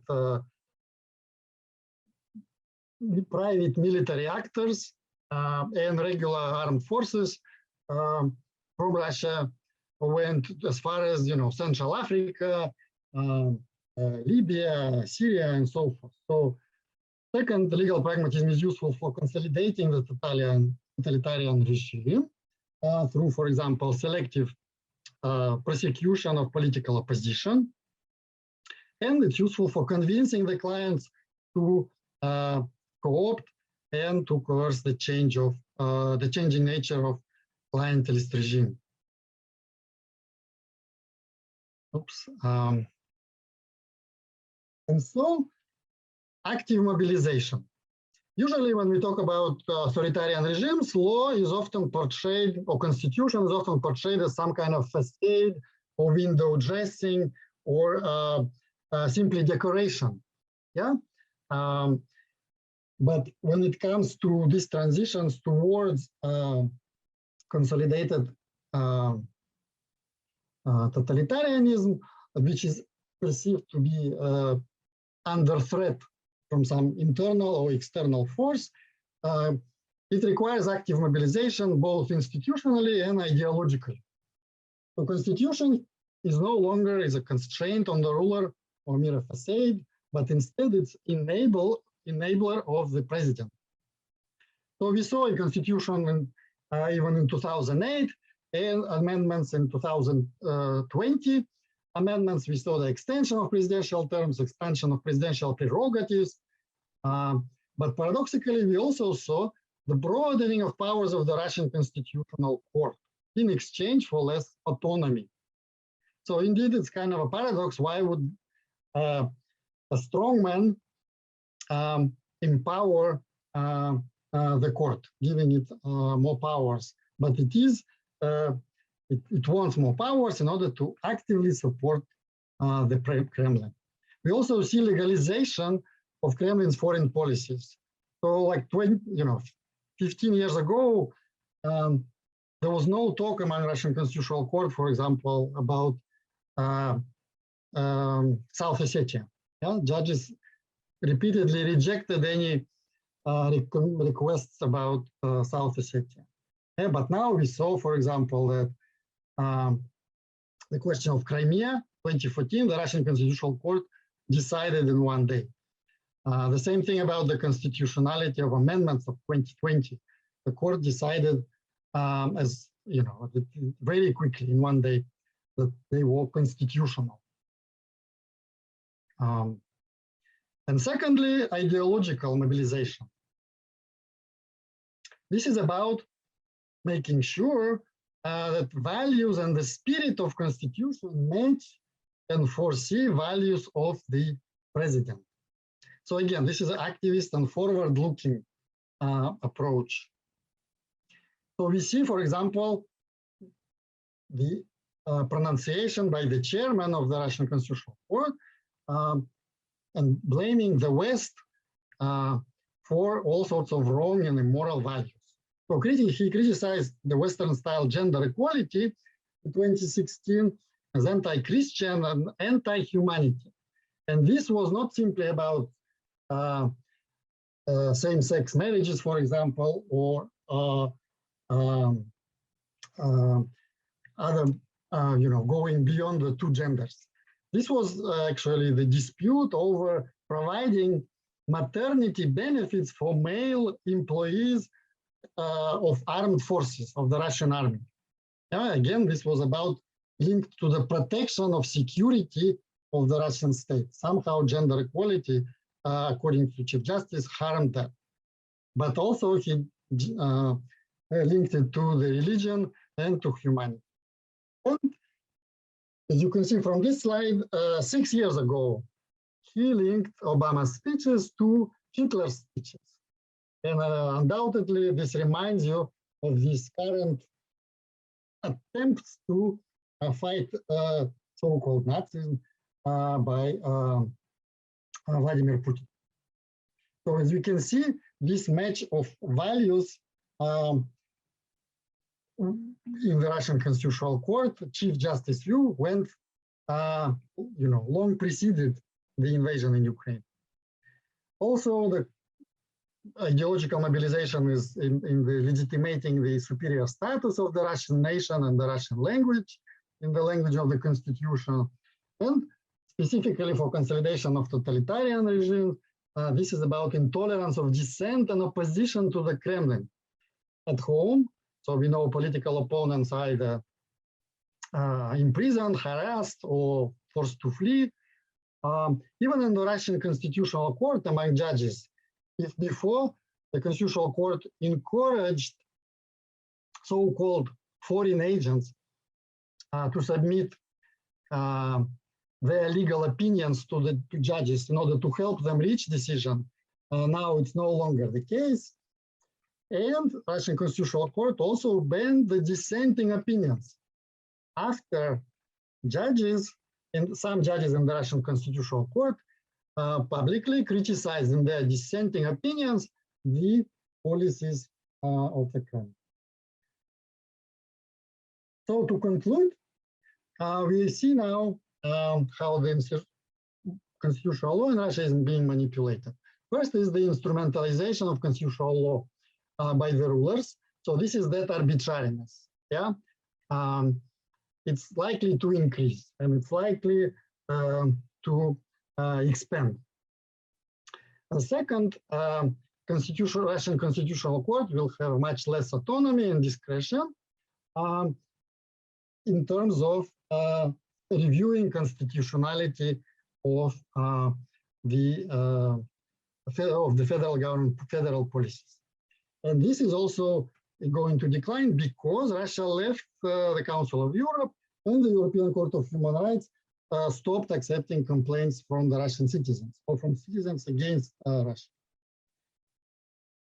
And finally, the demand for constitutional justice and rights from ordinary Russians, every year about 10,000 of people complained to the Constitutional Court about violation of their rights, is going to decline. So I'll stop here. Thank you for your attention. And next, we have Gwendolyn Sasse from Berlin.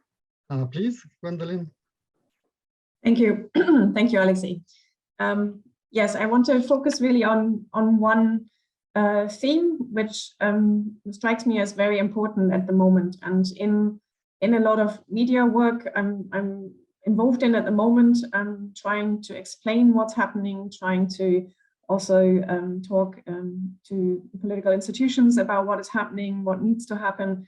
I come across one thing that surprises me, and it's an emphasis, and I'm focusing here particularly on the German public discussion, political discussion, but I think it holds more internationally. And it bothers me because the implication is, or there is often, it is said, and I'm being asked, so are we really seeing the political nation in Ukraine constituting itself now? And that is voiced often with a sense of surprise. And I'm surprised about this surprise. And it makes me also wonder, as someone who has researched domestic developments, also public opinion in Ukraine for many years, and a key argument has, not just by me, by many Ukrainian scholars, been that this focus on this understanding of being part of the Ukrainian state, what we academically might call a civic identity, has been strong and has been strong for a while. But it seems to only really sink in now as we see the images also of the Ukrainian resistance to the Russian army. When we listen to Zelensky's speeches, And that also makes me, on a personal note, wonder sort of how one needs to communicate also research more effectively in peaceful times. And on this, so I think this notion of the identification with the Ukrainian state, however diverse it is, however diverse its history has been, is an important point at the moment, because if we allow ourselves to engage in a discussion about sort of the political nation of Ukraine emerging now, I think it actually is a softer version of Vladimir Putin's own argument when he denies that there is even such a thing as an independent Ukrainian state and Ukrainian nation. Then I think a softer version of that is recognizing it only now. So I'd like to share just a couple of slides with you. I will try this now.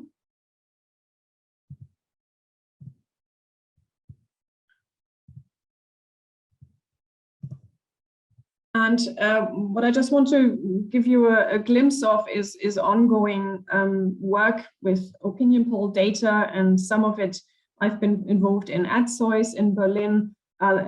Some of these questions I am in ongoing projects exploring also with others like Volodymyr Kolik, with Ola Onu, who's just, I think, appeared on the screen, and Henry Hale. But I will now refer only to one moment, to one short glimpse of data. SOIS added questions repeatedly to representative key surveys from 2017 to 2020, and then the projects I mentioned also built on that, elaborated some of that. And these are face-to-face interviews in 2017 to 19 and a telephone survey in 2020. And this is data without Crimea and the occupied territories.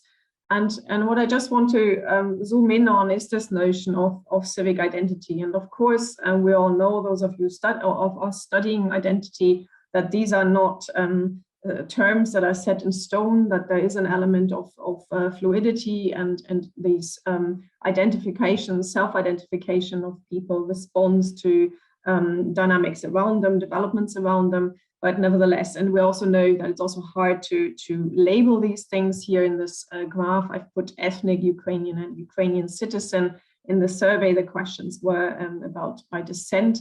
So one obviously often doesn't exactly capture what people think of these terms when they hear them. But I think the one that is easier to understand is the Ukrainian citizen. And I just present the kind of snapshot here of the cross-sectional data from 2017 and 2018. And if you just look at the top and then a little further down, Ukrainian citizen, you can see that in between those 2 years, there's an interesting dynamic going on. And from about 46% choosing ethnic identity, ethnic Ukrainian as their primary identity in 2017 in the survey, that drops to 37% in 2018. We're always careful here because this is obviously a cross-sectional survey, as I mentioned, and we see almost kind of the mirror image happening with the notion of Ukrainian citizenship, jumping from about 38% to 49%. And I just want to highlight, I'm not putting this up here to say that this is kind of a correct figure, that one can actually measure this really correctly, but it indicates certain trends. And you can also see it's also statistically significant, this change, as we carefully compared this data, cross-sectional data across the years as much as possible. And so I think we also see, and I find that interesting too, that there was a very long list of options given, and these are only some of them, and then there's another category which was even larger and included also different types of social identities, professional identities, and so on. So you can see that people seem to be naturally drawn to these two distinctions, and then overall, even if we put the two together, and I'm not arguing now sort of having sort of only ethnic versus civic, that is altogether a strong image also of what kind of being part of the Ukrainian nation in different interpretations means. So I think this is sort of one pretty compelling bit of evidence, and there are many others to highlight what I think has been missing, what seems to come as a surprise to many who are waking up to kind of Ukraine, its history, its politics, its societal dynamics now. And I think the surprise also is reflected in kind of trying to understand the amazing resistance that both the Ukrainian military but also the population is putting against the Russian military attack. And even that again suggests that many have overlooked, and maybe some of us have not communicated it effectively, that we even had opinion poll data from December, also by Keys, that I had nothing to do with, but that showed that about 50% of the population were ready to resist in the case of a military attack, and it was somewhat split between more military or more civil resistance, but that was already a pretty strong statement. Of course, that is very hard to predict before an actual war happens, and a lot depends then also on the dynamics within that war, how much of the resistance is possible, is mobilized. But again, I mean, there was, I think, pretty good evidence that resistance would be strong, but it was not, I think, really taken in by many, in particular in the West. If we look sort of statistically at what's behind some of the factors that might drive how people identify with this data, in terms of the Ukrainian citizenship, there was some regional variation, but not even so strong. One region that came out strongly is Ukrainian citizenship in 2018, and this data in particular was very strong in central Ukraine, at a higher social status. Also gender mattered, in particular, in this case, more women, a higher likelihood of women identifying as Ukrainian citizens. And that's my kind of maybe the last also conceptual point. Both people who identify themselves as monolingual, as Ukrainian speakers, and symbolically identifying with the Ukrainian language, and those are different things. If you are asked to say what your native language is, that's not necessarily the language that you speak in daily life, but also bilingual language identifications are also strongly linked to the citizenship category. And I think that is another misinterpretation of Ukraine that is still surprisingly prominent in wider public and political discourse, that a country that is to some extent ethnically and linguistically diverse is often reduced to that means political orientations, in particular geopolitical orientations, would follow. And that again, I think is one element of sort of questioning the cohesiveness of the state, which is misplaced. We also see in data that, let me just jump a little ahead. This is the 2020 data, and we see these figures fluctuate to some extent. And we've also in other research with colleagues have shown that also the identification as a Ukrainian citizen is influenced by, for example, the pandemic, and also by kind of other political dynamics, but the relationship between the two, that the Ukrainian citizenship remains the main self-identification, has stayed in a number of surveys also done by others, and this is shown also in this data here. And I just want to kind of pick up this language point in the 2020 survey. At a symbolic level, kind of asking for the native language, the identity of being a bilingual Ukrainian and Russian speaker is significantly up. Before, that was, as you saw in the slide, not an identity as a primary identity that people would have even pointed to, which also speaks to that language isn't nearly as important as it is sometimes made out to be outside of Ukraine. But also the fact now that it's come up more, to me suggests that there's also kind of even sort of an active endorsement of this bilingual element, which, however, goes completely nicely with the identification with the Ukrainian state. So I want to conclude by just pointing to kind of, I think, the element in Zelensky's impressive and also moving rhetoric in many of his speeches I think is so credible because he himself spoke about this notion, this wider notion of the Ukrainian state in its diversity in his election campaign. As we know, he didn't have a very clear election program, and the two aspects of that election program, in particular fighting corruption and ending the war in eastern Ukraine, were mostly kind of distilled from his program later on. But where he was very credible was this message about the Ukrainian inclusive state, and that is exactly what he could build on now, and that's, I think, why also his position and his wording is so compelling. And I'll leave it here.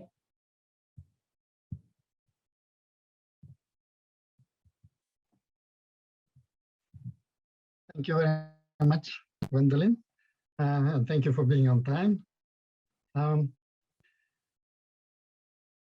So we have the next presenter. According to the program, we have Ryhor Nizhnikau from Helsinki.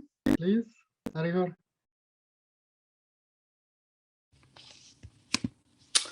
Thank you so much, Alexei, and it's really a pleasure to be a part of this panel and this distinguished event.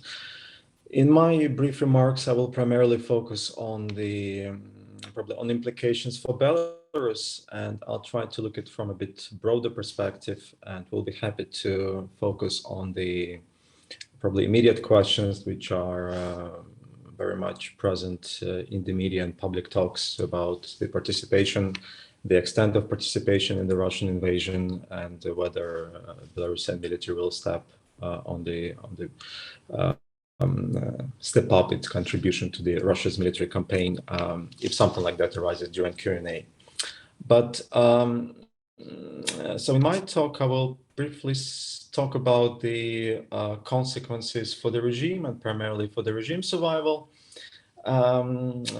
Because and my main argument is that what we are seeing now in Belarus very much reinforces the dynamics that we have been observing, political and economic and foreign policy dynamics after the revolution of August 2020. So, and in this regard, we can basically say that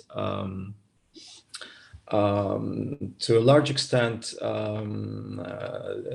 retrospectively, the cost of the Russia's intervention to save or bail out Lukashenko's regime in 2020 definitely are much higher than anybody expected, probably including. However, he does not really have resources and capabilities to somehow get out of this, let's call it bargain. So we'll see which will have direct implications for durability and longevity of his regime. So I will point at four major consequences, or let's say costs of Lukashenko's participation in the Russia's invasion. The first one, obviously, is political, and here we can say that the idea of the deal of 2020, which was that Lukashenko, with the help of Russia, would maintain his domestic monopoly on power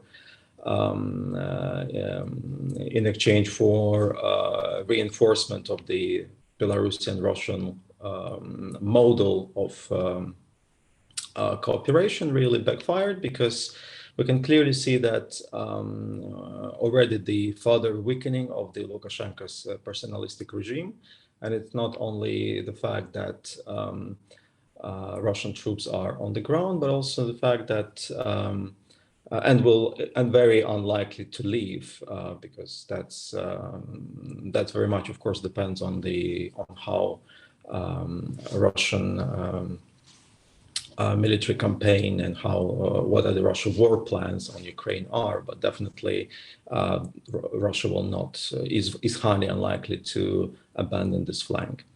But the fact that we see somewhat the narrowing of the domestic support basis, which probably will see more facts in the near future, but we already see the somewhat secondary or well, let's call it secondary evidence that there are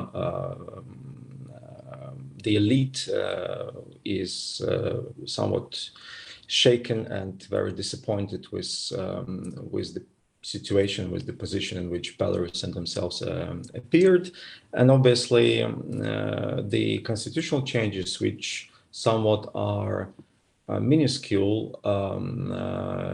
from the extent that this new constitutional body will be likely to be chaired by Lukashenko himself, but still it's a crack in the somewhat personalistic model, because at least some elements of power sharing is starting to be inbuilt within the system.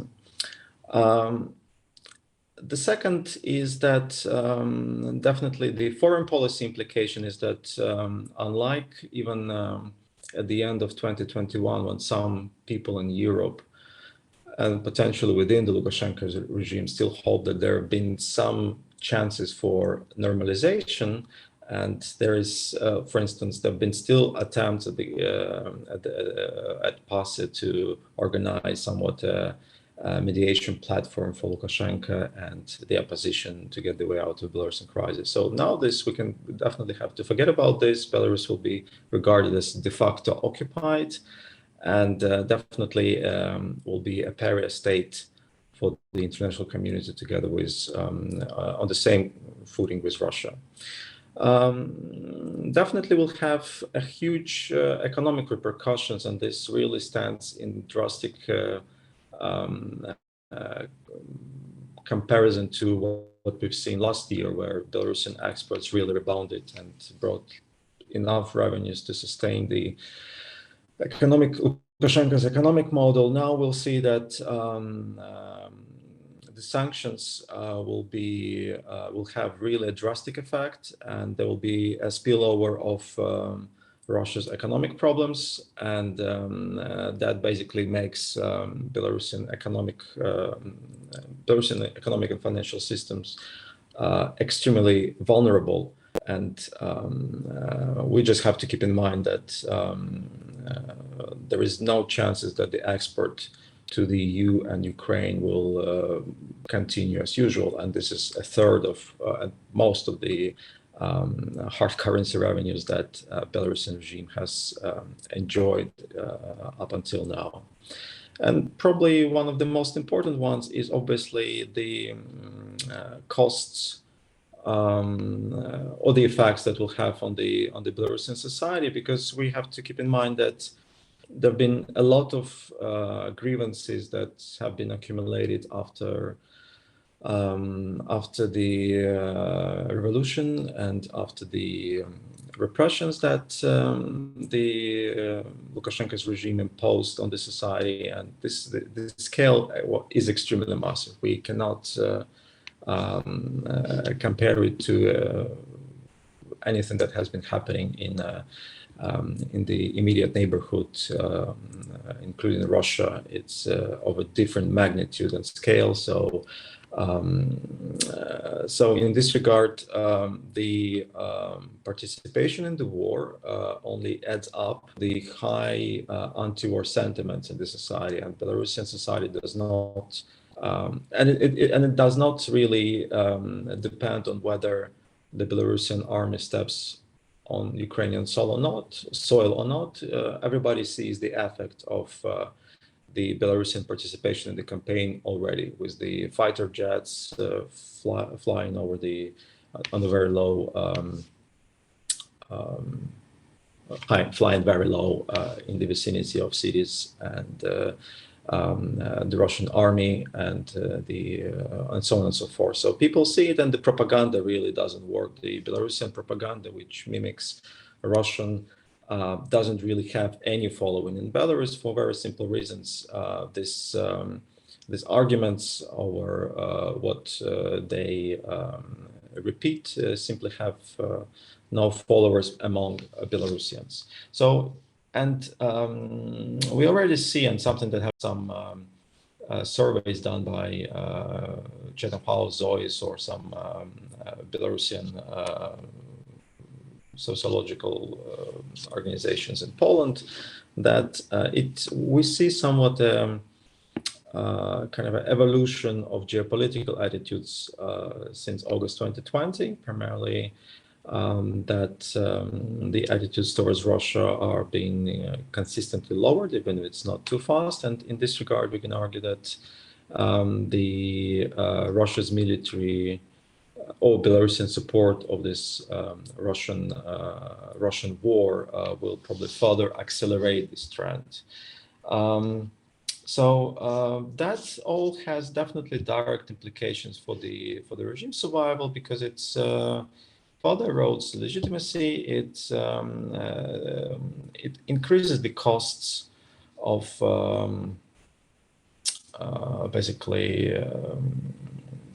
it decreases the lifespan of this regime, because the maintenance of the repressive machinery the cost of the maintenance will further increase. And we have to say that Russia's ability to pool resources into Belarus to substitute what economic and political costs it will have will not be, we'll have to see, but definitely probably will not be sufficient as long as time goes. And I'll probably, and the final point would be that we can definitely say that Lukashenko is fully entrenched, and his future is fully entrenched with Putin's, but the Belarusian system of power and the Belarusian regime is much weaker. So we can see that this is likely to explode much sooner than basically Putin's final days will come. So I'll stop here and look forward to questions. Thank you very much, Rio. Then we have Graham Robertson and Eric Wibbles presenting. Go ahead. Yeah, thank you so much, Alexei. It's nice to see you. It's nice to see everyone here. It's a real honor to be part of this community. An honor that's become more apparent than ever over the last 16 hours, watching people present some really amazing and interesting work. I just want to, Eric and I are going to talk about a new project. One of the features of Russia's barbaric invasion of Ukraine and the really brave response that we've seen from the Ukrainian people has to, I think, mobilize people of good conscience all around the world to try and do what they can to help out, even in a small way, in this situation. And this project that we're going to trail at the moment this morning is one such exercise in which people have gotten together to try and use the skills that they do have to see if they can make some kind of meaningful contribution.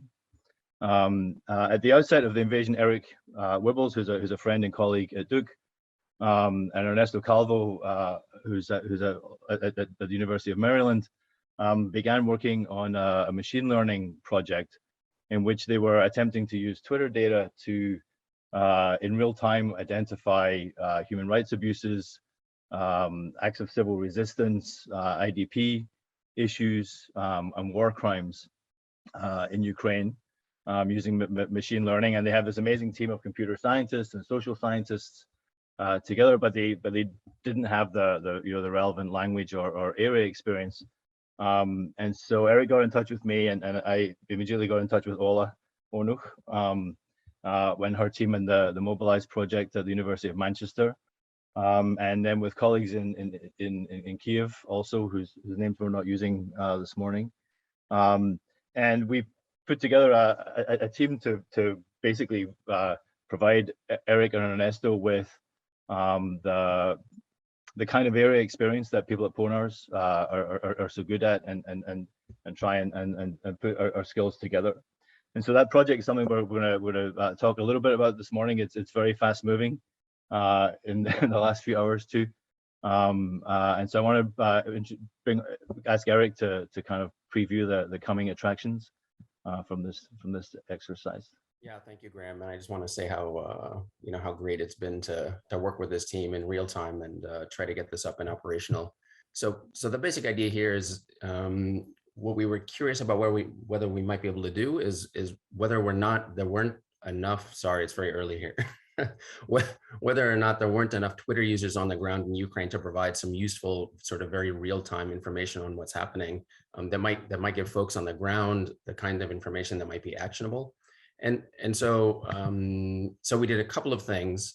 The first thing is that we started collecting tweets using very, very simple keywords that the idea was to get as much as we possibly could. And very quickly, we were getting about 100 million tweets a day bearing on the conflict. And of course, a lot of these tweets were from outside of the country and from people who were just tweeting their opinions. So the question quickly became, how do we identify the relevant tweets here?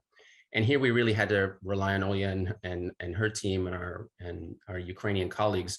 And basically what they provided with us is maybe 400 or 500 Twitter handles of folks on the ground who were tweeting. These might be local news sources, these might be local NGOs, these might be influential politicians. We took those 400 or 500 Twitter handles and we essentially provided, we used the Twitter API to gather a timeline of everyone who was reading and retweeting their tweets. So we then used these 400 or 500 Twitter handles to prune down the 100 million tweets a day into a much more manageable set. We essentially identify a community of maybe 8,000 or 10,000 high frequency users on the ground who are communicating via Twitter. So once we've identified the smaller set, which in a given day is maybe 2 million tweets, what we have to figure out is what is in these tweets and what is in these tweets that might be usable. And again, here we had to rely on our colleagues who know the setting and know the language and sort of know what's going on. And the question here is what is in these tweets? And we developed, or they developed for us, a set of key terms numbering in the hundreds. And then we essentially search every tweet in the community of interest on those key terms. And anytime those key terms appear in a tweet, we consider that as being an event of interest. Okay, and we organize these keyword terms into the 4 sets of sort of events that Graham described. Those bearing on humanitarian needs, those bearing on IDPs, those bearing on civilian mobilization, and those bearing on human rights abuses or war crimes. And I'm going to share my screen real quick, and I'm going to show you something that is extremely partial at this point. But what you get is this website, which is updating at this point. This is running about 4 hours behind real time, but which is strictly a computational restriction on our end that is catching up. So in 6 or 7 hours, this will be about an hour behind real time. And so what you see here is a 72-hour running frequency of tweets that bear on these kinds of events. Okay, so here we have humanitarian support, humanitarian needs. You don't have to worry too much about what the frequency is over here. This is essentially the ratio of tweets that are about these events. These ratios change depending on the topic. What we're really looking for here is really significant movements. When you see these spikes, it's very likely that something significant has happened. And you can see, for instance, down here, the most commonly tweeted set of issues bear on human rights abuses and war crimes. Okay, so this is the nice thing about this is that Graham and I were talking at about midnight last night, and it seems like we're getting information maybe 3 or 4 hours before the media is telling the world anything. So this is, we're getting closer to real time than the news. The problem is that this is itself not entirely actionable, right? One of the things that we will do, and now I'm going to show you some functionality that will be arriving over the next 24 hours, is we will be able to geolocate everything that is referred to in these tweets. And so this, which is currently a failure on my part, will be a map at the level of the rayon, which will be providing the 2-hour change in the incidence of tweets on these events in the country. So the idea is if you see a spike in human rights abuses or in war crimes that you can then look at the map. The map will provide you a sense of where that is likely happening specifically in the country. We will also in this data be able to, this is something that's much closer. I mean, Graham, we might be able to do this like in a couple of hours. We will be able to list here a set of sort of fake media sources that are the most prominent ones disseminating Russian propaganda. I can talk a little bit more in Q&A about how we're doing this, but basically fake news sites are successful by virtue of embedding their news in lots of Twitter accounts and lots of other kinds of accounts. What we're able to do is extract the top ones and identify the fake news sources that way. You know, I think the question is, what is this good for? I guess if I go back here to the data itself, you know, I think we're getting close to being real time in terms of being able to identify where and what is happening on the ground.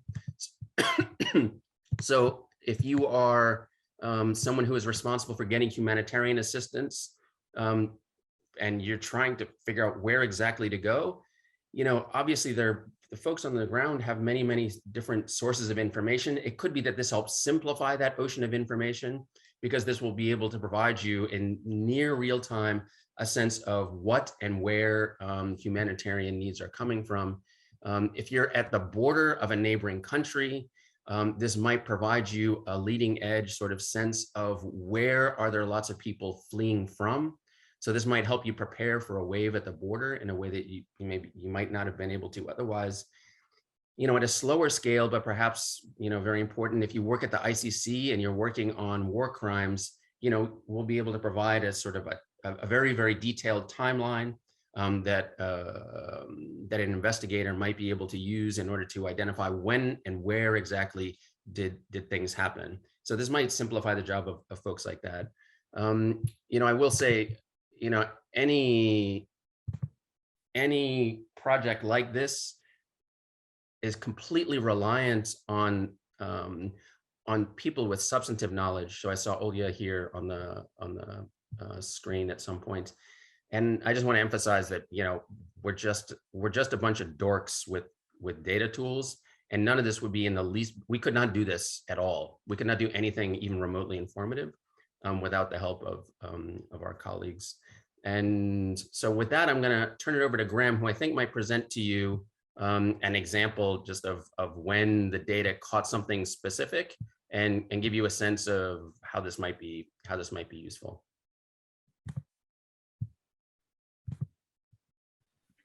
All right, I'm going to share my screen. I'm not even a dork, so let's. Can you see this? Yeah. Okay, so this is just a couple of screenshots that we took about 4 hours ago that sort of give you an illustration of really what this data looks like. And as you'll see, this is from the last 72 hours. And so there's this big spike in the ratio of mentions of human rights abuses or terms keywords that we've categorized under human rights abuses on the 15th, early in the morning. And so one of the tasks is, okay, what's causing that, right? And the truth is, you know, there's hundreds of thousands of tweets that are causing that spike directly. And then so what's causing the tweets? And at some point we'll be able to actually, you know, identify the corpus of tweets that underlie this and use other tools and to actually identify specifically what it was. Once we have the mapping up, we'll also be able to identify where those tweets are coming from. And so that'll help enormously in identifying what the underlying patterns are. These particular ones appear to, you know, they coincide with some of the apartment bombings in Kiev and elsewhere. So that may be, you know, what's causing it at this point. If you look just last night, there's a big spike in what our computers are classifying as civilian resistance. This could be, you know, looking through the timeline, this could be, you know, coming out of the counteroffensive that apparently is underway, or it may be, you know, more of the attacks on civilians that we saw yesterday in Mariupol and elsewhere. So this sort of identifies for me two things. One is it identifies a time window and it will eventually or soon identify a place or a number of places to be looking at. It also identifies or clarifies the challenge of, okay, so we have all this data. What are we gonna?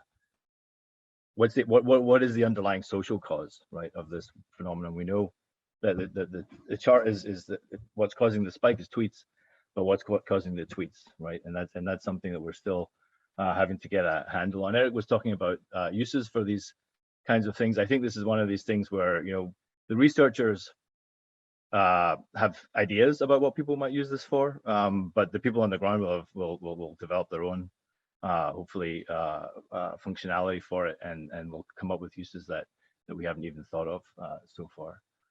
So with that, I really thank you very much for your attention to this early stage exercise, and look forward to questions. Thank you.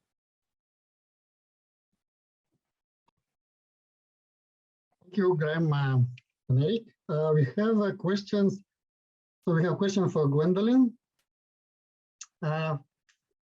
Question about the democracy.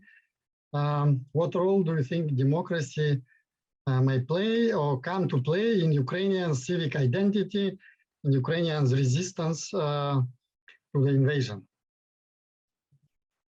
Yes, thank you. But I'll be very brief because I think there's also a question for this really truly amazing project we've just heard about. But I think and sort of data over time shows this already, that democracy is clearly linked to the notion of citizenship and what the Ukrainian sort of state is about. I mean, if we go back even to the independence vote on the 1st of December 1991, kind of the notion of self-determination was part of that already then, a majority vote across the country. We see then through various cycles also of political mobilization, 2004, 2013, 14, that this link matters, is part of an inclusive mobilization, and kind of that link, in my view, can only be, if anything, can only be strengthened, because let's not forget, I mean, Vladimir Putin is not all about, in his mind, about sort of NATO membership. It's primarily about a different model of politics and of a state, and that is the democracy model. So I leave it here. Yeah, thank you, Gwendolyn. And then there is a question for Graham, Eric, and Ola. In the chat, what might be the strengths and weaknesses of using Twitter rather than news feeds for collecting such information? There is Zhukov's Vina website that's based on news reports and focused on violent incidents. Could these sources be combined?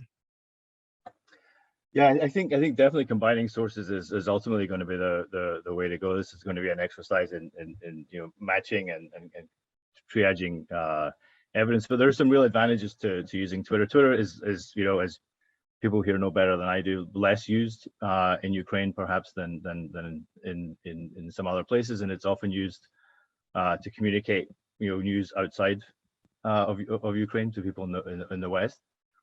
But there's lots of cross-posting, and so when something ends up on Twitter, it's often been before that on Telegram or Signal or all sorts of other places.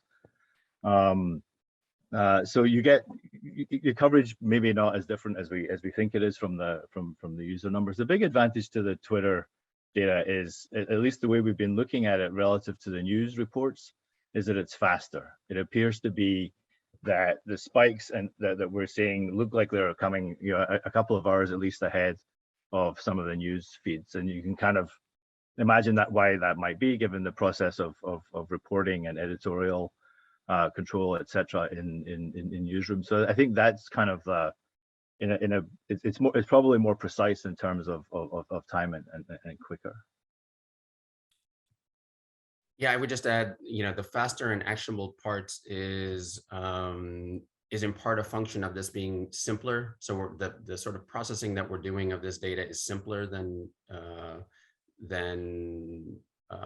this Vina project.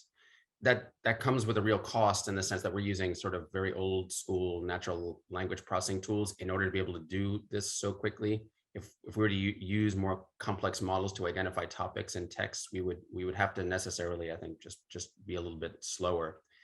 The other thing that's a little bit different here is, you know, most of my big data life is actually dealing with media coverage rather than with Twitter data. And there you get into questions about who is covering what, when, and why. And that's more a question about what's the media, you know, what's the media environment all about. This is a lot less mediated data. And that of course comes with costs, and that comes with benefits. So that's, I'll just stop there. Thanks. And then we have one more question from Brigitte McCarthy to Graham and Eric and Ola about the data on human rights abuses. This is very interesting. Thank you for your work. Where can I find the list of the keywords you used? Can they be translated and used elsewhere? I work in East Africa. How can we deploy this type of analysis there and worldwide over the long term? Well, I'm going to leave it to Olya to speak about whether or not she wants to make the keywords public. I mean, this is basically a creation of the Ukrainian team. I will say that building this infrastructure, we initially thought that we could do this in 3 days, and here we are, you know, a good bit later than 3 days. I do think our team, at least, we've learned a lot about how to do this just on the computational side. And so it is, I think, possible to set up this kind of thing in response to a crisis in 2 or 3 days if you have enough computational power sitting around. It is a lot.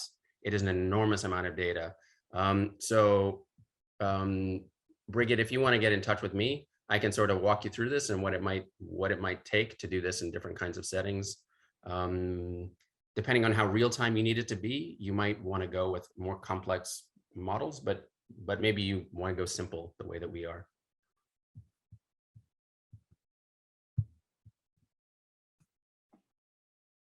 Okay, thanks. I don't know, Ola, would you like to make a comment about the terms, the keywords that were used? It's a very long list. And so I think it also it required us to actually engage with what the language that was being used on the ground, because some of the things that Eric and Jeremy and others who are working on it, we had ideas about the sorts of language that might be used, but then we realized that we needed to tweak it to really reflect the real live language that is being used to cover these things. So I think you can prepare for some of this in advance, but you do need a little bit of lead in where you engage with how people actually speak about these things. Yeah, just in terms of language, we're actually collecting tweets in English, Russian, and Ukrainian, and the keywords are in all 3 languages. Okay, thank you very much. I think we are out of time. I'm going to thank all the participants and encourage you to donate to help Ukraine. And now I am switching my responsibility, delegating it to Volodymyr.